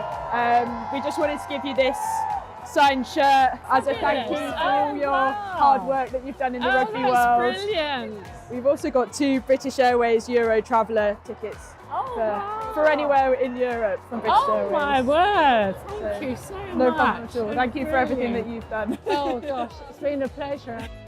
It's a bit of a shock actually, but I do love France, so you know, might be somewhere like that. It's all an awful shock. Excellent game, superb.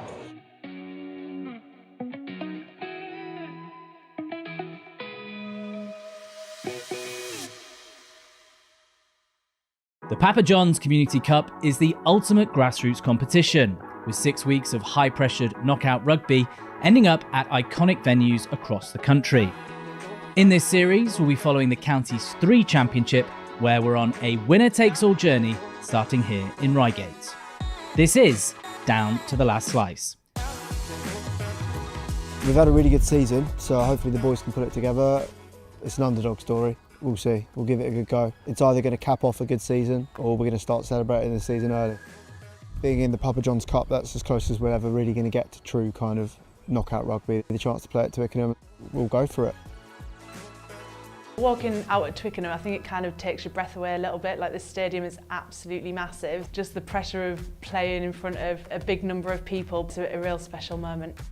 Confidence is high for today. I think everyone loves a knockout game, and the Papa John's Cup really gives us that. Yeah, great opportunity to test ourselves against higher level opposition.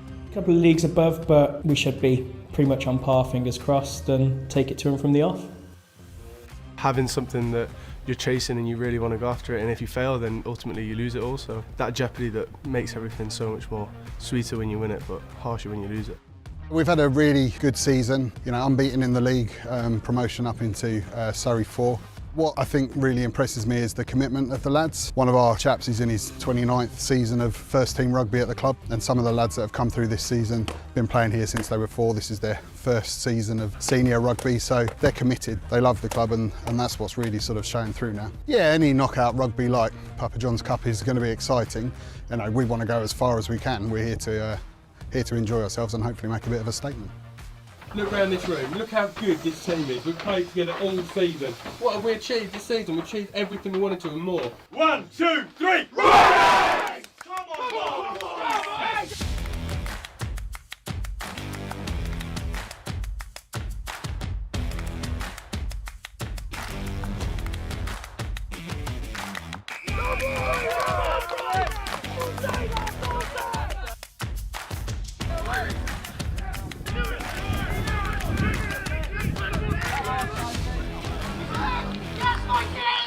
Nothing to do with ability. They expect to win. This is our park. We're the ones with the Reigate badge over our park. Reigate!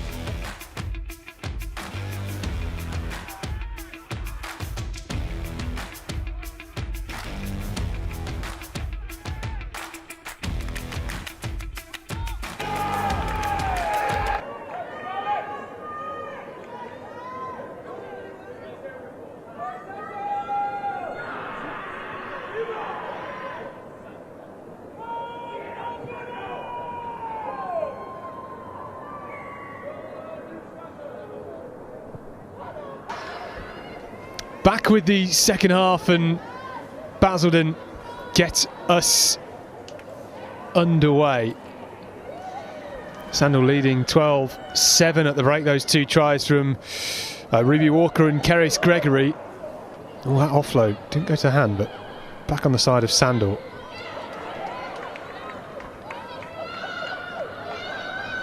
Not sure what Mayor Stevens was waiting for there, but they get the penalty. A lot of taps being taken in this game. Plenty of running rugby and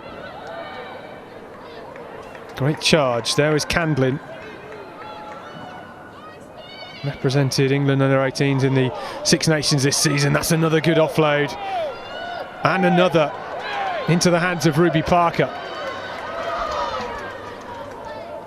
Sky just brightening up here as Ruby Walker gets ball in hand again, and all the pass from Stead over to Simons didn't quite hit the breadbasket, and it's a line out for Basildon. A little bit frustrating just at the end there, not ball going to hand, but a lot of beautiful stuff between here and there. Some beautiful support lines. Exciting rugby from Sandal, just a little bit inaccurate just at the very end of it, but we will go back to a scrum. It is going to be a green put in. Basildon, of course, showing us such a dominant scrum set piece in the first half. I imagine they're going to retain this ball. Away we go. Great shove. Completely in control. Great platform for their backs to attack off of. Good release from Chaplin. Here goes Sterling. Great through the hands. Edwards just can't lift the ball. She got three players to her left. Back with Sandal. Trying to find a way out of their own half. Got some numbers. A nice pressing defence from Basildon. Cuts them nice and short, and here they go again looking for the width, and that's a great tackle. Again. We've seen a lot of big hits coming in from that green number 8. Sophia Carrillo-McCallan putting in a very physical shift on D for the girls in green today. She's fierce, isn't she? She just comes flying in, and she's a bit like an assassin, just tracks you and then bam, in with a hit. Definitely. She does a great job of just using that momentum. She's got a great, powerful run, builds up a lot of momentum, and then transfers all of that power right into the hit itself, forces some turnovers. Really beneficial for her team today. Scrum. Macy Chaplin in off the bench at scrum half now, just having a quiet word with Bo Stevens.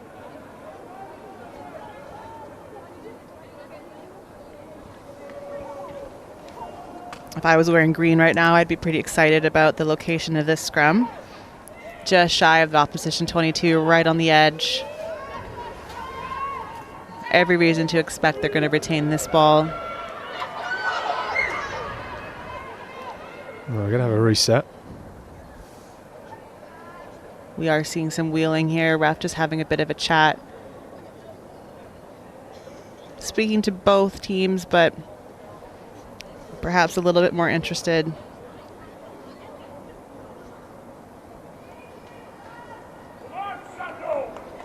in Sandal's contribution to that.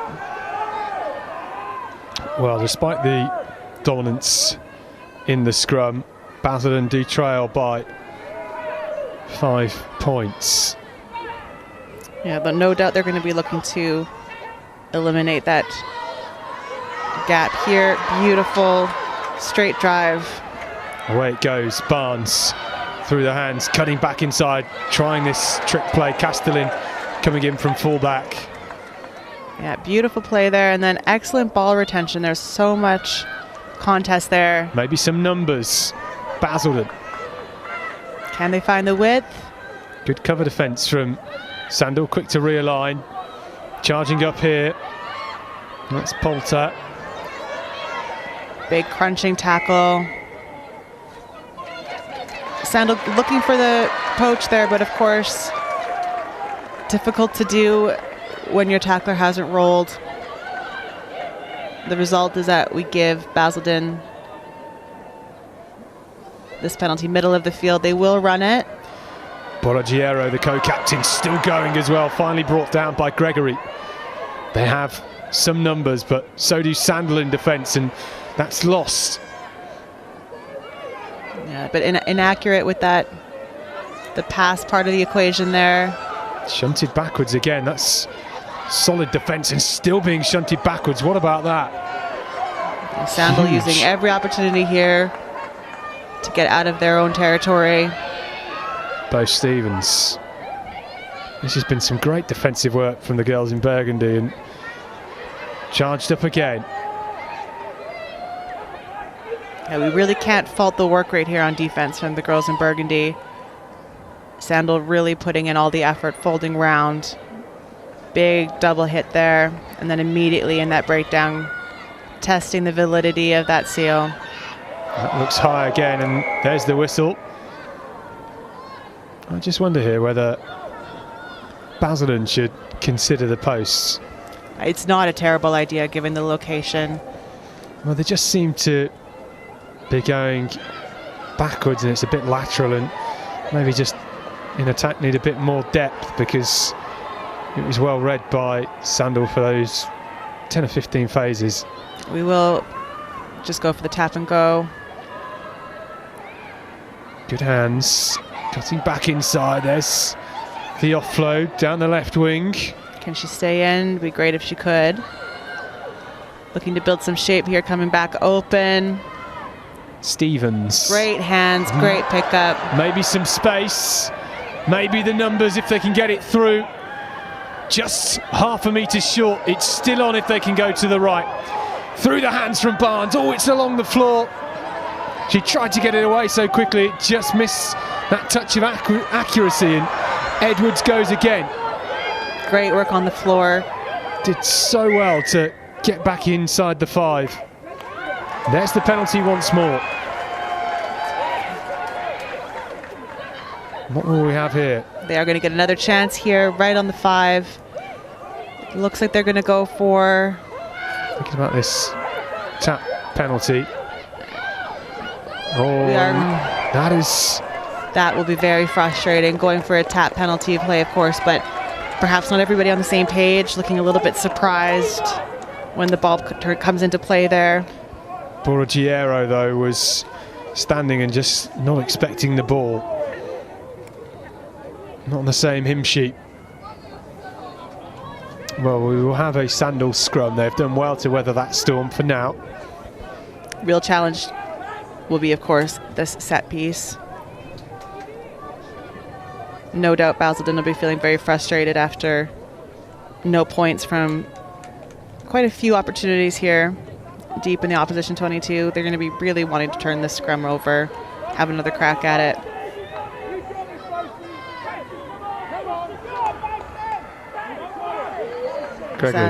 Sandal. Gregory getting on the right side eventually.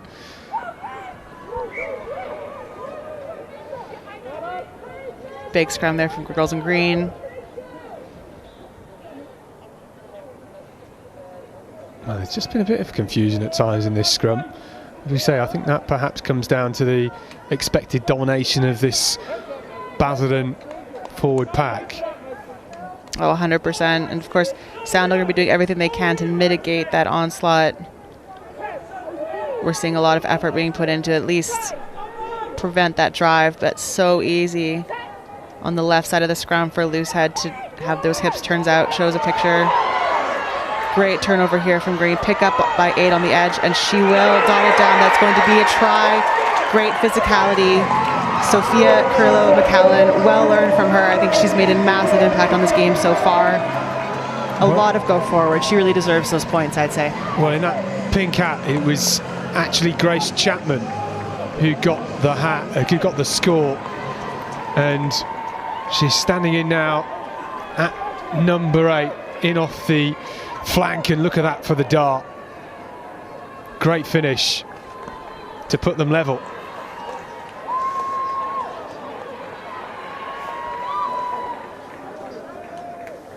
Well, with all these numbers and everybody wearing numbers picked out of a hat, it sometimes gets a bit confusing, doesn't it, up here in the commentary box, and the rolling subs as well. But it's going to be Ella Barnes with the conversion attempt. Yeah, the rogue numbers are really Yeah.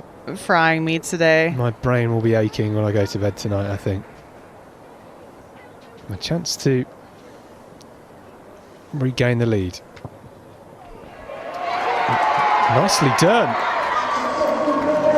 14-12 to Basildon in this second half. That'll be 2 for 2 off the boot, 2 for Ella Barnes. She'll be well pleased with that. Big contributions to this game so far from the Basildon 10, both ball in hand. And off the kick.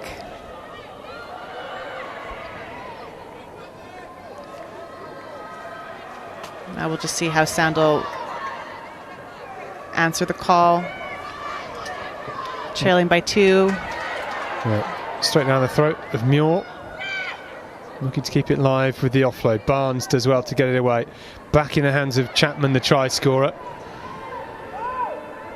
That's been passed forward. Going back for the original penalty. Yeah, lots of urgency to keep this ball alive. Try and keep it playing, keep things moving, but of course that pass has to be going towards somebody who is expecting a pass. Luckily Basildon have that penalty advantage to fall back on. They get to retain. And then a massive boot from that 10, Ella Barnes. Sandal trying to keep it in, but it will still result in a set piece as we get ready for a line out here.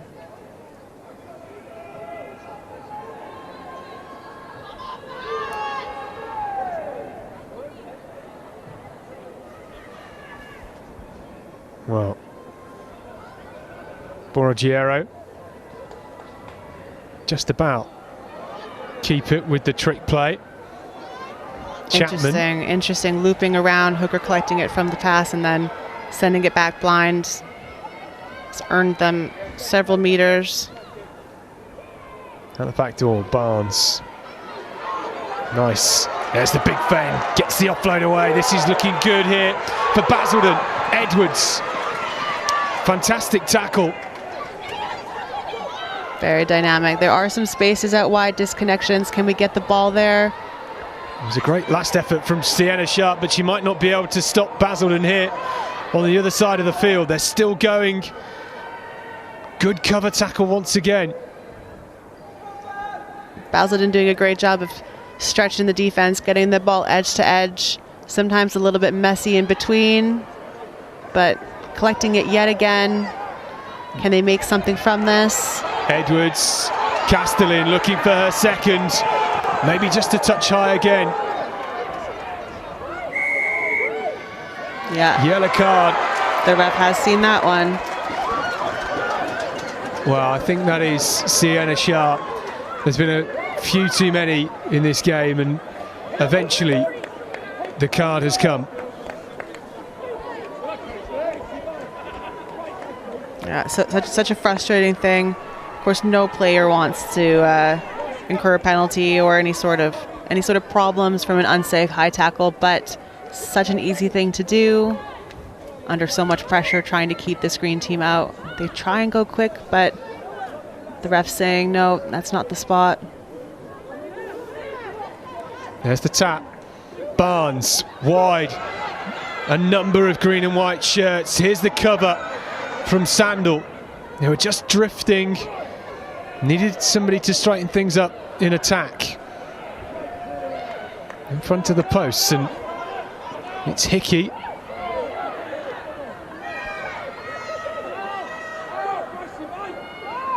Still Basildon pressing. Maybe fancy another hit to the right. They go through the middle. It's the charge with the forwards. Oh no, it's been lost. Oh, how frustrating that'll be. We thought for sure that was going to go in. Of course, multiple options either side from the girls in green. Basildon having some space and options either edge, but how frustrating. Lost possession. It was a great option as well, because defensively they'd matched the attack either side of the breakdown, and going through the middle almost for Basildon. Oh, 100%. They've done such a great job to stretch those defenders, open up those spaces. That gap was there. Those are the ones that haunt you. Yeah, it happens to everyone, doesn't it, at some point? It doesn't adjust. That's how we know, right? Absolutely. Speaking from experience.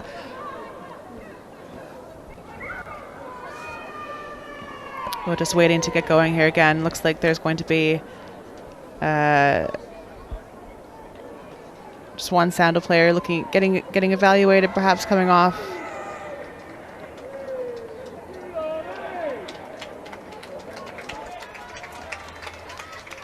The traveling fans, of course, clapping her off today. And as we see her replacement come on, that will be number 5, Robin Patterson. Sandal's captain returning to the pitch.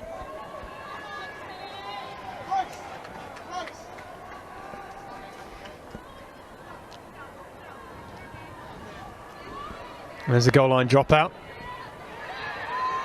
Well collected, midfield. And they're playing fast and loose here, and it's Chapman again, and maybe the numbers with Edwards. Oh. Well. It was all looking so good, wasn't it? Numerous times we've seen these small infringements. Yeah, a little unorthodox, a little perhaps risky at times midfield, but Basildon managing to get that ball to hand, managing to get it out wide, managing to find some space, and then just at the last hurdle, sending it forward. The good news, of course, they do have this tremendously dominant pack. When you do have a scrum that is this much of a weapon, of course, you always have the opportunity to turn every scrum into your scrum, as we've seen them do so many times before. No doubt they're going to be looking around at where they are in the pitch. Just inside the opposition 22, they're going to be wanting to turn this one into theirs as well.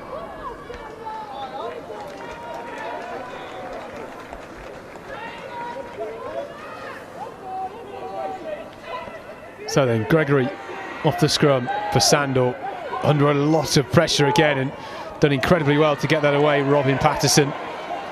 It's a real skill to pick it up as a number 8 when you're going backwards. They get the penalty. Yeah, great pressure from Basildon, but of course doing the exact same thing Sandal just did, a little bit high in the contact. Connie Boyd. Sandal going to get out of jail free card, and then crunching drive up the middle here. Ball is loose on the ground though. Borraghiero picks it up. The whistle is already blown and they're given almost 20 metres. It's Boyd again on the charge. The Sandal inside centre up to halfway. Gregory recycles. There's the darting run from Brooke. Trying to steal that, and Basildon with the jackal to turn over possession. Yeah, that is good. Basildon get to play on. Sandal, of course, setting those one-off runners midfield when they had the overlap wide. Something they'll find frustrating later, I'm sure. Ball is loose again, but it is collected. Great pressure on that kick chase from the girls in green. Back with Brian, but again turned over. The penalty to Sandal. Frantic, isn't it? It is. It's very back and forth. Both teams showing a couple of good phases and then... exhausting, isn't it? Yeah. Be frustrating for both teams as well, which obviously doesn't really help anybody become more organized. Candlin. Great hit, of course, but giving away that penalty advantage coming from a fairly egregious offside position.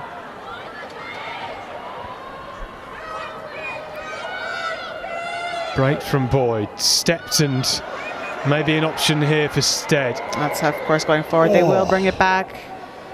They will be kicking themselves. For a forward pass. But Green, of course, giving away that offsides penalty advantage. You see that Sandal are just trying to G themselves up, and remember they're still down to 14 players at the moment with that sin bin for Sienna Sharp. Yeah, they look like they're trying to survive the next few minutes. Massive hit. Great leg drive on both sides, to be honest. Connie Boyd really trying everything she can to get herself out of trouble there, but having a negative carry, that'll be frustrating.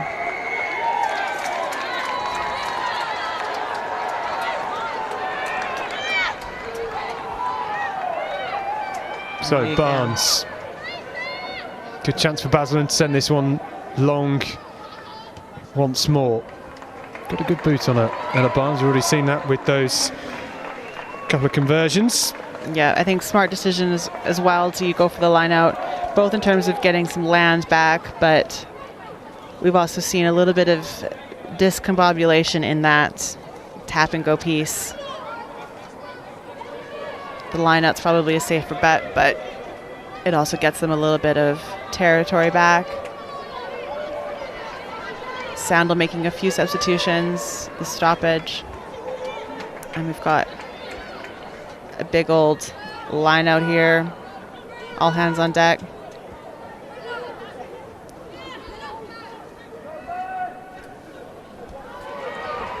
Yep, and that's why smart decision, this dominant forward pack from Basildon looking for a successful drive here, making steady meters and looking very tight, very organized. It does go to ground. And there is the 22-metre line. Basildon pressing hard on it at the moment. Barnes looks to send it wide through the hands of Chapman, and Sandal once again up strong in defence. Just a change of direction. Barnes saw something that was quickly closed off from Patterson. And we're going to come back for the offside. Yeah, interesting choice to turn around there when they had that space on overlap out wide, but they do get to retain their own ball, playing that penalty advantage from the offsides. So we'll come back to the edge, having a little chat about what they would like to do.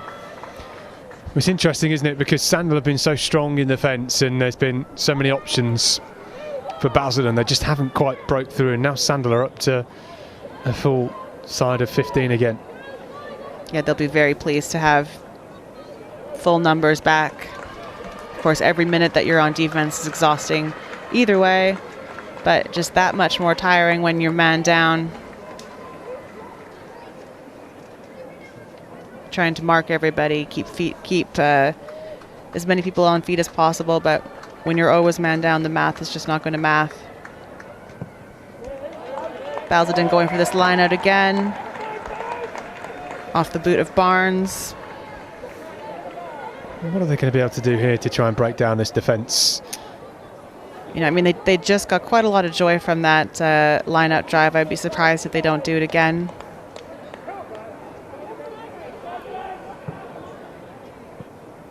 I have to say, I think this Basildon side is quality all across the park, but they've seen a big shift from their forward pack today. And we will see another drive, same as before. Where can they go with this? Sandal have managed to crack through the middle of it, but Basildon seem to be recovering. The ball's gone down. Have they retained it? All a bit scrappy. And the whistle is gone. Refs coming in, clean this up, have a think.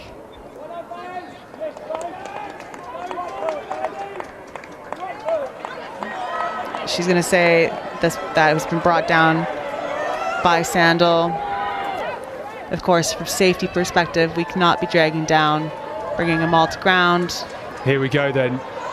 Stevens, direct as always. Sandal spreading defensively. Penalty again. How many more will they get? This is the charge from Rowe. Little white line fever. Can we build something? Looks like we're going for a pick and go. There's the other drive. Just getting closer. Maybe a bit of space around the breakdown on the left-hand side, and that's the try. A long time coming. Basildon have really been looking for these points for quite some time now. Multiple opportunities and chances. All credit to Sandal for thwarting all of those previous cracks. But just now we finally see all of that labour come to fruition. Well, this was it, the pick and go and the nudge over the line from Talisha Sterling, who saw that space and got low, and I think that's probably what's been missing on their drives on the line. Talisha Sterling on our list as number 18, wearing number 19 on the field of play.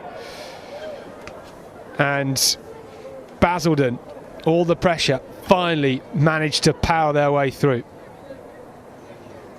Yeah, it really is one of those things that can be quite so difficult to do in the moment, finding a space and just putting the ball there. But when you pull it off, that's how you get points on the board.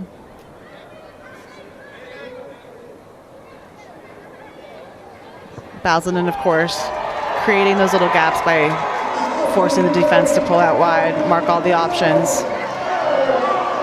Well, another score over the post for Ella Barnes. 35 conversions for her this year, and it is 21-12 for Basildon.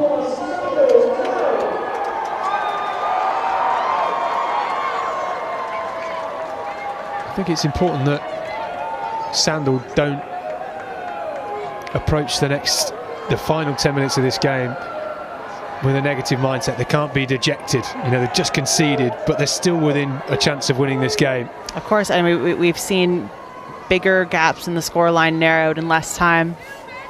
Of course, it is so hard. The one thing that sort of impeded them in this second half is the fact that they've just not been in the Basildon half, and they've had that 10-minute period, or the 7-minute period rather, with 14 players. Definitely didn't make their jobs any easier. A little bit of a delay as we count the numbers for the Burgundy players. Sandal had one too many on. It is resolved now.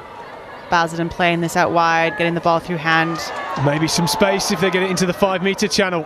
Good offload from their own 22 to inside the Sandal half. And just one phase. And now they go again. Good tackle from Boyd. Scored 2 tries in the final for Sandal as an under-16 12 months ago. Where's Stevens again? Just loses it. Went forward.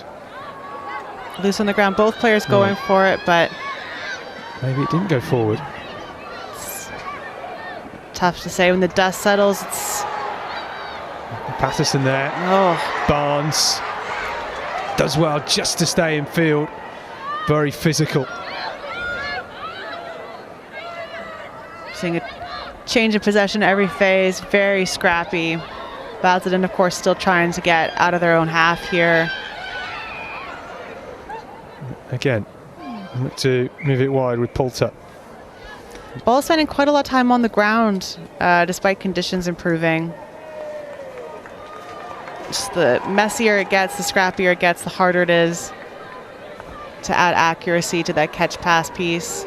Particularly for Sandal as well, like with all this stoppages, you just lose continuity. You can't build anything, and in the last 20 minutes, they've not had the opportunity to do that. 100%. Momentum is everything in the game, and it is really hard to hold on to that momentum, but also to build momentum when you need it, when it's constantly stopping, or as we saw just a few moments ago, when that ball is changing possession every phase.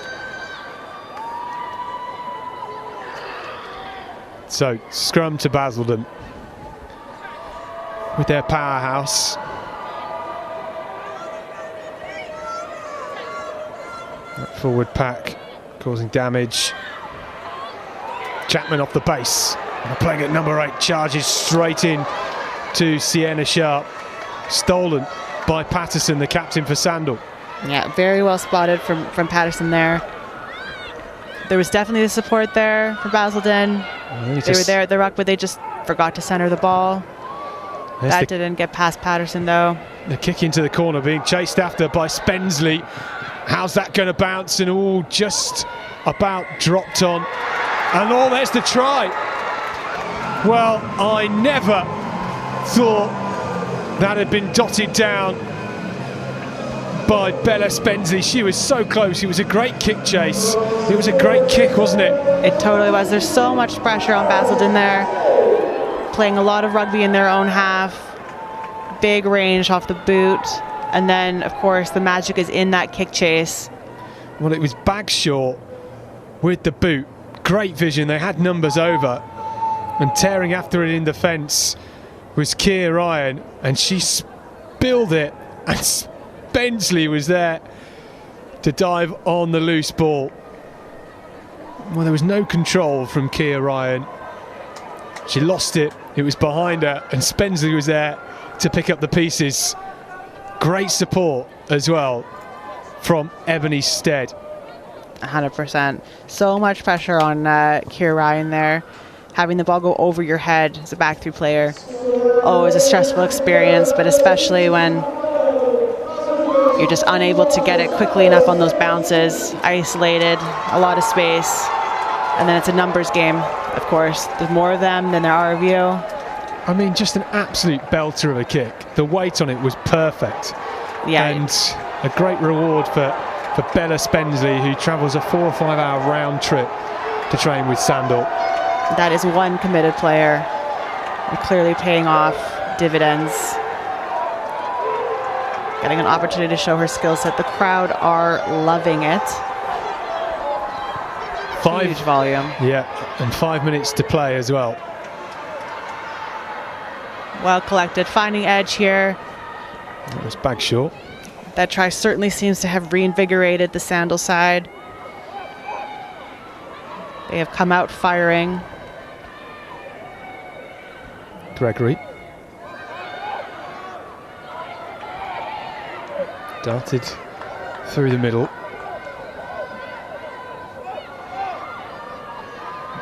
Looking for options. There's Boyd, who has been very ferocious in the midfield today. Well, what about this for a Basildon defence? Looks like we're going to be coming back for an earlier infringement. It will be a Sandal ball. Basildon, of course, contesting that previous ruck, but a player not rolling away means they've given away the penalty. Sandal find edge, looking for some shape, but still charging forward and over the 10-metre line now. Basildon trying to be resolute in defence, but it's challenging when Sandal are coming at you this hard. And there is Connie Boyd. They have numbers to this near touchline, and here's this Walker, who scored that try in the first half, and it's a penalty. How frustrating that'll be. Basildon and Talisha Sterling on the floor, causing all kinds of problems.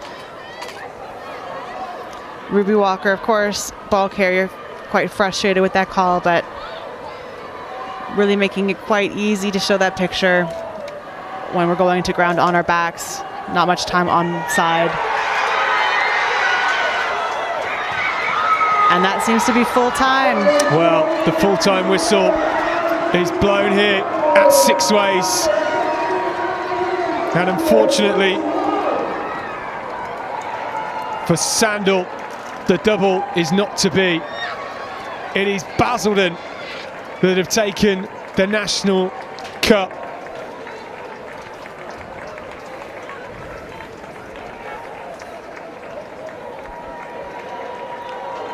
What a result.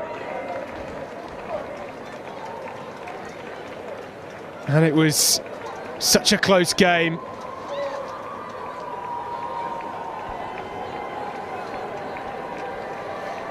A huge congratulations to Basildon, the whole club, their coach Simon Beadle, all the supporters and parents and people around the club that make this happen. I'm sure they will be absolutely over the moon. Commiserations to Sandal. They've already got one gold medal. They have to settle for silver in the under-18s. Bitter disappointment for them.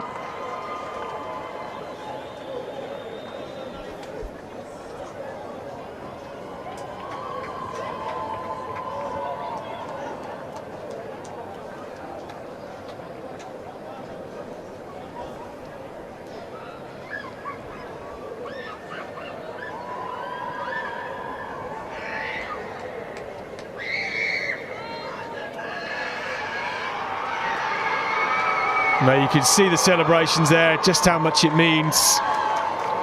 A monumental result.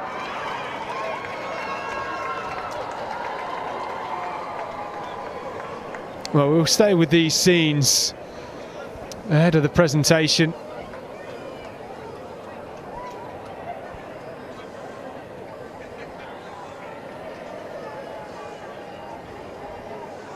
But a fantastic result here at Sixways. Final score, Basildon 21, Sandal 17 in the age grade National Cup Final.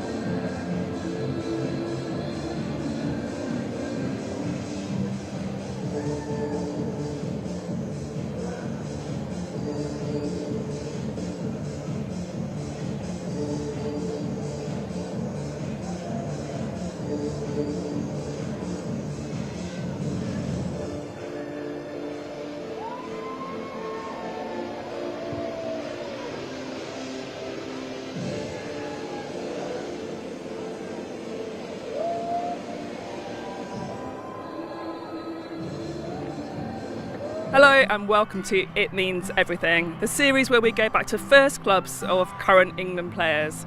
I'm Catherine Spencer, former England captain, and we're here at Aylesford Rugby Club today, a former club of mine post-England retirement, but the club where Rosie Gallagher first started her rugby career.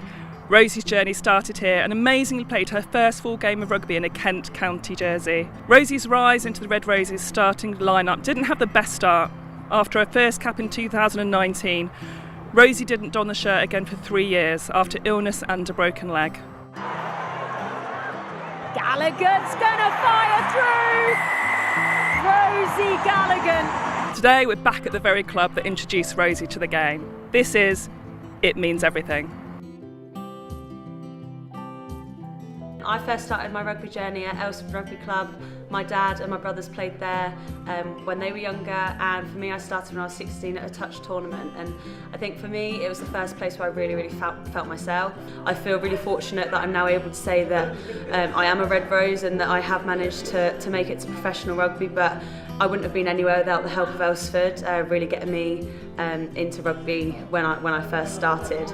I know how much rugby means to me and to my family, so I can only imagine what it means to you, and I'm so happy that the Aylesford section is thriving, both in the girls and the women. So good luck for everything, good luck for the rest of the season, and I'm sure I'll be down soon. She was a very good player straight from the get-go. She walked in with a lot of confidence. She started playing in the centres, big ball carrier, very vocal, always had a lot of confidence, even from the get-go. Sort of assets for rugby were clear to see. You know, her strength, her pace and her power, you know, even at a young age that was obvious, and obviously that's been taken on, and you know, she's doing wondrous things now. It is awesome to see someone still representing the badge of Aylesford now, and still representing this village club at an elite level. Absolutely incredible, especially to see someone that you've played with go up the ranks. And I think for our younger players here, it just shows that there is a pathway there for you if you want it, and there is space for you to play professionally these days and make a career out of that, which is just absolutely incredible. And I think from a whole it's just amazing for a squad like us to have someone to look up to like that, whether you've been playing for a really long time or you're quite new to rugby. It's just incredible to see that. I know her father very well because he played in the first team here, cracking fly half. When he was here, I saw Rosie a few times as she developed through our minis, and yeah, I mean, she's a very talented, very nice young lady. We're over the moon, and actually she's a great role model for the girls and would have been here today had she not been playing for England. So yeah, we're proud of her. I think hopefully she's proud of her roots.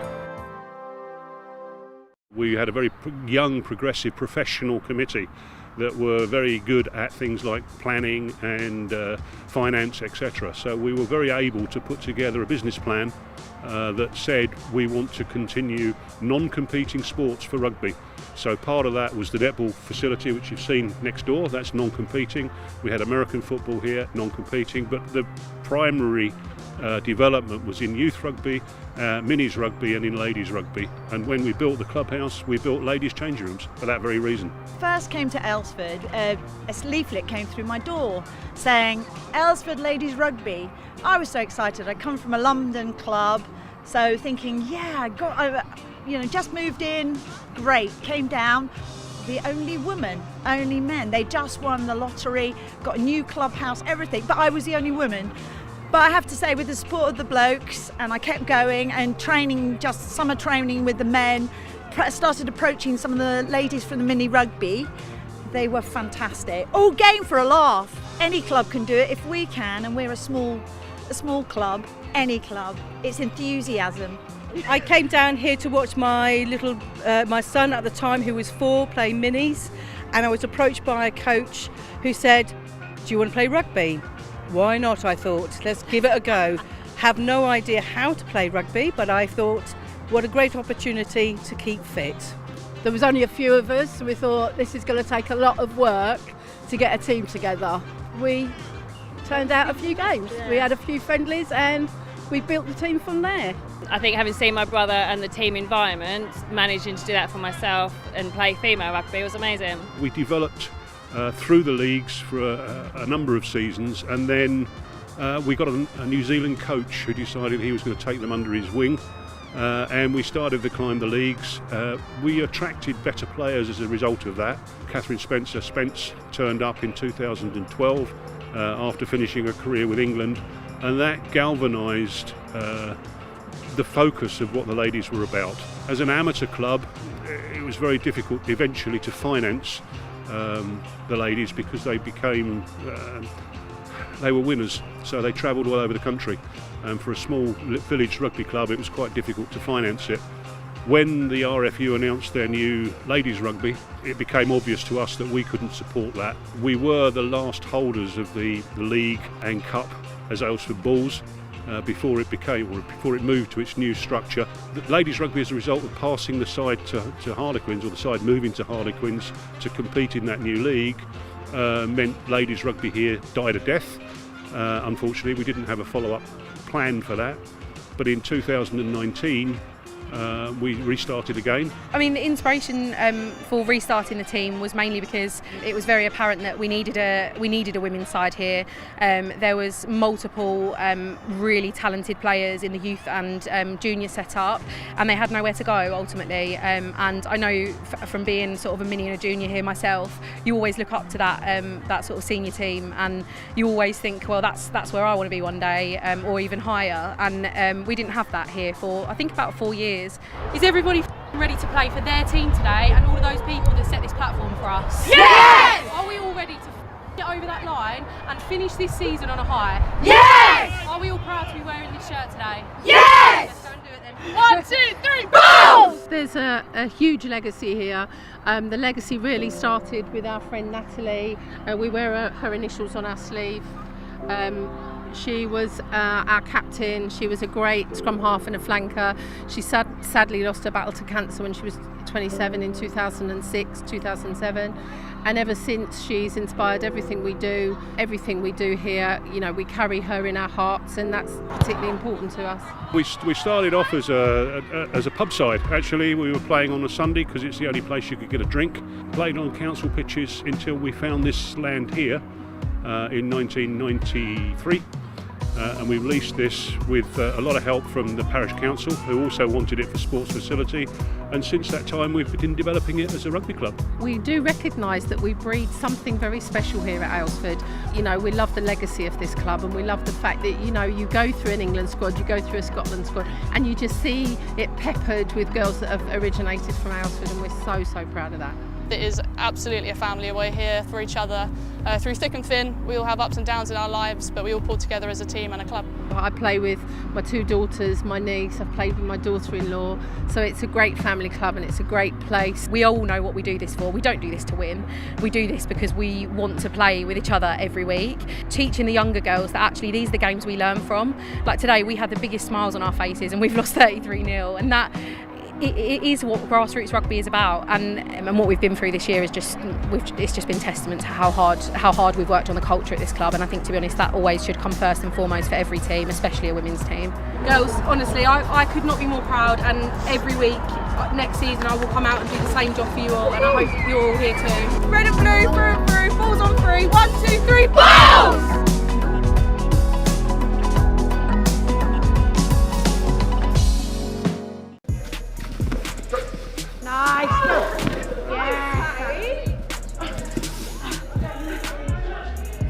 Welcome to O2 Island Week.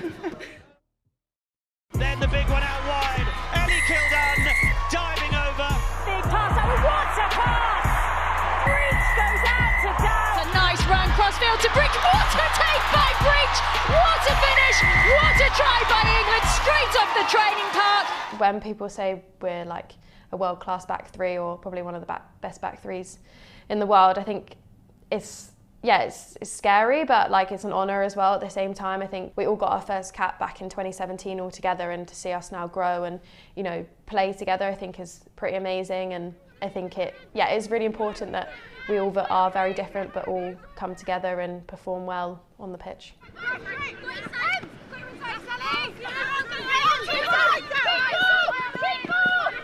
Sometimes as a winger you get a bit disheartened or a bit down about not scoring, or people say, oh, that's your job, when actually, like, we have a lot more than just scoring nowadays. I think in the last 2 games I've assisted Abby and Ellie to score, as well as stretch down on my wing and then have the opportunity to score on the other wing. So I think putting the team in the best position to score, and just because you haven't scored in a game doesn't mean that you've had a bad game, and I've really had to learn and develop that. I think I used to get really down if I haven't scored and I thought, oh, I'd had a rubbish game, but actually sometimes that's when I've had the best defensive game I've ever had, and actually it's looking at it in a different picture and looking at it through a different lens.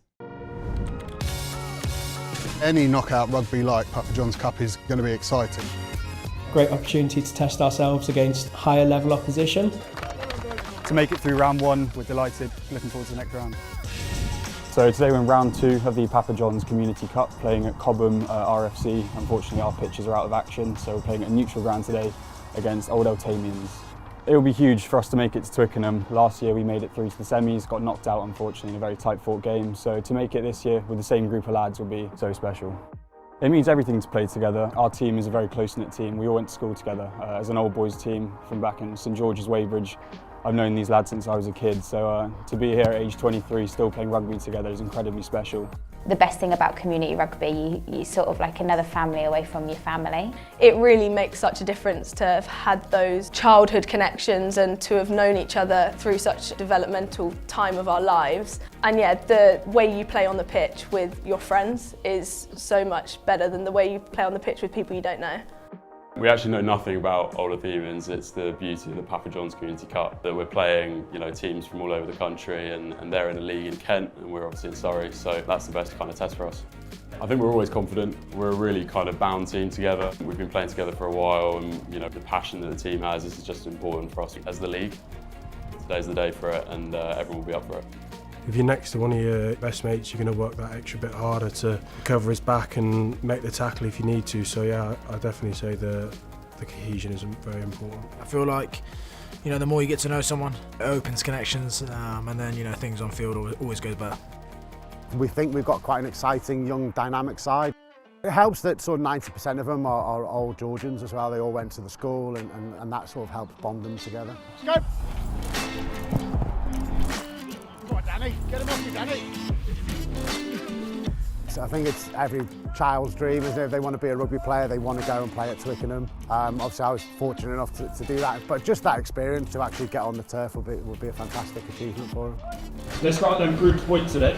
21 of us, 80 minutes. Let's go quick. 1, 2, 3, do this!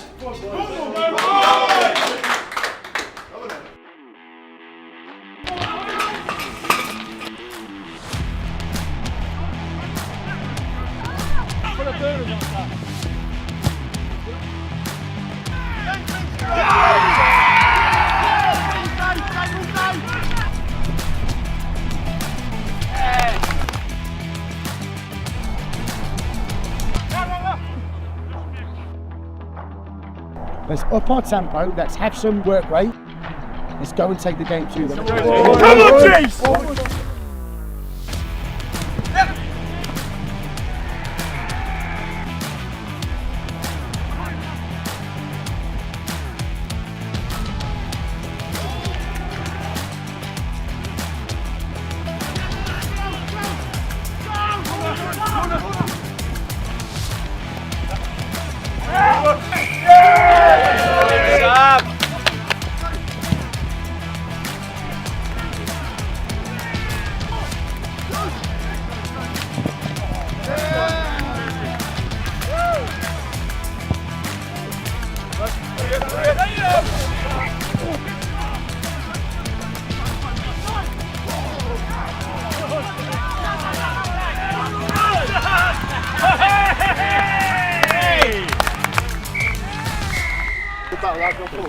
I'm really proud of what we did as a team. We were up against a really good side, really well organised side today. We gave a good account of ourselves, and I'm pleased that we actually fired some shots at them. We love looking at the Cup. It's a great avenue for teams to sort of go and play teams from other counties that you wouldn't necessarily come up against, which was what we had today, and it's a great opportunity for rugby to keep thriving in the country. We've had a club record-breaking season. We set ourselves a goal at the beginning of the season to win the league, and we've done that, and then This is a really special opportunity to get to Twickenham. A lot of us have played together since we were really little. That mix with some really special players that have joined recently is a really good recipe for success. You know, we've got to appreciate that the standing is going to get higher and higher. OGs were a really tough side today, the toughest we've played in a long time. We know that it's only going to be harder each time. So, same game plan, big week training, and lost it again Saturday.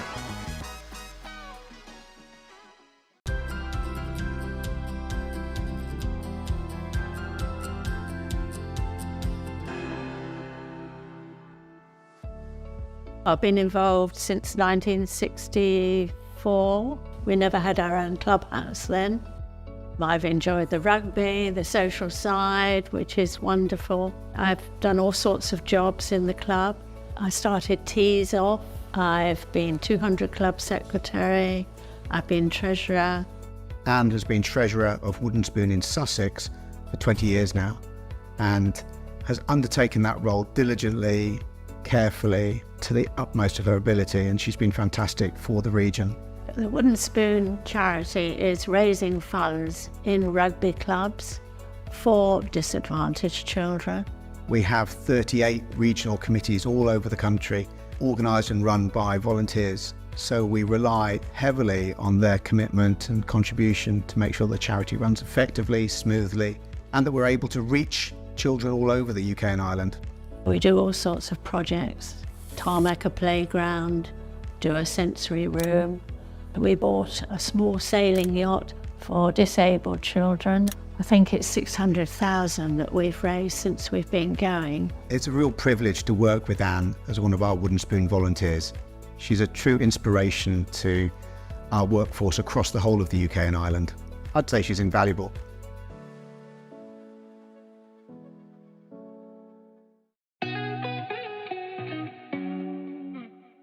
We're at Twickenham today. BA had invited me and the family along to the Red Roses game, looking forward to it. I didn't think I'd ever come to Twickenham again, and to be with my family is even more amazing. We're really excited for Mum about coming here today because it's a reflection on all the hard work that she's put into Brighton Rugby Club and Wooden Spoon charity as their treasurer. She's very committed, driven, diligent, hard-working. She's the sort of person you want in your team. Really exciting being here today with 50,000 people in the sunshine at Twickenham, and it's an amazing reflection on how the women's game has progressed and come on, and quite frankly they play some really exciting rugby, so we're really excited to be here.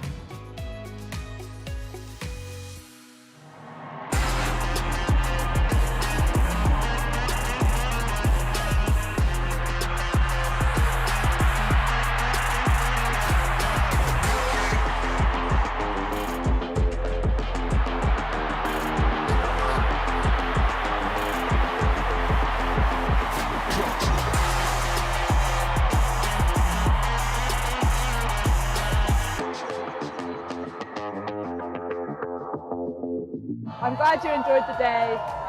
We just wanted to give you this signed shirt as a thank you for all your hard work that you've done in the rugby world. Brilliant. We've also got 2 British Airways Euro Traveller tickets for anywhere in Europe from British Airways. Oh my word, thank you so much. No problem at all. Thank you for everything that you've done. Oh gosh, it's been a pleasure. It's a bit of a shock actually, but I do love France, so you know, it might be somewhere like that. It's all an awful shock. Excellent game, superb.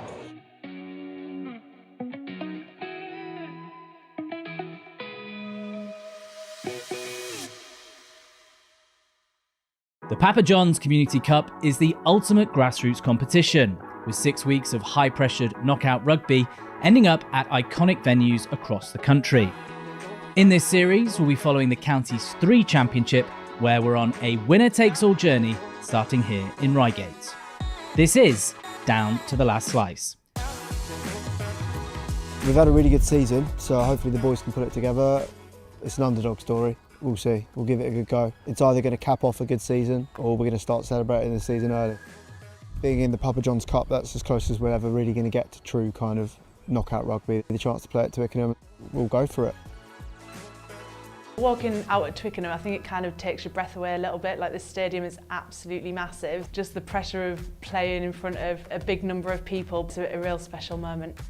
Confidence is high for today. I think everyone loves a knockout game, and the Papa John's Cup really gives us that. Yeah, great opportunity to test ourselves against higher level opposition. A couple of leagues above, but we should be pretty much on par, fingers crossed, and take it to them from the off. Having something that you're chasing and you really want to go after it, and if you fail then ultimately you lose it all, so that jeopardy that makes everything so much more sweeter when you win it but harsher when you lose it. We've had a really good season, unbeaten in the league, promotion up into Surrey 4. What I think really impresses me is the commitment of the lads. One of our chaps is in his 29th season of first team rugby at the club, and some of the lads that have come through this season been playing here since they were 4. This is their first season of senior rugby, so they're committed. They love the club, and that's what's really sort of showing through now. Yeah, any knockout rugby like Papa John's Cup is going to be exciting. We want to go as far as we can. We're here to enjoy ourselves and hopefully make a bit of a statement. Look around this room, look how good this team is. We've played together all season. What have we achieved this season? We've achieved everything we wanted to and more. 1, 2, 3, rise! Come on, boys!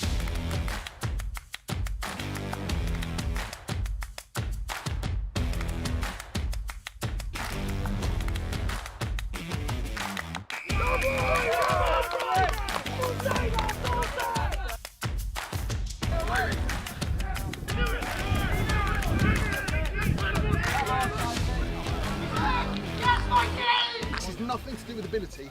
They expect to win. This is our park. We're the ones with the Frygate badge over our hearts. Let's go. Frygate!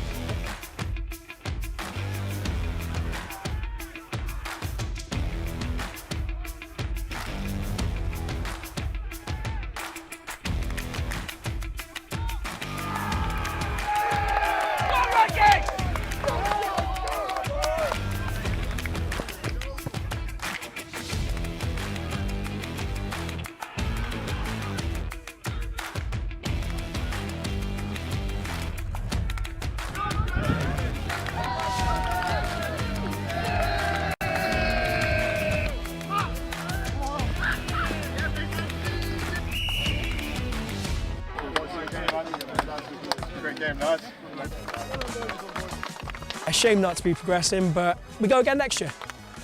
We had a scrum today that really held their own against a much higher level. I think that's what a good cup run gives you, is it gives you that chance to compete against people that you wouldn't normally face.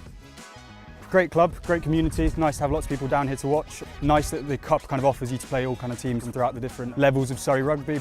Papa John's Community Cup, we absolutely love it. We played last year, made it to the semis, and unfortunately missed out on that place at Twickenham. So to make it through round 1, we're delighted. Looking forward to the next round.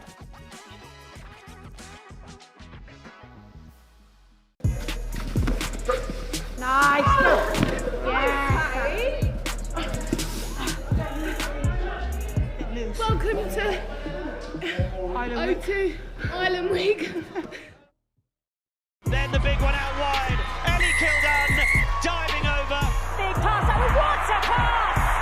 Breach goes out to Dan. It's a nice run crossfield to Breach. What a take by Breach! What a finish! What a try by England straight off the training park. When people say we're like a world-class back 3 or probably one of the best back 3s in the world, I think it's scary, but like it's an honour as well at the same time. I think we all got our first cap back in 2017 all together, and to see us now grow and play together, I think is pretty amazing. And I think it is really important that we all are very different but all come together and perform well on the pitch.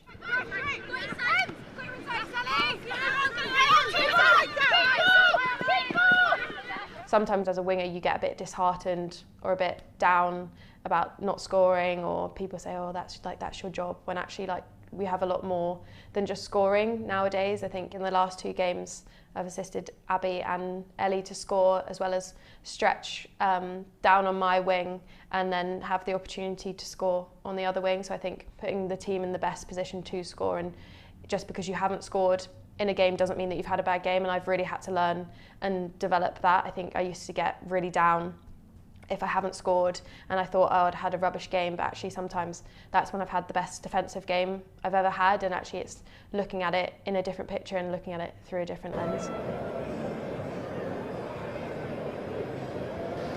Well, welcome back to Sixways for our third and final match of the day in these age grades finals. It is the National Boys Under-18 Cup Final. These two clubs from different parts of the country going toe-to-toe for the trophy. And we've already had two cracking games. Basildon winning the Under-18 girls. And that was 12:30 kickoff. And then we had Sandal winning the Under-16 girls as well, first thing this morning. So Sixways, we've had a bit of rain here, we've had a bit of sun and a bit of wind as well, but we've got plenty of people trickling in for this Under-18 final that kicks off in around about 6 minutes time. And Steph, we've seen some cracking rugby already today. It's already been absolutely a fantastic day. Lots of great rugby on show, both in the girls 16 and 18 age grades. Of course, building into the last game of today, the volume in the stadium has already gone through the roof. Lots of supporters pouring in for both of these teams, opposite ends of the country, like you said.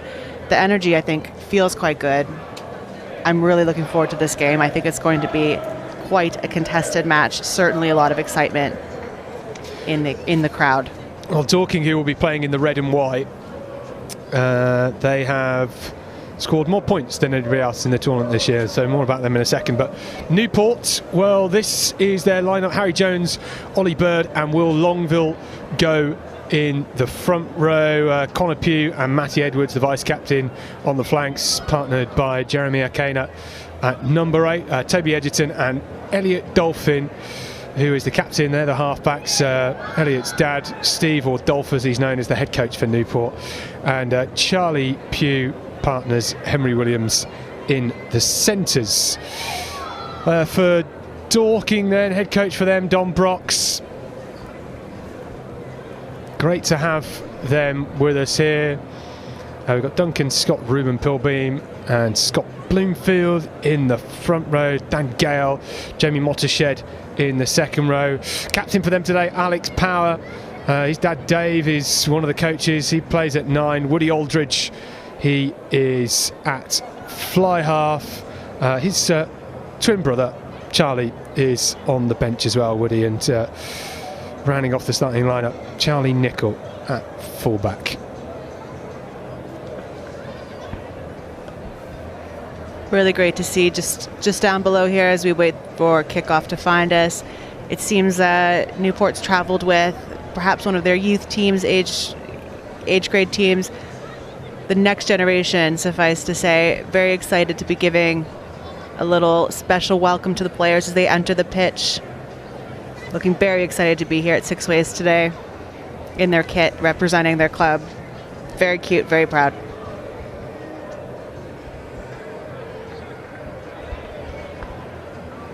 Well, don't they look good, proud? I'm sure they'll be absolutely buzzing to be in the stand.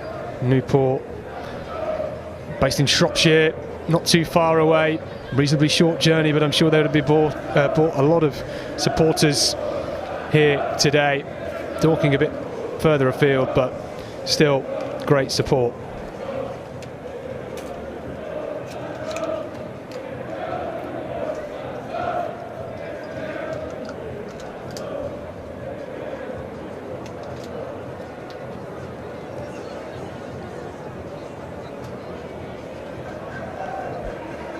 Perhaps you can hear it in the background. We've got some sort of brass bands happening.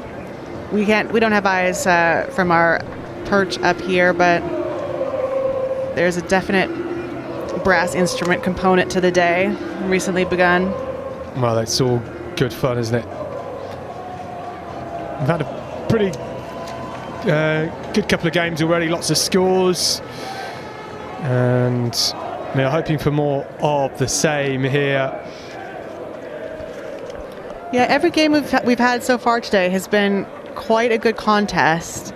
Definitely well-matched sides. Lots of back and forth, leaving you guessing, pretty near the very end for the result. So hopefully we have another repeat of that today with this last game. It would be great to see just another lovely, contestable match between these two sides. I'm sure their supporters would be equally thrilled. They sure sound it.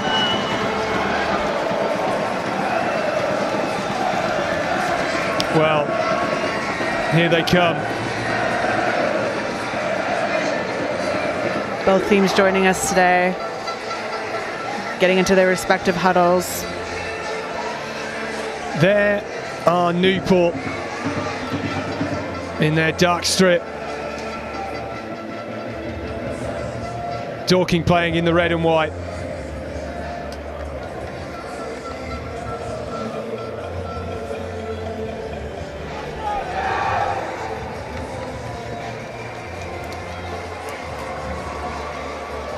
Well, a moment of calm before the storm. Dorking getting themselves ready to go here. Newport have finished their huddle. It's an important occasion, isn't it? But it's also important to not let the occasion become bigger than actually playing the match and doing your job. Absolutely. You know, everything that we can do as players to maintain that feeling of normalcy, the patterns that we always do, the setup we always do. You know, a lot of it's culture, but a lot of it also helps us show up the way we want to on game day, keeping things the same, even when everything matters a bit more, as it does today. And we are off. Well, it's Newport that start us, and here's their number 7, Maddock, being chased down. Edwards is going for it too, and there's Longville. Yeah, that's the start you always want, really, as a team, right? Get that ball back immediately, front foot. There's the penalty, taking it quickly, falls into the hands of Akena. Sent backwards. The eagerness as well, because that was a really kickable penalty. 100%, but they backed themselves clearly. They're not thinking about that yet. They seem to believe in their ball and hand capabilities, and from everything we're seeing right now, you can't really fault them for it. Consistent front foot, consistent gain lines made, really asking big questions of the defense right from the get-go. Okay. Massive switch, skip pass there. It's great hands to take it, run onto it nicely. There's Dolphin and Williams.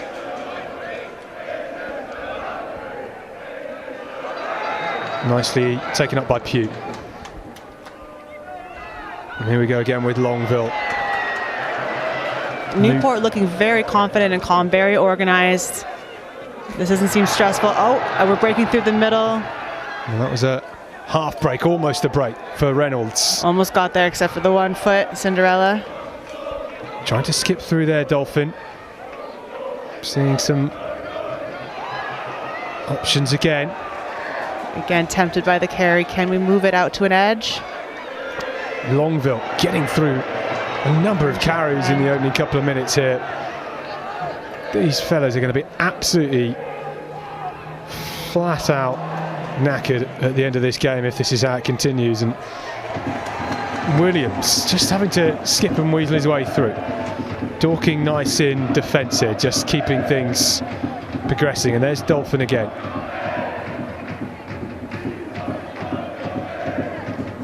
A little bit narrow.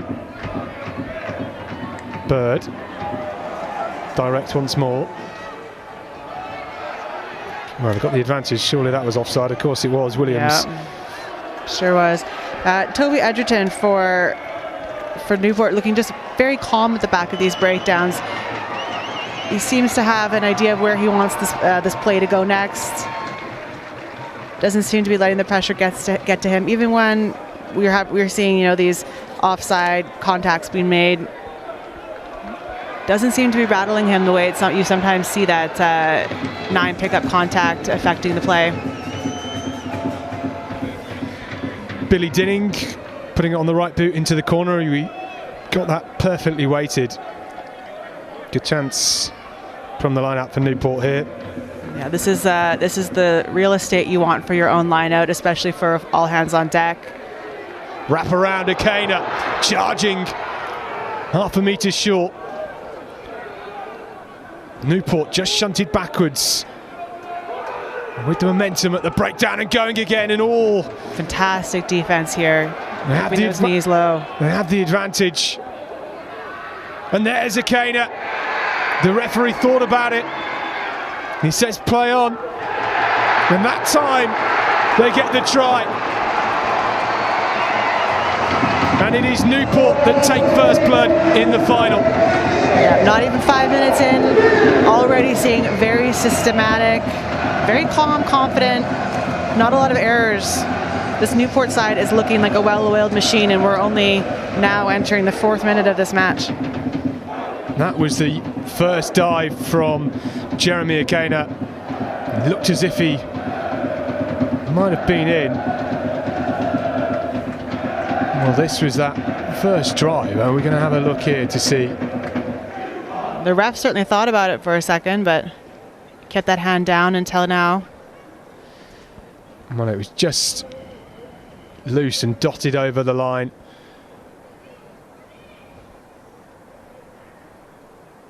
Difficult to see. He got the score. Dolphin with the conversion attempt unsuccessful.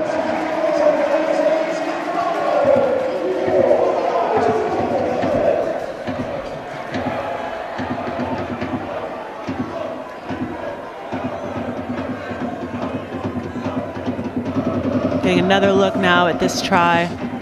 Connor Pugh with the try, the Newport number 6.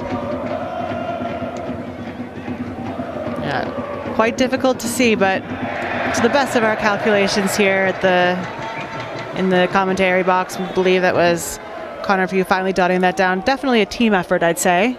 Yeah, Dorking were just caught a little short with the breakdown, and Pugh managed to pick the ball up and go over the top of the ruck, which was an ingenious idea.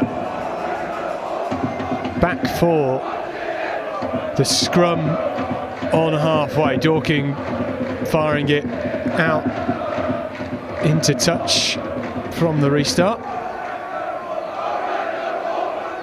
Too much weight on it. Yeah, we're going to see this dead center scrum restart. Newport put in. Exciting to see what they do with this. Dolphin with that back inside ball with Dinning charging up. Yeah, beautiful insert from the fullback there, finding a seam. A little bit unsure what we're going to do next, but we do find open side.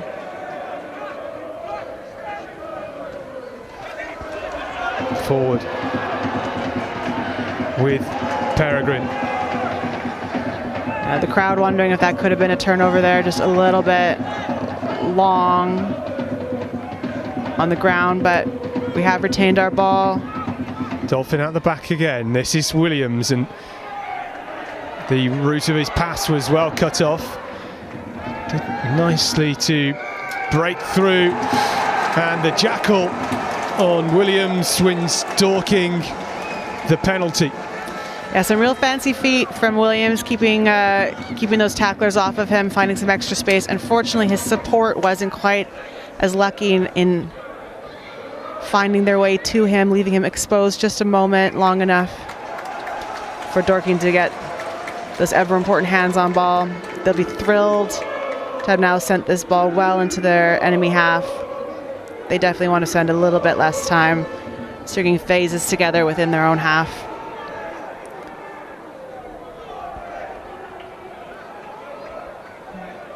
Going to get a chance now to see the Dorking line out.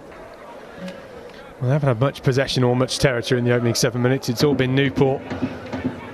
Good, yeah. Good for them off the top. And oh, that will be frustrating. Did his best, of course, to regather that ball after that first initial touch. Went a little wonky, but in the end it does go forward. We will have a scrum down.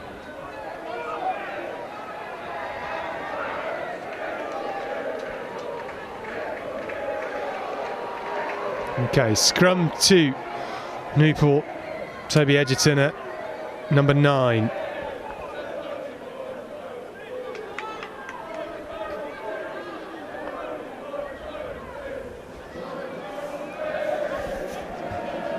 Off the base. Back round from Dolphin to Edgerton, and here's Williams. Always a good position to attack from the middle of the field.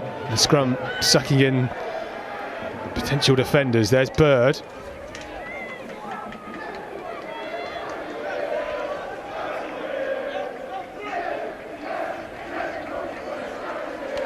Well, here we go with Ellis Dean Smith in off his wing. Back to Jeremy McKenna. We've seen already several big carries from this player.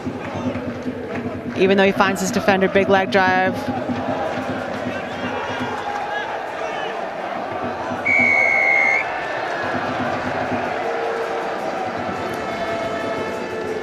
Dorking, of course, wanting to put a lot of pressure on that isolated runner. Unfortunately, not showing that clear picture of disconnection from the tackle itself before they go for the jackal. So no fruits from that labor. And it looks like we're going to see a Newport line out deep into the opposition territory. Well, nicely nudged into the corner.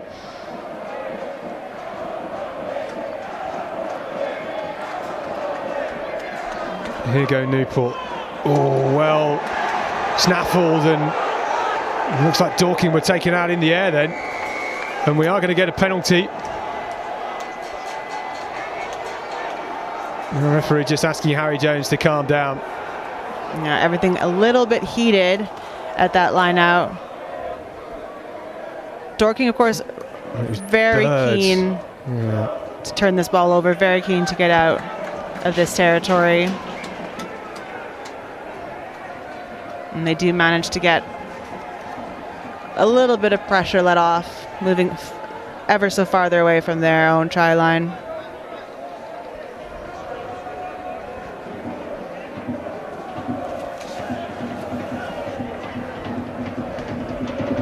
So the pill beam spills onto the side of Newport, picked up by Bird, away by Edgerton, carried into contact by Akena.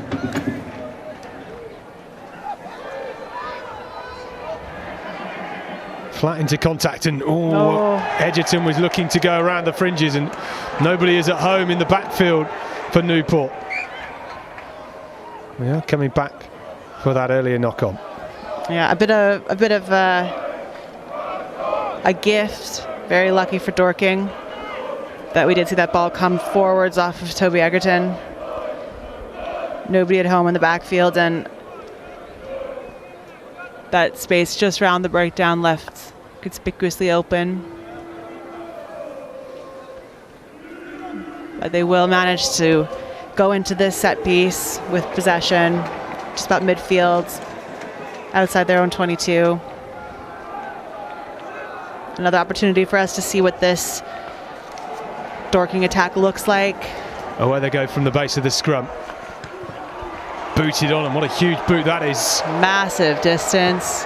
Dinning's going to have trouble. Bounce.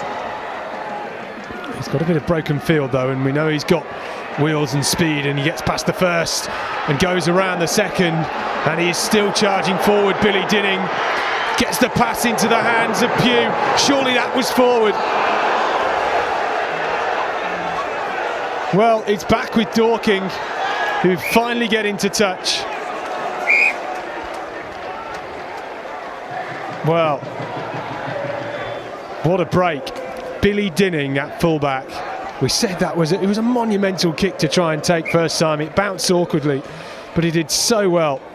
Yeah, absolutely huge territory gains for Dorking with that kick. But what an effort from Billy Dinning to really make something out of a little bit of nothing almost, beat so many defenders coming out wide. And then what we thought was perhaps a little bit of a forward offload, but allowed to play on. Maybe came off a Dorking hand and just sent it backwards. Potentially a little bit messy there on the edge. It's hard to say, but we will restart now. So Bird at the line out, on halfway. Just off the finger, gone forward off a Dorking hand, and Edgerton is breaking through, gets the ball to Edwards. Mounting an assault on the 22, and there's the penalty. And then you see The hands from Elliot Dolphin point towards the post, and that is a smart move at this point in the game. Yeah, I think this is the right call completely. They've got a little bit of momentum. They're on the forward foot. But it is a bit of a messy, scrappy match. Possession is going back and forth at this time. It is not at all a bad decision to put some points on the board, put a little bit of space in between you and your opposition. That little bit of added pressure onto them.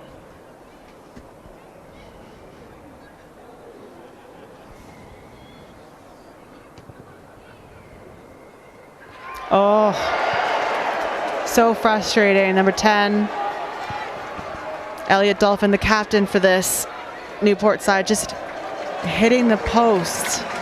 Well, how unfortunate for Dolphin. That's a pressure kick, isn't it? Absolutely. You know, we said that it's such a great decision to get those points when you can, to put that pressure back on your opposition, but of course there is pressure on yourself to get the kick in and of itself. I mean, a 25-metre kick out should really be making that. He just sometimes, yeah. It, I think, yeah. So, sometimes it's the easiest things that are the hardest to do under pressure, you know. Dolphin, we see it time and time again. Dean Smith just losing it forward. Newport. Will be a scrum to Dorking. Tough to make an assessment on Dorking in these opening 15 minutes because they've just had absolutely no ball, absolutely no territory, and nothing to play with. Yeah, I mean, I couldn't really tell you what sort of attack they've got or where their real threats are, only because we haven't really had an opportunity to see much of them.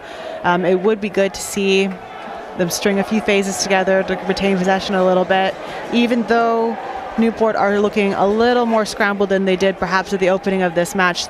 You can't fault them for keeping the ball out of their opposition hands. Looked wide. Inaccurate on that pass, but we've collected it, coming back in midfield. Just needed to just straighten things up there. Chris Stiles, formerly a flanker, now playing his game at centre. Yeah, not an uncommon switch, those roles. Setting a DP, it's collected again. Dinning on the charge with that outside break. Look at the speed and gets it inside to Dean Smith. All just slipping on the turf. Yeah, I have to say, if I was sending something deep, I probably wouldn't want Dinning picking it up. Such a wide pitch, and Newport with all the numbers, and here's Reynolds, cuts inside, was maybe running out of field down the 5-metre channel. Edgerton now with Bird again, Akana fronts it up, and Newport just trying to bide their time, and this is Williams. Great read, isolated. Opposite number Derbyshire in defence who did so well. Dolphin dummies the grubber. Where's he going here?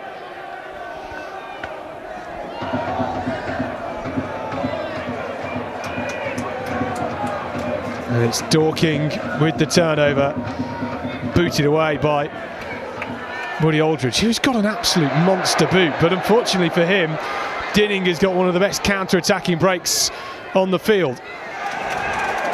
Well done for them to nullify that threat as early as possible. I believe that was a front row kick chase, something you always love to see. Very scrappy breakdown here. It's not entirely clear. But we do have Newport come out on top. Peregrine charged. Here's Bird again. Edgerton, they have the numbers. Dean Smith to his left, and that's all tapped down by Simpson. Needs to be careful there, because that could be considered a deliberate knock-on. It is difficult, even when you are going with two hands, right? So much of it, you know, that decision about whether or not it was deliberate or not comes down to how clear that picture might look to the ref. And when the ball does go to ground with such force and such urgency. Well, that was the earlier break by Dinning, where Dean Smith just got. Yeah, here we are, another chance to look at this knock here. The ref will be. Well, just happening so fast, camera can't keep up. Just a bit out of picture.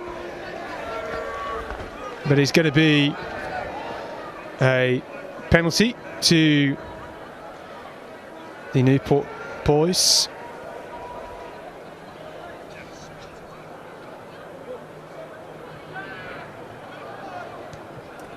They'll be going for the line out. Dinning trying to place it right in the corner, but Dorking have done well to slap that back in. The response will not go into touch, and here goes Dolphin for Newport. Darting back across the field. Drifting, still going, and the offload gets it to Vlock, who is smashed into touch.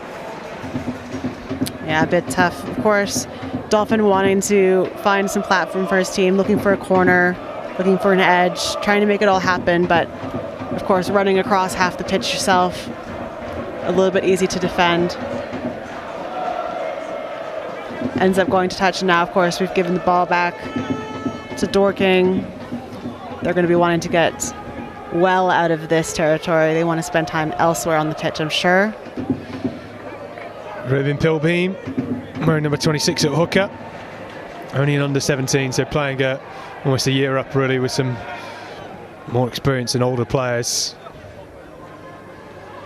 Crunching tackle from Block. Dorking having to pile the bodies in here just to retain it. Murray Aldridge in the pocket, well taken by Peregrine. Dinning steps again, fends again, makes 5 metres once more. Ritson,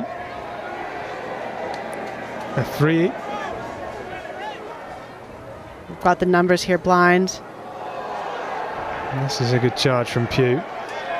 Just being patient here, and that's some lovely footballing skill. And off the right wing, Simpson charging. What a response this would be for Dorking on the fend. Can he go into the corner? Yes, he can. That is outstanding for Will Simpson. And Simo has broken the deadlock for Dorking. What an outstanding individual effort we've just seen from 14, Will Simpson. Eagle eyes, reading the opportunity, spotting that blind, spotting that ball, but then also the intelligence and the skill set. Backs himself, he's got the speed, but when he does make contact at the end, puts that fend out, maintains connection, manages the contact area just long enough for him to get across and dot that ball down. We get to see it again here. The footballing skill initially there. Left foot, right foot, into hands, step off the right foot. And here he's thinking, I'm going to go all the way. He's got perhaps some of the best speed on the park, but it was that fend here and the dive as well. I mean, so difficult to do. He was going up against Billy Dinning there, who we've seen carve it up in the first 20 minutes, but superb for Will Simpson. Yeah, absolute fantastic effort there. Great skill set to see. You know, some of your smaller whippier players fronting up for physical contact and being able to manage that fend, manage such a physical tackler attempting to take you out. Well, really bossing that contact area. Really great to see. Simpson, the top try scorer for Cranley School in sevens this year, and he's shown us all of that fancy footwork and speed there.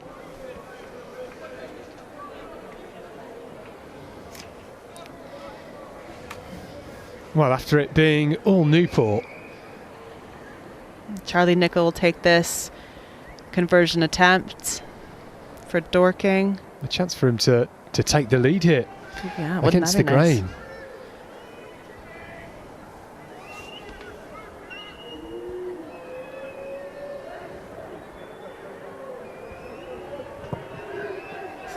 Well, he's sliced that just a bit, but it is all level here at Sixways, 5-all. Yeah, this seems, judging by the body language, perhaps this red and white team, Dorking, just feeling a little bit more invigorated. That's put the wind back under their wings. Hard not to get excited. We're seeing it just on replay again. Hard not to be a little bit pumped up after seeing such a full field effort. cleanly collected, but... Well, a bit of a unfortunate contact on Ruben Pilbeam, I think. Yeah, well, feeling like it was at minimum high. The referee is going to have a word with his assistant here.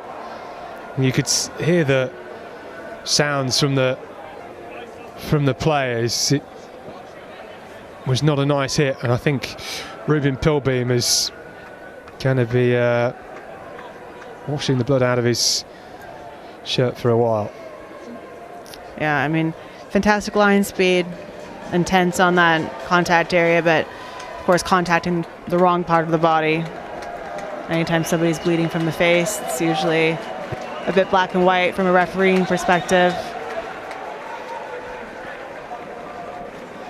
But it looks like they're all going to have a little chat here. Well, this was from the restart, and a bit high and ferocious, really.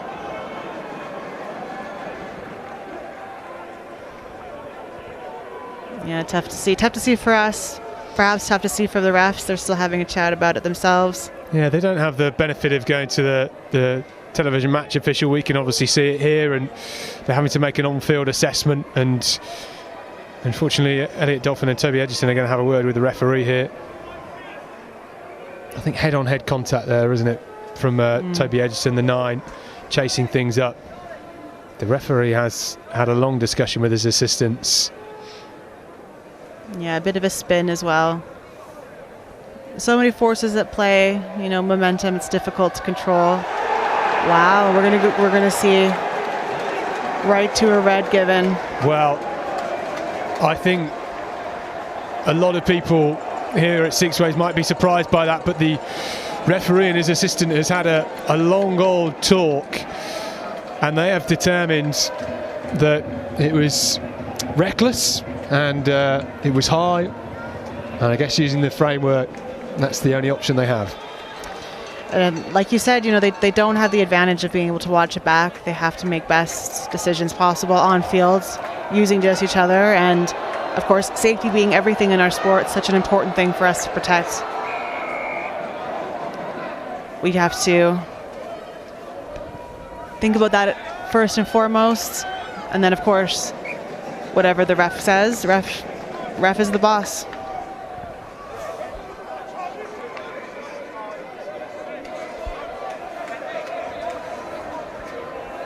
Yeah, that'll put a lot of pressure, of course, on this Newport side. They have been so dominant thus far, and you know, we'd be remiss if we didn't mention Toby Edgerton having been quite a big part of that attacking dominance so far. There's no doubt they're going to be missing him. Well, that was the red card incident again for Toby Edgerton, and unfortunately for Ruben Pilbeam, he got a full face of Toby Edgerton. Yeah, I have to say, watching that back, I am a little bit surprised it did go straight to red. I was anticipating probably a yellow shown. For a moment, I thought he was not going to give anything, to be honest. Like I thought that it was going that way. It was just, I thought it was just a telling off, but yeah, maybe a little chat, official warning. Safe to say neither of us. I think they understood that the implications of giving a red in a final like this. 100% right. You don't want to take that lightly. Oh, what a lovely take that is from Tom James. Yeah, great hands, great snag. Big tough bloke is Tom James. Still charging forward. Look at that momentum from Dorking. Just went to ground.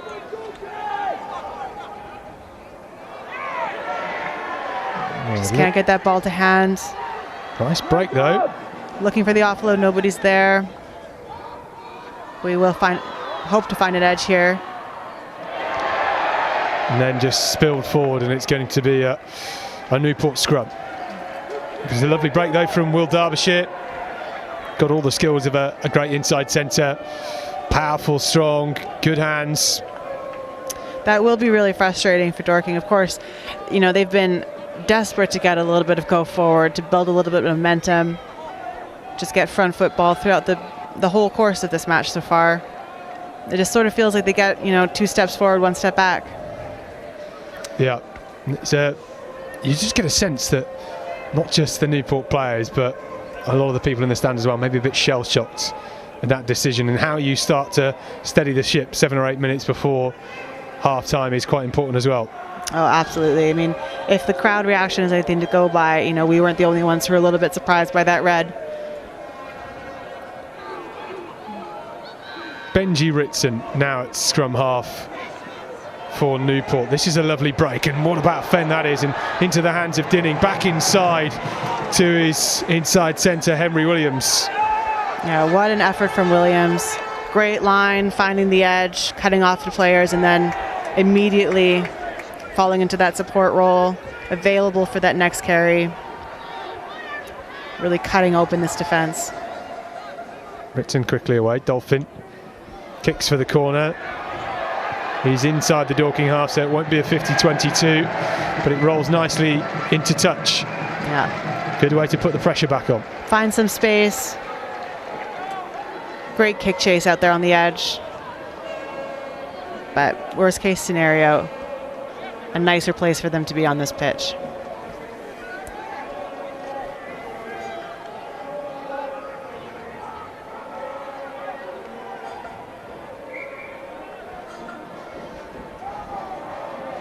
Dorking, of course, will be feeling the pressure. They don't want to play their rugby on their own 5 here. They're going to want this clean, and they're going to want it gone. Can they string together enough phases to accomplish this? Dorking getting the caterpillar, boxed away by Alex Power, the captain, and just about goes out inside his 22. Yeah, a little bit of space, but perhaps not as much breathing room as they would have liked. Still inside their own 22. Of course, big difference in who's holding the ball, as this will be a Newport throw-in. Well, Newport here. Plenty of replacements in the forwards. Lovely take from Pugh. We see their wrap-around play again. Not quite as much joy this time. Good dart here. Okayeri. Now through Williams. Strong tackle from Power. Dolphin whips it out wide. Dinning down the left. Back with Dinning from Reynolds and spilled forward. Maybe just tried to play a bit too much there. Everything happening just a little bit fast on the edge there. Referee is going to use his whistle. Wants to clean this up a little bit. Yeah, a little bit high, wasn't it? Yeah. Even though watching that back, you might not be so worried about safety. Of course, any contact in that high area is something that we're trying to avoid.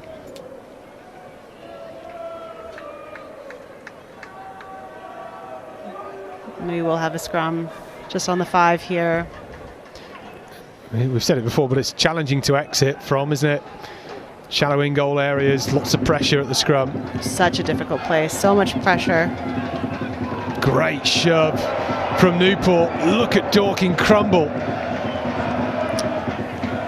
Whole thing splinters apart, but on the other side of the whistle, the ref does have his hand up for Dorking. A great contest from this Newport side, but something about that picture just isn't convincing the ref to give them the reward for it. They'll have to find a different way.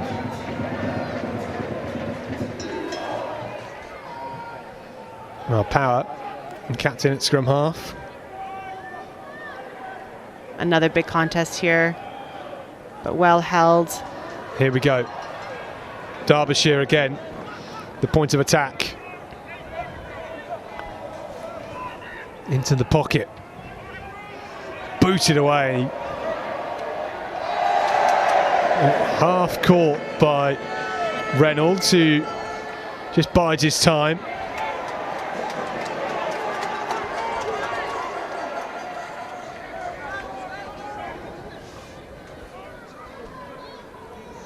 Ritson, Dolphin looks to grubber it through and just gives possession back to Dorking on halfway, and they've got numbers on the left, and this could be a glaring error from Newport. Oh, that looks high again. Yeah. Well, ref's hand is up. A little bit scrappy, a little bit messy. Both teams giving away some contact penalties. well, this was the great break, and down the left it came. It was seatbelt and Hereford John. Yeah. Maybe slightly lucky. Yeah, is the referee having a think about this? Of course, not much time left to play in this opening half. Hovering between that 1 to 2 minute mark as this line out cracks on. It's a great position for Dorking. They get it off the top quickly and through the hands, and here is Derbyshire on the half outside break and skipping and going again, and just a metre short gets it to Simpson, who's got that one try already, and Dorking fighting to keep this in play. Back with Whittaker. Now we go with Bloomfield. Big contact, big drive. Of course, trying to recover from that accidental maul. Did not mean to set that one up. Dorking skipping his styles. Couldn't get it away quick enough.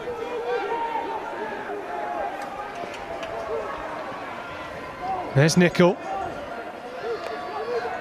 Back with James.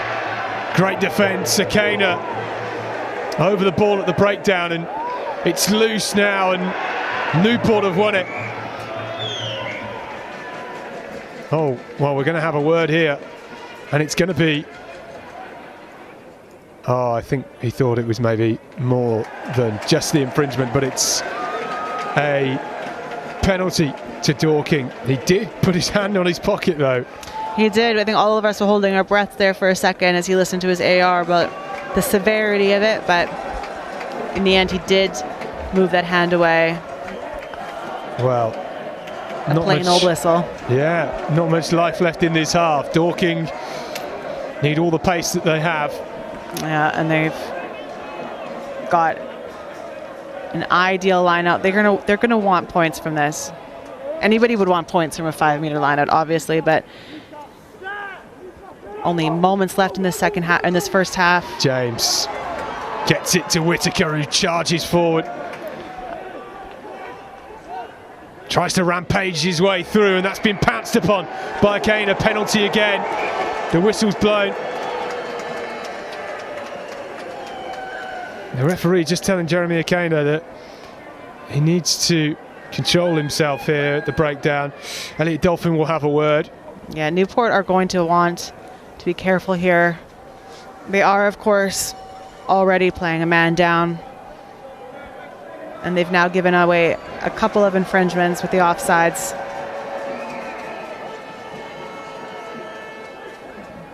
He's writing something. I reckon he's just noting down the number of infringements they've given at the breakdown. It's good to be thorough, good to know. Yeah. We do want our sirs to keep track of that, so. Yeah, he's still having a bit of a chat over the headsets with his assistant on this near side. Newport have to be very, very careful here. Yeah, I can't imagine they want to play another man down. Dorking, Power at scrum half up against Benji Ritson, the replacement who came on for the red-carded Toby Edgerton. What a scrum, though. Off the base, Whittaker almost fumbles it. It goes backwards. Show and go with Derbyshire, and Power loses it. Stolen by a Kayeri. Oh my And it's gosh. Derbyshire with it again. What on earth's going on with Newport? They've got acres of space, Dorking, if they can release. They don't want to put it through the forwards. They've got miles of space with the backs. James gets it away. Can they set their backline free? They have multiple options. Now straight up to Simpson, Derbyshire through the hands. It's Nicol stepping inside, maybe a touch high again, a metre short. Dorking, this time they go over, and it's try number 2 as Dorking take the lead for the first time. Well, we all had, I think, our hearts in our throats several times in that attacking set. A little bit of magic, not always the prettiest, but they get the job done.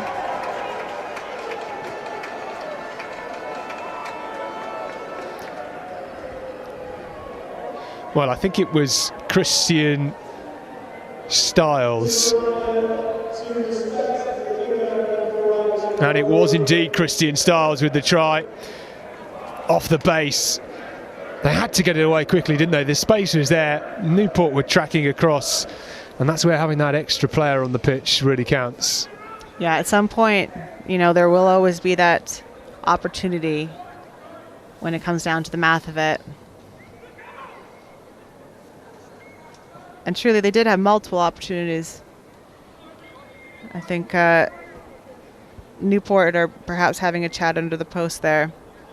They're going to have to be squeaky clean for a little while here. Yeah, I agree.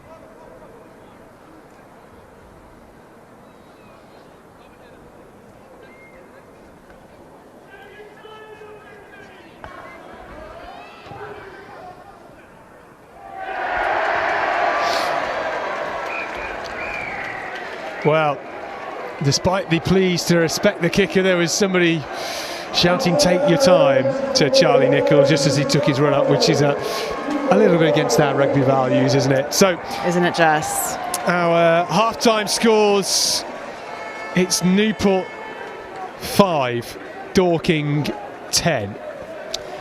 Yeah, a little bit, you know, it's very understandable. Like, everybody who's been here today has had this game mean so much to them.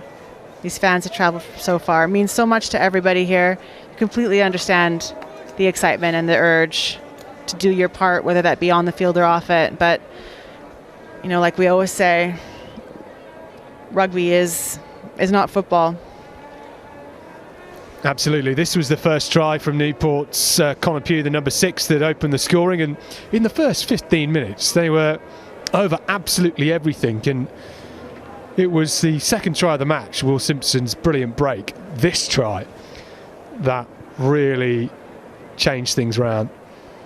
Yeah, again, just beautiful skill set off of the boot to not only free that ball up, but get it to hand.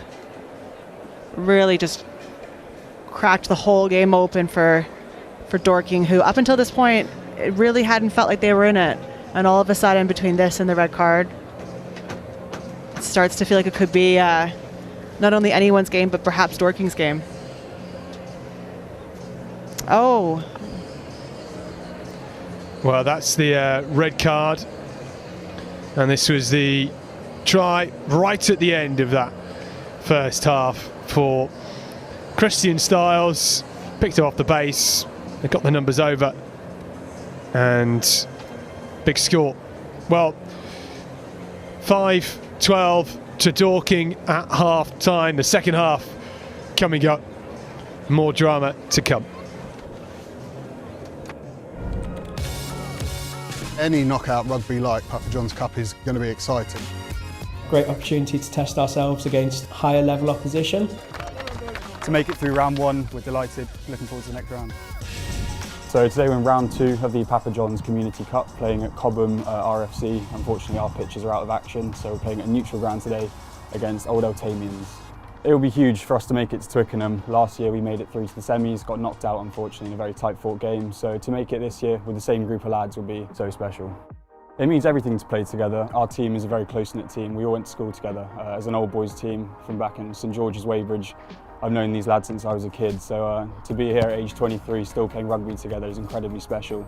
The best thing about community rugby, you're sort of like another family away from your family. It really makes such a difference to have had those childhood connections and to have known each other through such a developmental time of our lives. And yeah, the way you play on the pitch with your friends is so much better than the way you play on the pitch with people you don't know. We actually know nothing about Old Athenians. It's the beauty of the Papa John's Community Cup that we're playing, teams from all over the country, and they're in a league in Kent, and we're obviously in Surrey, so that's the best kind of test for us. I think we're always confident. We're a really kind of bound team together. We've been playing together for a while, and the passion that the team has, this is just important for us as the league. Today's the day for it, and everyone will be up for it. If you're next to one of your best mates, you're going to work that extra bit harder to cover his back and make the tackle if you need to. So yeah, I definitely say the cohesion is very important. I feel like, the more you get to know someone, it opens connections, and then, things on field always goes better. We think we've got quite an exciting, young, dynamic side. It helps that sort of 90% of them are old Georgians as well. They all went to the school, and that sort of helps bond them together. Let's go! Come on, Danny, get him off you, Danny! So I think it's every child's dream, isn't it? If they want to be a rugby player, they want to go and play at Twickenham. Obviously, I was fortunate enough to do that, but just that experience to actually get on the turf would be a fantastic achievement for them. Let's start them group points today. 21 of us, 80 minutes. Let's go, Chris. 1, 2, 3. Do this!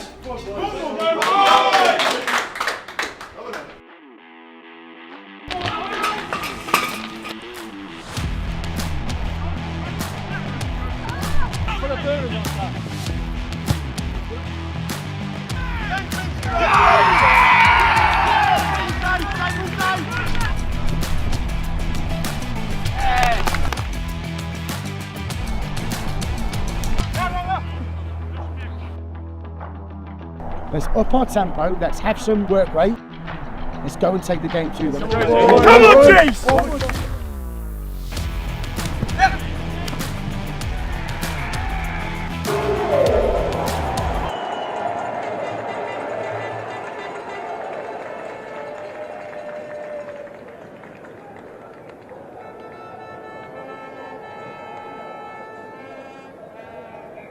Well, second half. Another 35 minutes to separate either Newport or Dorking with the National Under-18 Cup. Dorking send that high into the Worcester sky, and nicely taken by Ellis Dean Smith. Didn't see enough of him with ball in hand in that first half.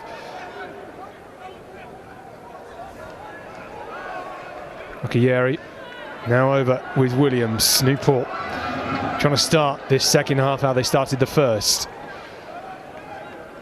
Yeah, they certainly come out of those moments off all guns firing, keeping this ball alive at all costs. A lot of pace on this attack, perhaps getting a little bit disjointed now. Scrambling a little bit for shape. Well, just dancing around.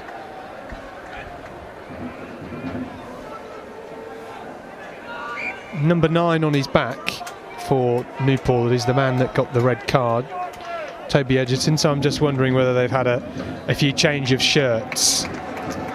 Yeah, I mean, you would hope so, as it doesn't quite make sense otherwise. We'll just have a little look into that, make sure we got our names right. Meanwhile, we do have time off.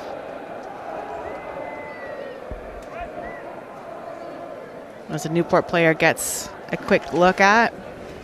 Well, bit of treatment here for Henry Williams.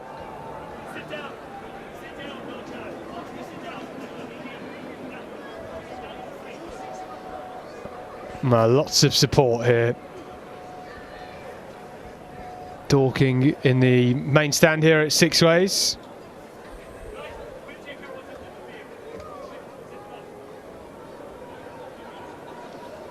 And there is the brass band. Somebody with a trumpet for Dorking.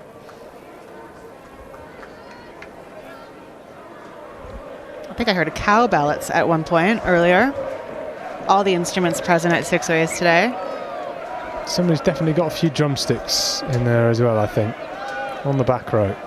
We will restart now. It's going to be a Newport scrum just outside their own 22.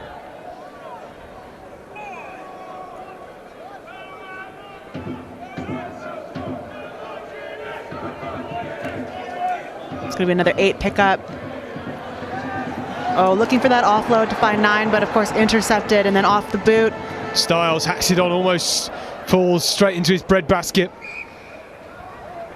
Yep, superb effort from Styles. We've already seen, of course, a great contribution from him in this game, putting up 5 points for his team. A great read there to not only be in the way of that ball when that pass was made, but then send it off his boot. Just a little bit messy on the collection, unfortunately. And we'll have another scrum. Well, we just had it confirmed that it was actually Charlie Pugh, the Newport number 13, that was red carded in the first half, not Toby Edgerton. I don't see everything up on our perch, and Edgerton back on at scrum half. The more you know. Yeah. Big boot from Dinning. High. Not loads of distance, and just flat-footing her for John there, and that's a great charge. Offload inside to Simpson for Dorking. Sent backwards. Pounced upon.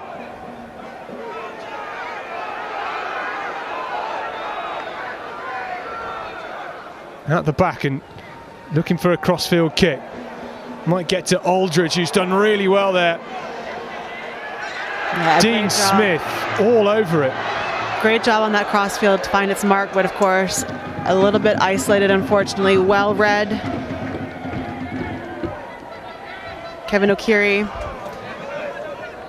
getting right over that ball, turning it over, putting some pace on it. Booted away by Dolphin. Straight down the throat of Charlie Aldridge. It is going to be brought back for a penalty going Newport's way. We just spoke about how they're going to have to really clean up, get the ref on side for the second half, and it seems that so far they have been doing so.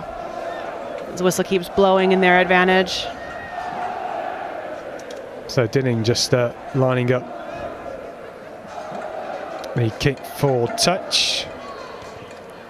Oh, usually got a big boot and doesn't make touch. Yeah, a little low. I don't think that was the game plan, but here's Gover. Bloomfield. Ball is loose, collected. Well, here we have Thackeray. Oh, what a bosh. Love to see it. Jones absolutely steamrollers Eccles. Yeah, massive carry by the loose head. Jones putting in 2 big impacts. Longville charging. All the props getting involved now, making those meters. Newport just building some steam up, and Powell was looking for the intercept. It was Akena that knocked it on. That'll be frustrating. Knock-ons on both sides, but of course, first one coming. This was the charge. Bosh. Great to see from Jones. Yeah, not a mismatch either on those in that contact area. You know, just goes to show the physicality from this Newport front row.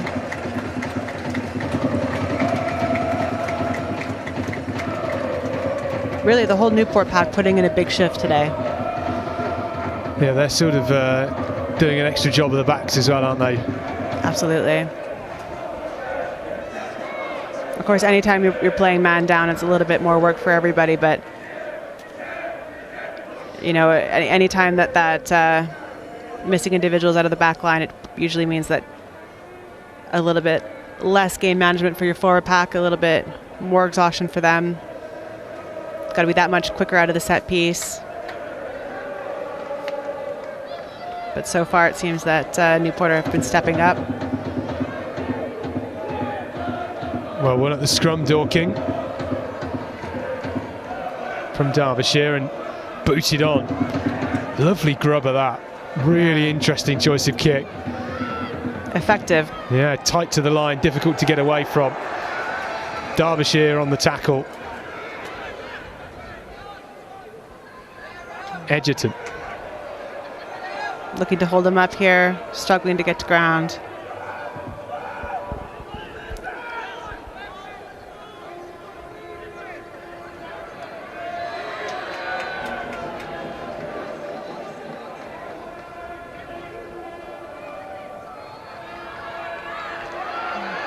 Oh, lovely feet.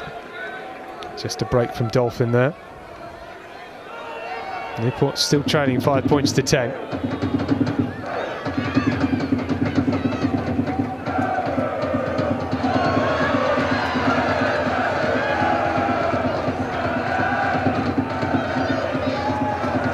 Big tussle at the breakdown, and Dorking causing a bit of havoc here.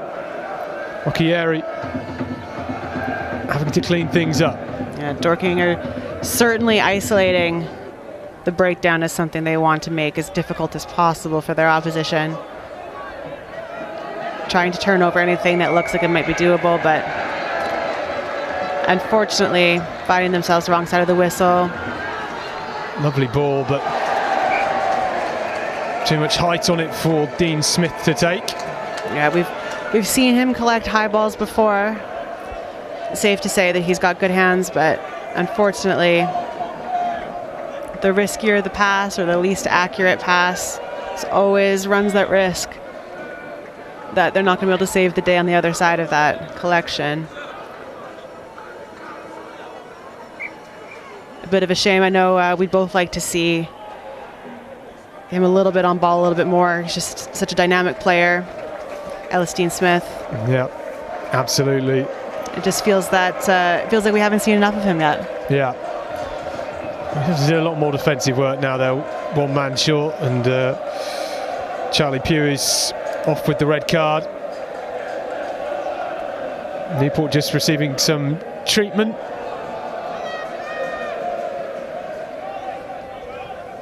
Bits of water as well. We're only 10 minutes into this second half. Still plenty of rugby to be played. Yeah, more than enough minutes left on the clock. Only 5 points between it. We are going to have a front row seat for this Dorking scrum. Power will put it in. Been up against it at times in this game with the might of the Newport scrum and that forward pack. Just at the feet of the 9, Alex Power, a red hair ribbon from earlier in the day. Dorking shunted backwards, but just about getting it away, and here with the electric feet back towards traffic, and that's Simpson. Yeah, Simpson is not a player that you want to take for granted. Can't afford to give him an inch, he'll take a mile. Big arcing pass, finding the edge. And that pass just finding its way into touch from Charlie Nichol. Too much on it. That'll be frustrating for Dorking. They really seem to, so far in this game today, have a few moments of brilliance and then just not quite able to finish it cleanly. Playing rather a lot of good rugby, but not always having the points to show for it. They are, of course, up by 5, as I say that. 10-5 for Dorking currently. Well, a bit of a replacement in force really by injury for Newport. Will Longville is off the field, suffering with a bit of cramp again. Another challenge that players face when they haven't done much rugby on 4G surfaces before. And Ned Whitworth is on in his place. A fair bit of scrummaging in the second half so far. Yeah, and that won't be the one. Looks like we're going to do the song and dance again. Ref having a little chat. Well, Edgerton looking to try and spring some life into his side, who started that first half so well. Dorking have certainly managed to get the reins on this game. Dolphin grubbered through and being chased after. Oh, it looked like he might bounce nicely for Dinning, and collected by Edwards. Still going forward, 40 metres made. Dolphin again, Dinning is there, gets it to Dean Smith, charging forward. just about holds on to it. Dinning is in support. Stolen on the floor. It's back with Dorking. Yeah, superb effort there by Dorking.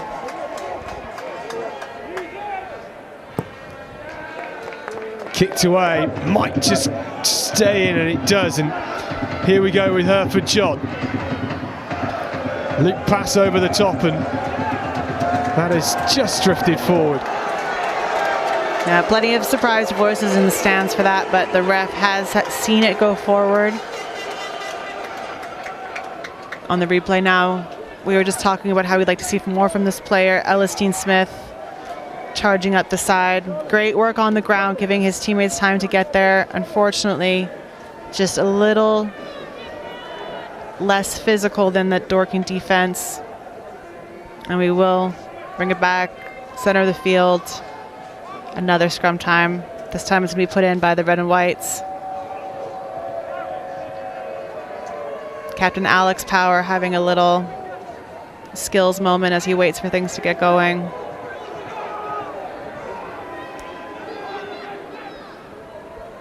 And they're off. Skip pass out wide. Oh, down the right wing they go. Big pass inside needed. Still with Dorking. Can they get another away? Great cover defence from Newport. Biding their time. They have plenty of red and white shirts. Derbyshire looks to ship it out wide. Kelly down the wing. It's Aldridge.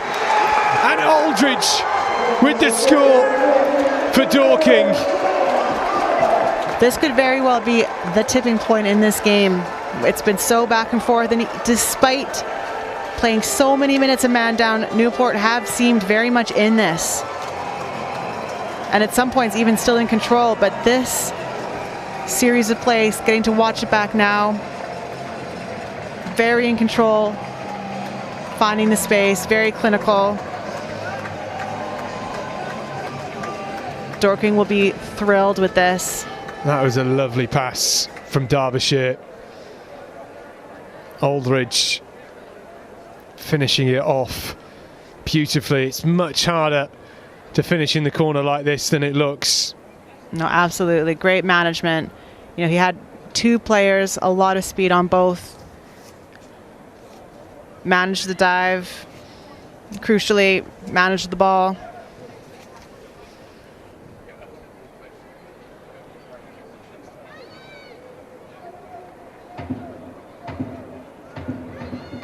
And Charlie Nickel will set up to take this conversion attempt.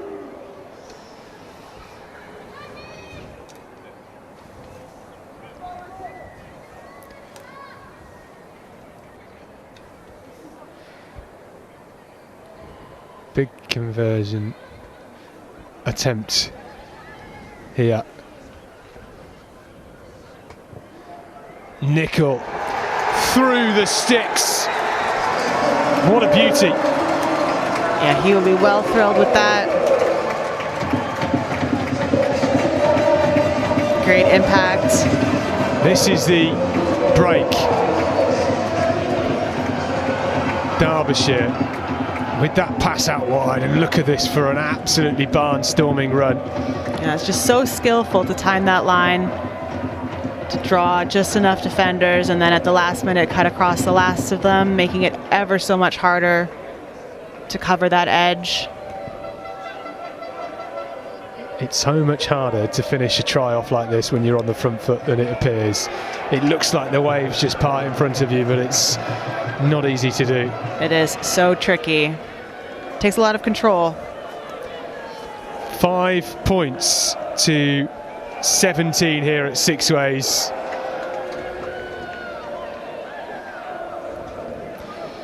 Yeah, this is starting to feel like a Dorking game. It is very much shaping up that way, but do not discount Newport. No, they are a lethal side, very dangerous on attack, even a man down.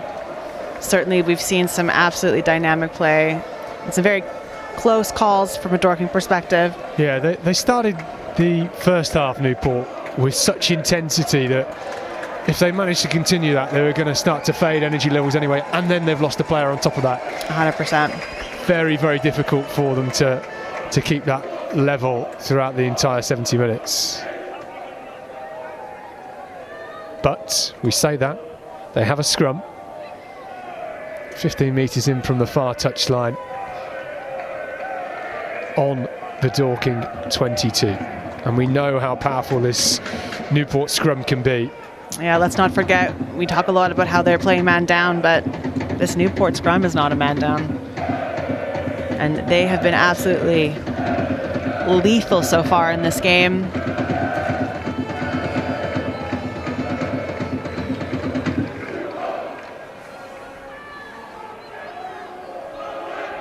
Another 8 pickup going blind. Bit isolated, but managed to hold the ball up long enough for some support. There is Edwards. Throwing himself forward, getting an extra meter. A little bit of rugby IQ. Next carry going back in. Everything a little bit tight. Can we find some width?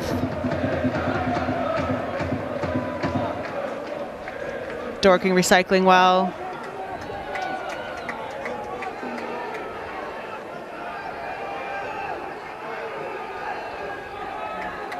Some big hits coming in here. Newport putting a lot of effort into this, but staying relatively the same as far as territory. Maybe a few inches in it. Still pressing, making good meters here. Newport just trying to be patient and grind their way towards the try line. Still 5 meters to go. Edgerton, half a break. Now they go again. Dorking really fronting up here. There's multiple phases strung together, staying connected, holding off this onslaught. Is it starting to break though? Are we seeing cracks in the armor? Akana came close. Maybe another chance here. This is Flock. Just short. Pinned in the corner. This time they think they've got there. Dorking think they've defended it. It was Simpson getting under the ball in a red and white shirt. A lot of different people cheering.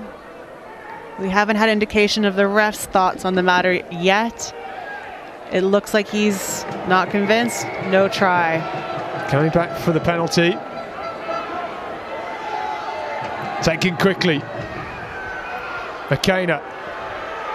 Huge contributions from the Newport 8. Edwards. Okay. Fancy the chances again. Newport. The amount of bodies they're piling in there. They've still got numbers towards the near touchline if they use them. Unsure how they managed to have this Dolphin, overlap, but they do. Through the hands, Herford John across the line, and he gets the score. And maybe Newport can build a fight back from here. The crowd is loving that. You know, it is no small feat to create not only that much space out wide, but an overlap playing a man down. Somehow Newport have achieved that. So hard to defend. As we see on the playback now, it's just several options off of that ball carrier, meaning that every time a defender is marking somebody, they have to make a 50-50 decision. Can't take anything for granted. Well, makes it a bit easy to thread the needle. Imagine if he didn't score that with the two-man overlap outside of him then. Speaking of things that would haunt you, that would be one of them. Absolutely. And conversion missed for Dolphin. He's not looking happy. That'll be frustrating. You know, as a kicker, you want to be putting those points up for your team. Hard not to take that to heart too much. His teammates giving him a slap as he returns. He's got to shake that off. We are seeing Newport clawing their way back into this game. Dolphin's going to have to shake that off and get back to scoring points. Dean Smith on the counter here. Got numbers to his left. We were just talking about wanting to see more of him, and that is why. Just a great run up the center, beating defenders, work on the ground.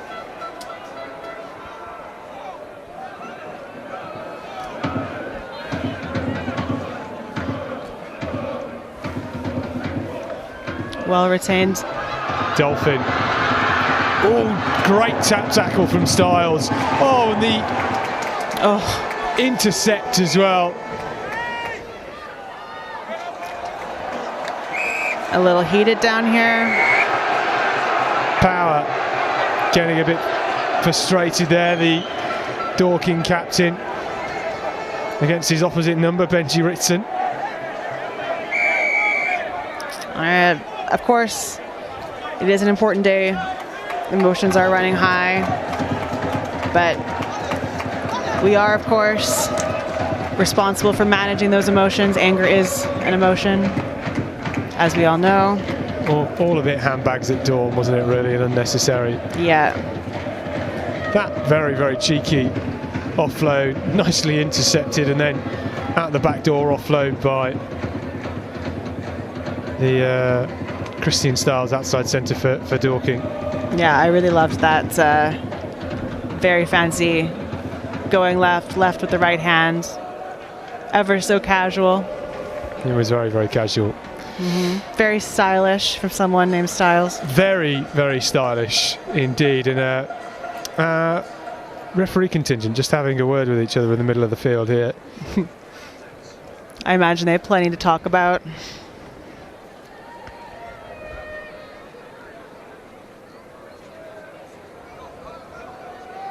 I suspect he's just trying to re-emphasise the fact that there's about 10 minutes left in this game and that it is not necessary to randomly fall out with your opposite number. Yeah, you know, at the end of the day, everyone here's got a job to do, and the man with the whistle, you know, it's important that we always let him do his job. If we take things into our own hands,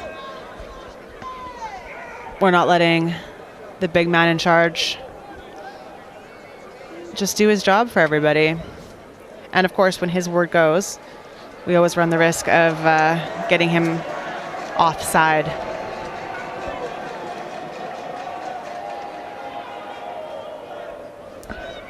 Looks like the decision is going to be coming back for the knock-on, restarting from the scrum. It will be a Newport put in. I have to say, I am impressed by how often we're seeing Newport find space and get around the edge, considering their numbers deficit. It's become quite a regular occurrence. It makes you wonder about the Dorking defensive shape. Something must be going wrong with your spacing or your setup if it's happening with such absolutely regularity. Edgerton, away it goes. Dolphin to Ritson out the back, and there was Power flying after him.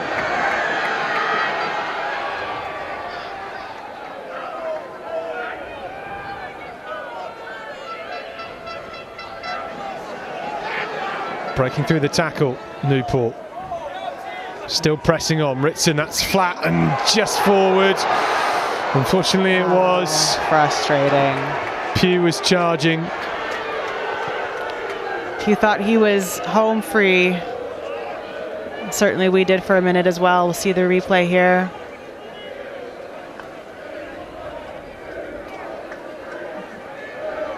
That is tough. I mean,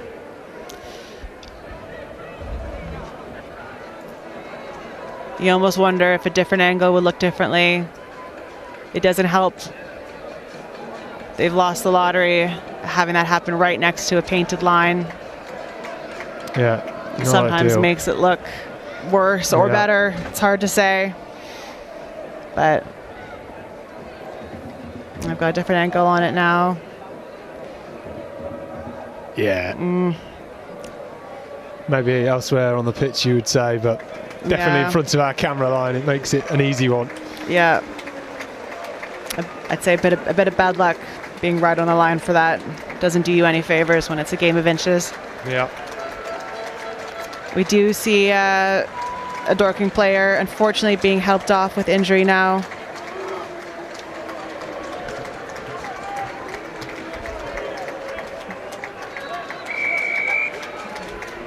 We're ready to get going again. All substitutions made. Big boot from Newport.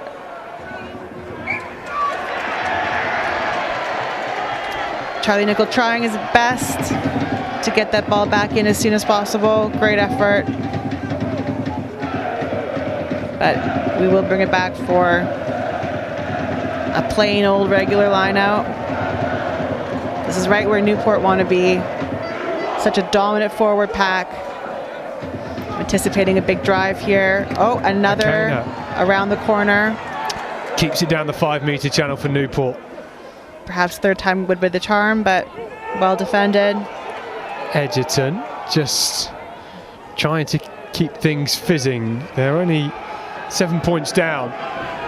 Newport, they get a converted try in the next 7 minutes. That could be very interesting.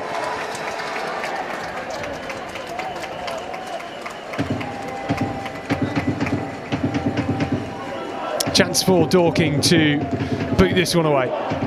And that'll be very frustrating for Newport. Play so many phases in the opposition 22 just to let them exit. I do think it's interesting considering the dominance of this forward pack and how physical they've been in their scrum set piece that we actually haven't seen a Newport drive off of line out yet. We've seen a lot of that looping play coming back blind, but I'd love to see just, you know, a sweet and simple drive from this pack. Get the train rolling.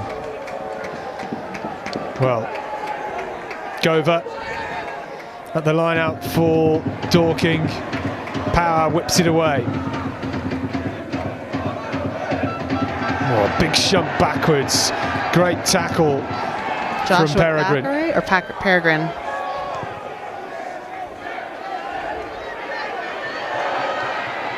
Looking for options here.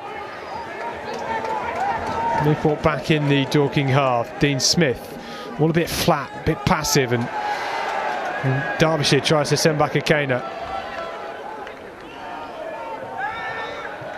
Ritson, power, oh, and there is Styles.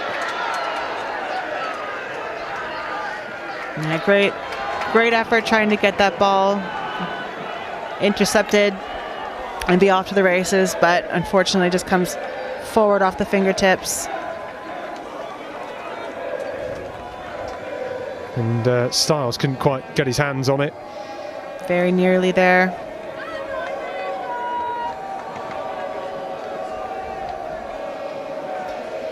Well, can Newport do anything in the final 5 minutes?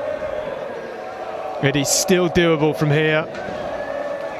And I think off the top of my head, if they did get a converted try to level the scores, they would win based on first try scored rules.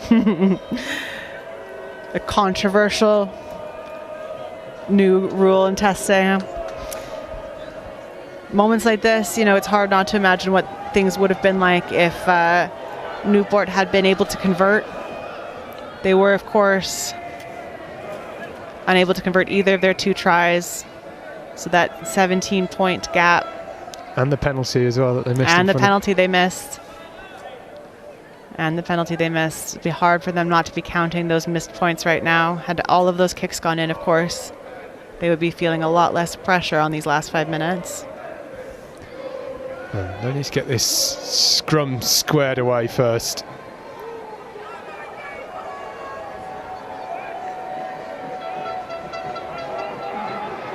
Off the base, Edwards, Ritson firing it forwards, and Dolphin bit passive but through the hands, and Reynolds is charging, streaking downfield.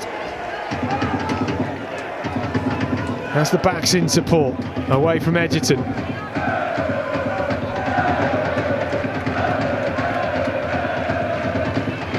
Again finding themselves man up on the outside. There's Hereford John that got the second try. Akena barging forward. Quick Power is there. breakdown. Ritson through the middle. Peregrine coming in at pace, and that's been stolen by Dorking. And now maybe they can get away. Oh, just too much on the pass for Christian Stiles to get his hands on. And it will be another chance from the line out for Newport. Newport doing a lot of things really right here. Just a bit of a shame that they had just that one moment of an isolated runner midfield after all that work rate. But again, getting another chance here. Dorking just again following up the last hurdle. Inaccurate pass on the edge. Messy at the line out. Dorking have secured that ball. Another chance for them to get out of their own territory. Well, Akena was trying to rip that, and it's booted off the left foot and straight down the throat of Ben Herford John, who is flying with it here, skipping away and absolutely pummeled in the tackle. Yeah, we don't regularly see those big impacts in that back line, but when we do, how exhilarating. Right in front of all those Newport fans as well in the rear stand. How are Newport again? Ritson, the edge. And it's hacked on by Dolphin. Oh, wow, I'd have to suggest that he ran into the defender there. Yeah, Charlie Nicol doing his best, wasn't me. Dorking under some pressure. Back away now and into touch. It's certainly feeling very heated. Both teams, no doubt, keenly aware of how little time is left in this game. Well, we get to see it again here on the replay. Dolphin. You know, it is hard. You can't, of course, block in rugby, but you are in charge of which direction you run.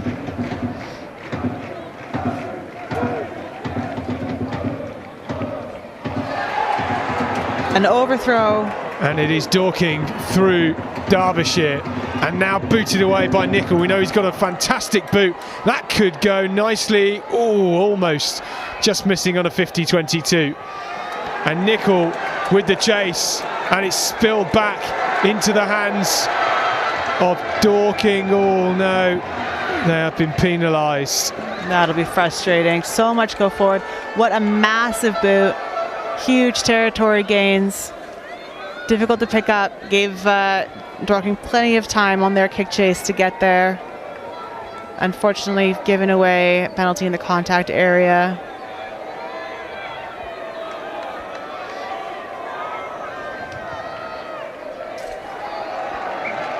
Another massive kick. We will have a Newport line out. Well, right in front of their travelling support as well, who have been, all of them have been incredibly vocal today. And Newport with not much time left on the clock. They need a moment of magic, really. And they need a good conversion under the posts. Yep. Hear that noise. Our clock is up here in the booths at full time. Of course, there have been some stoppages, so the time left will be on the ref's watch and not ours. But suffice to say, there won't be that much of it remaining. Dorking making perhaps a last-minute substitution.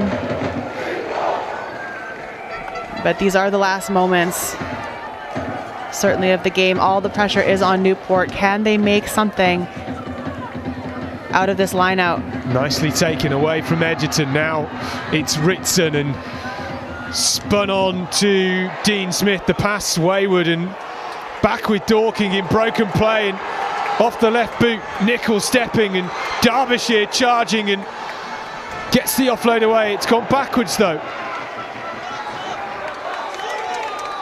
Looks like it might have been stolen. by Dolphin, and I think it went into touch. Yeah, we do have the flag up.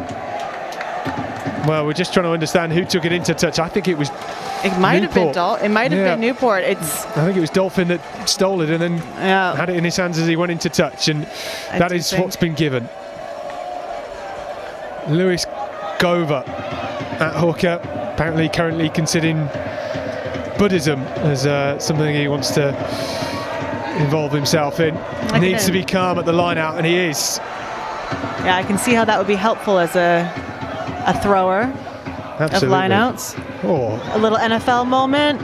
Love that. Gover to Bloomfield. It is turned over, having a bit of a wrestle on the ground.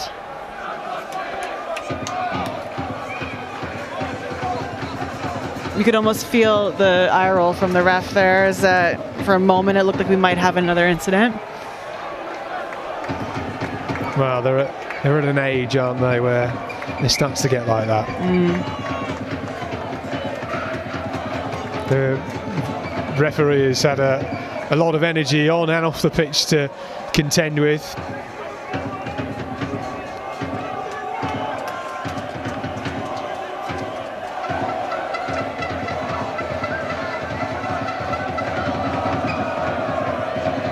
Scrum is taking, just like the one before it, quite a long time to get going. Ref having some more words.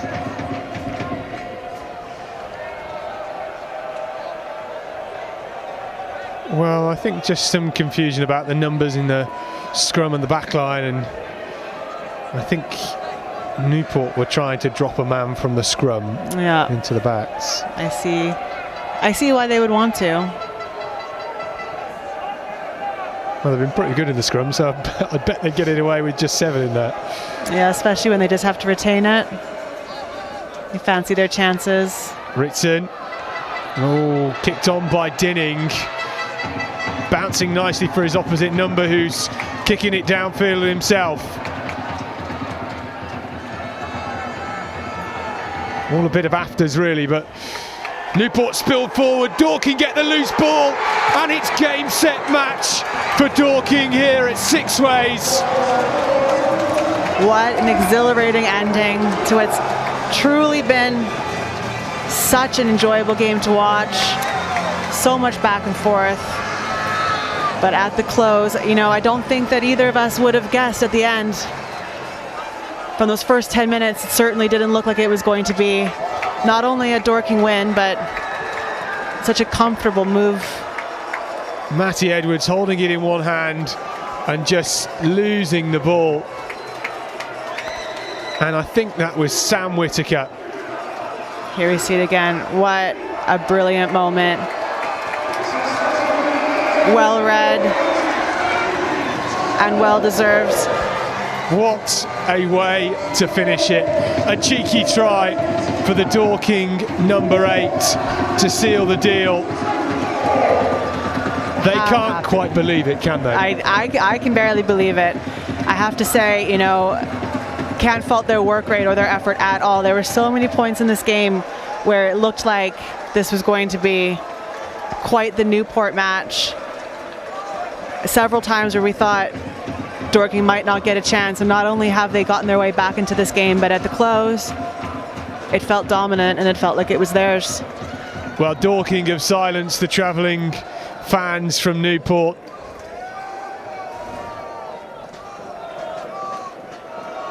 A monumental result.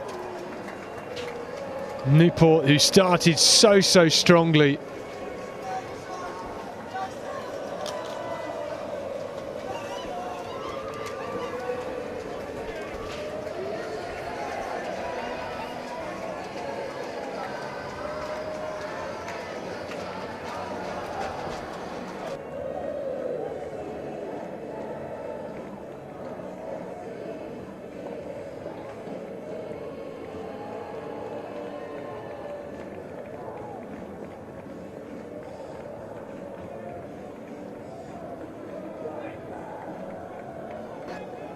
well, the final score from this RFU National Under-18 Cup Final. Newport 10, Dorking 24, and they came in as the highest point scorers in the tournaments, and they have lived up to that billing.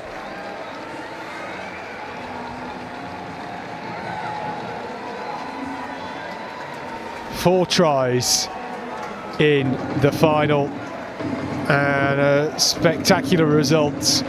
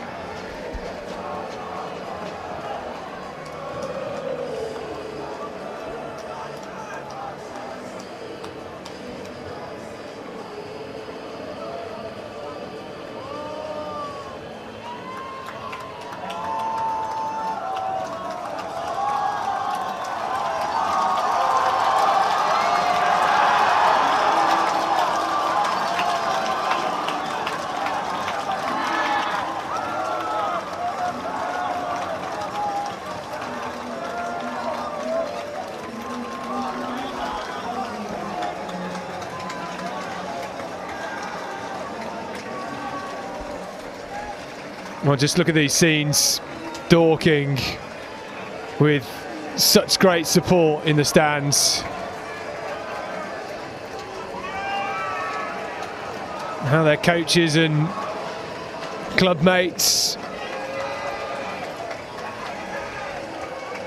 will feel just seeing these results is spectacular. And a lot of these players will have been together since their mini and junior days.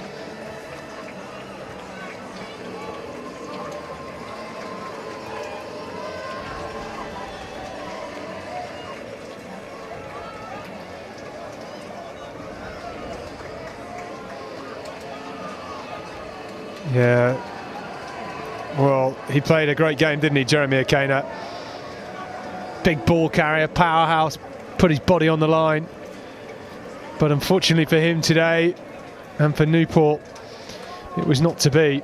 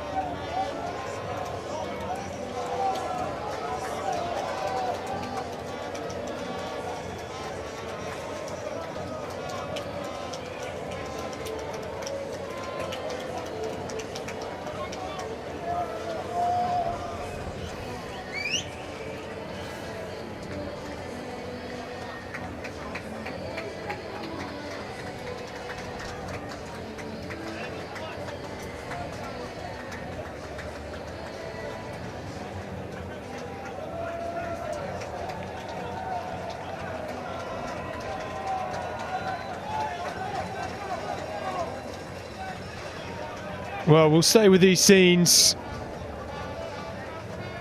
to capture the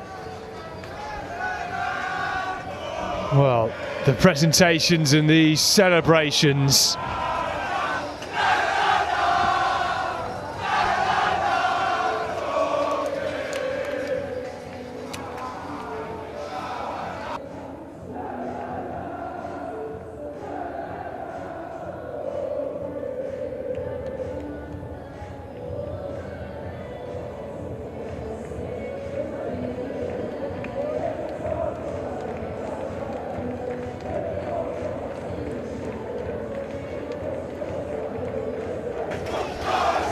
Well, very vocal as well, Dorking.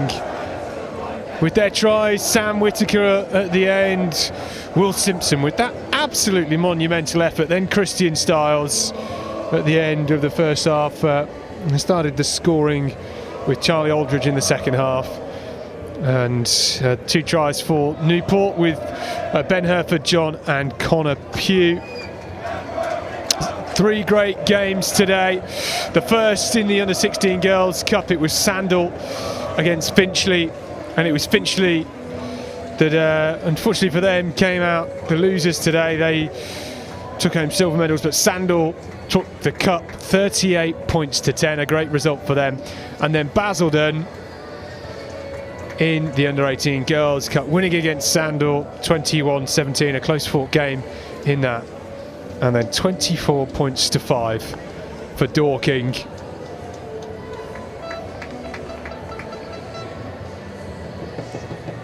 Alex Power, the captain for Dorking, will lead his lads through the tunnel.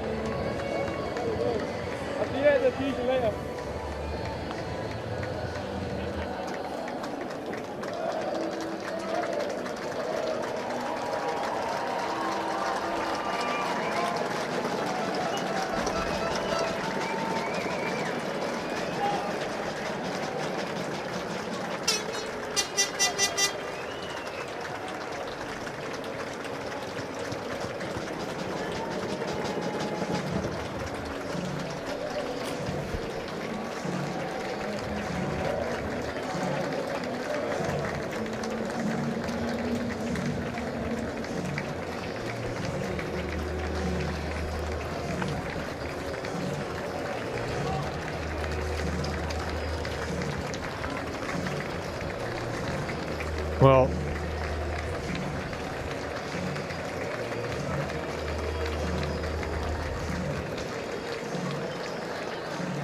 disappointing scenes for Newport. They should be delighted with getting this far, with a great win against Bury St Edmunds in the quarterfinals, then against Chester in the semi-finals to make it here. If it wasn't for that red card, I'm sure the game would have been a bit closer at the final whistle.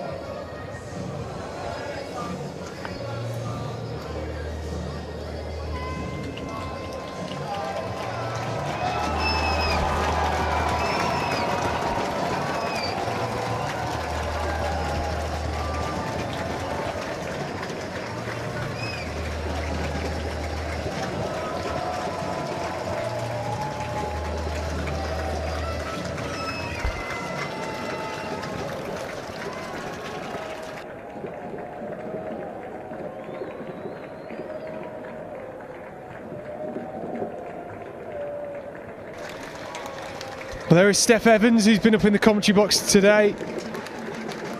Fantastic job as always, and handing out the medals.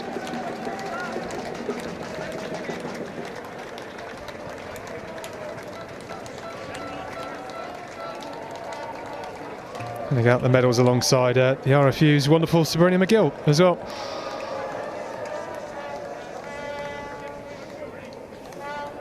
And there's Alex Power getting the trophy, and in a moment he will have the opportunity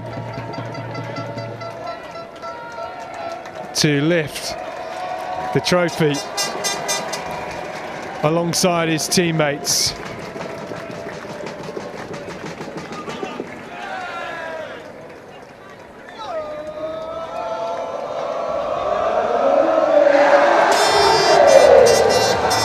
And Dorking are the champions of the RFU Age Grade National Cup for 2024. What a day. Congratulations to all our finalists. Congratulations to our 3 winners, Sandal, Basildon and Dorking. And thank you at home for staying with us. Great to be back at Sixways. Great to be covering grassroots rugby. Until next time, good night.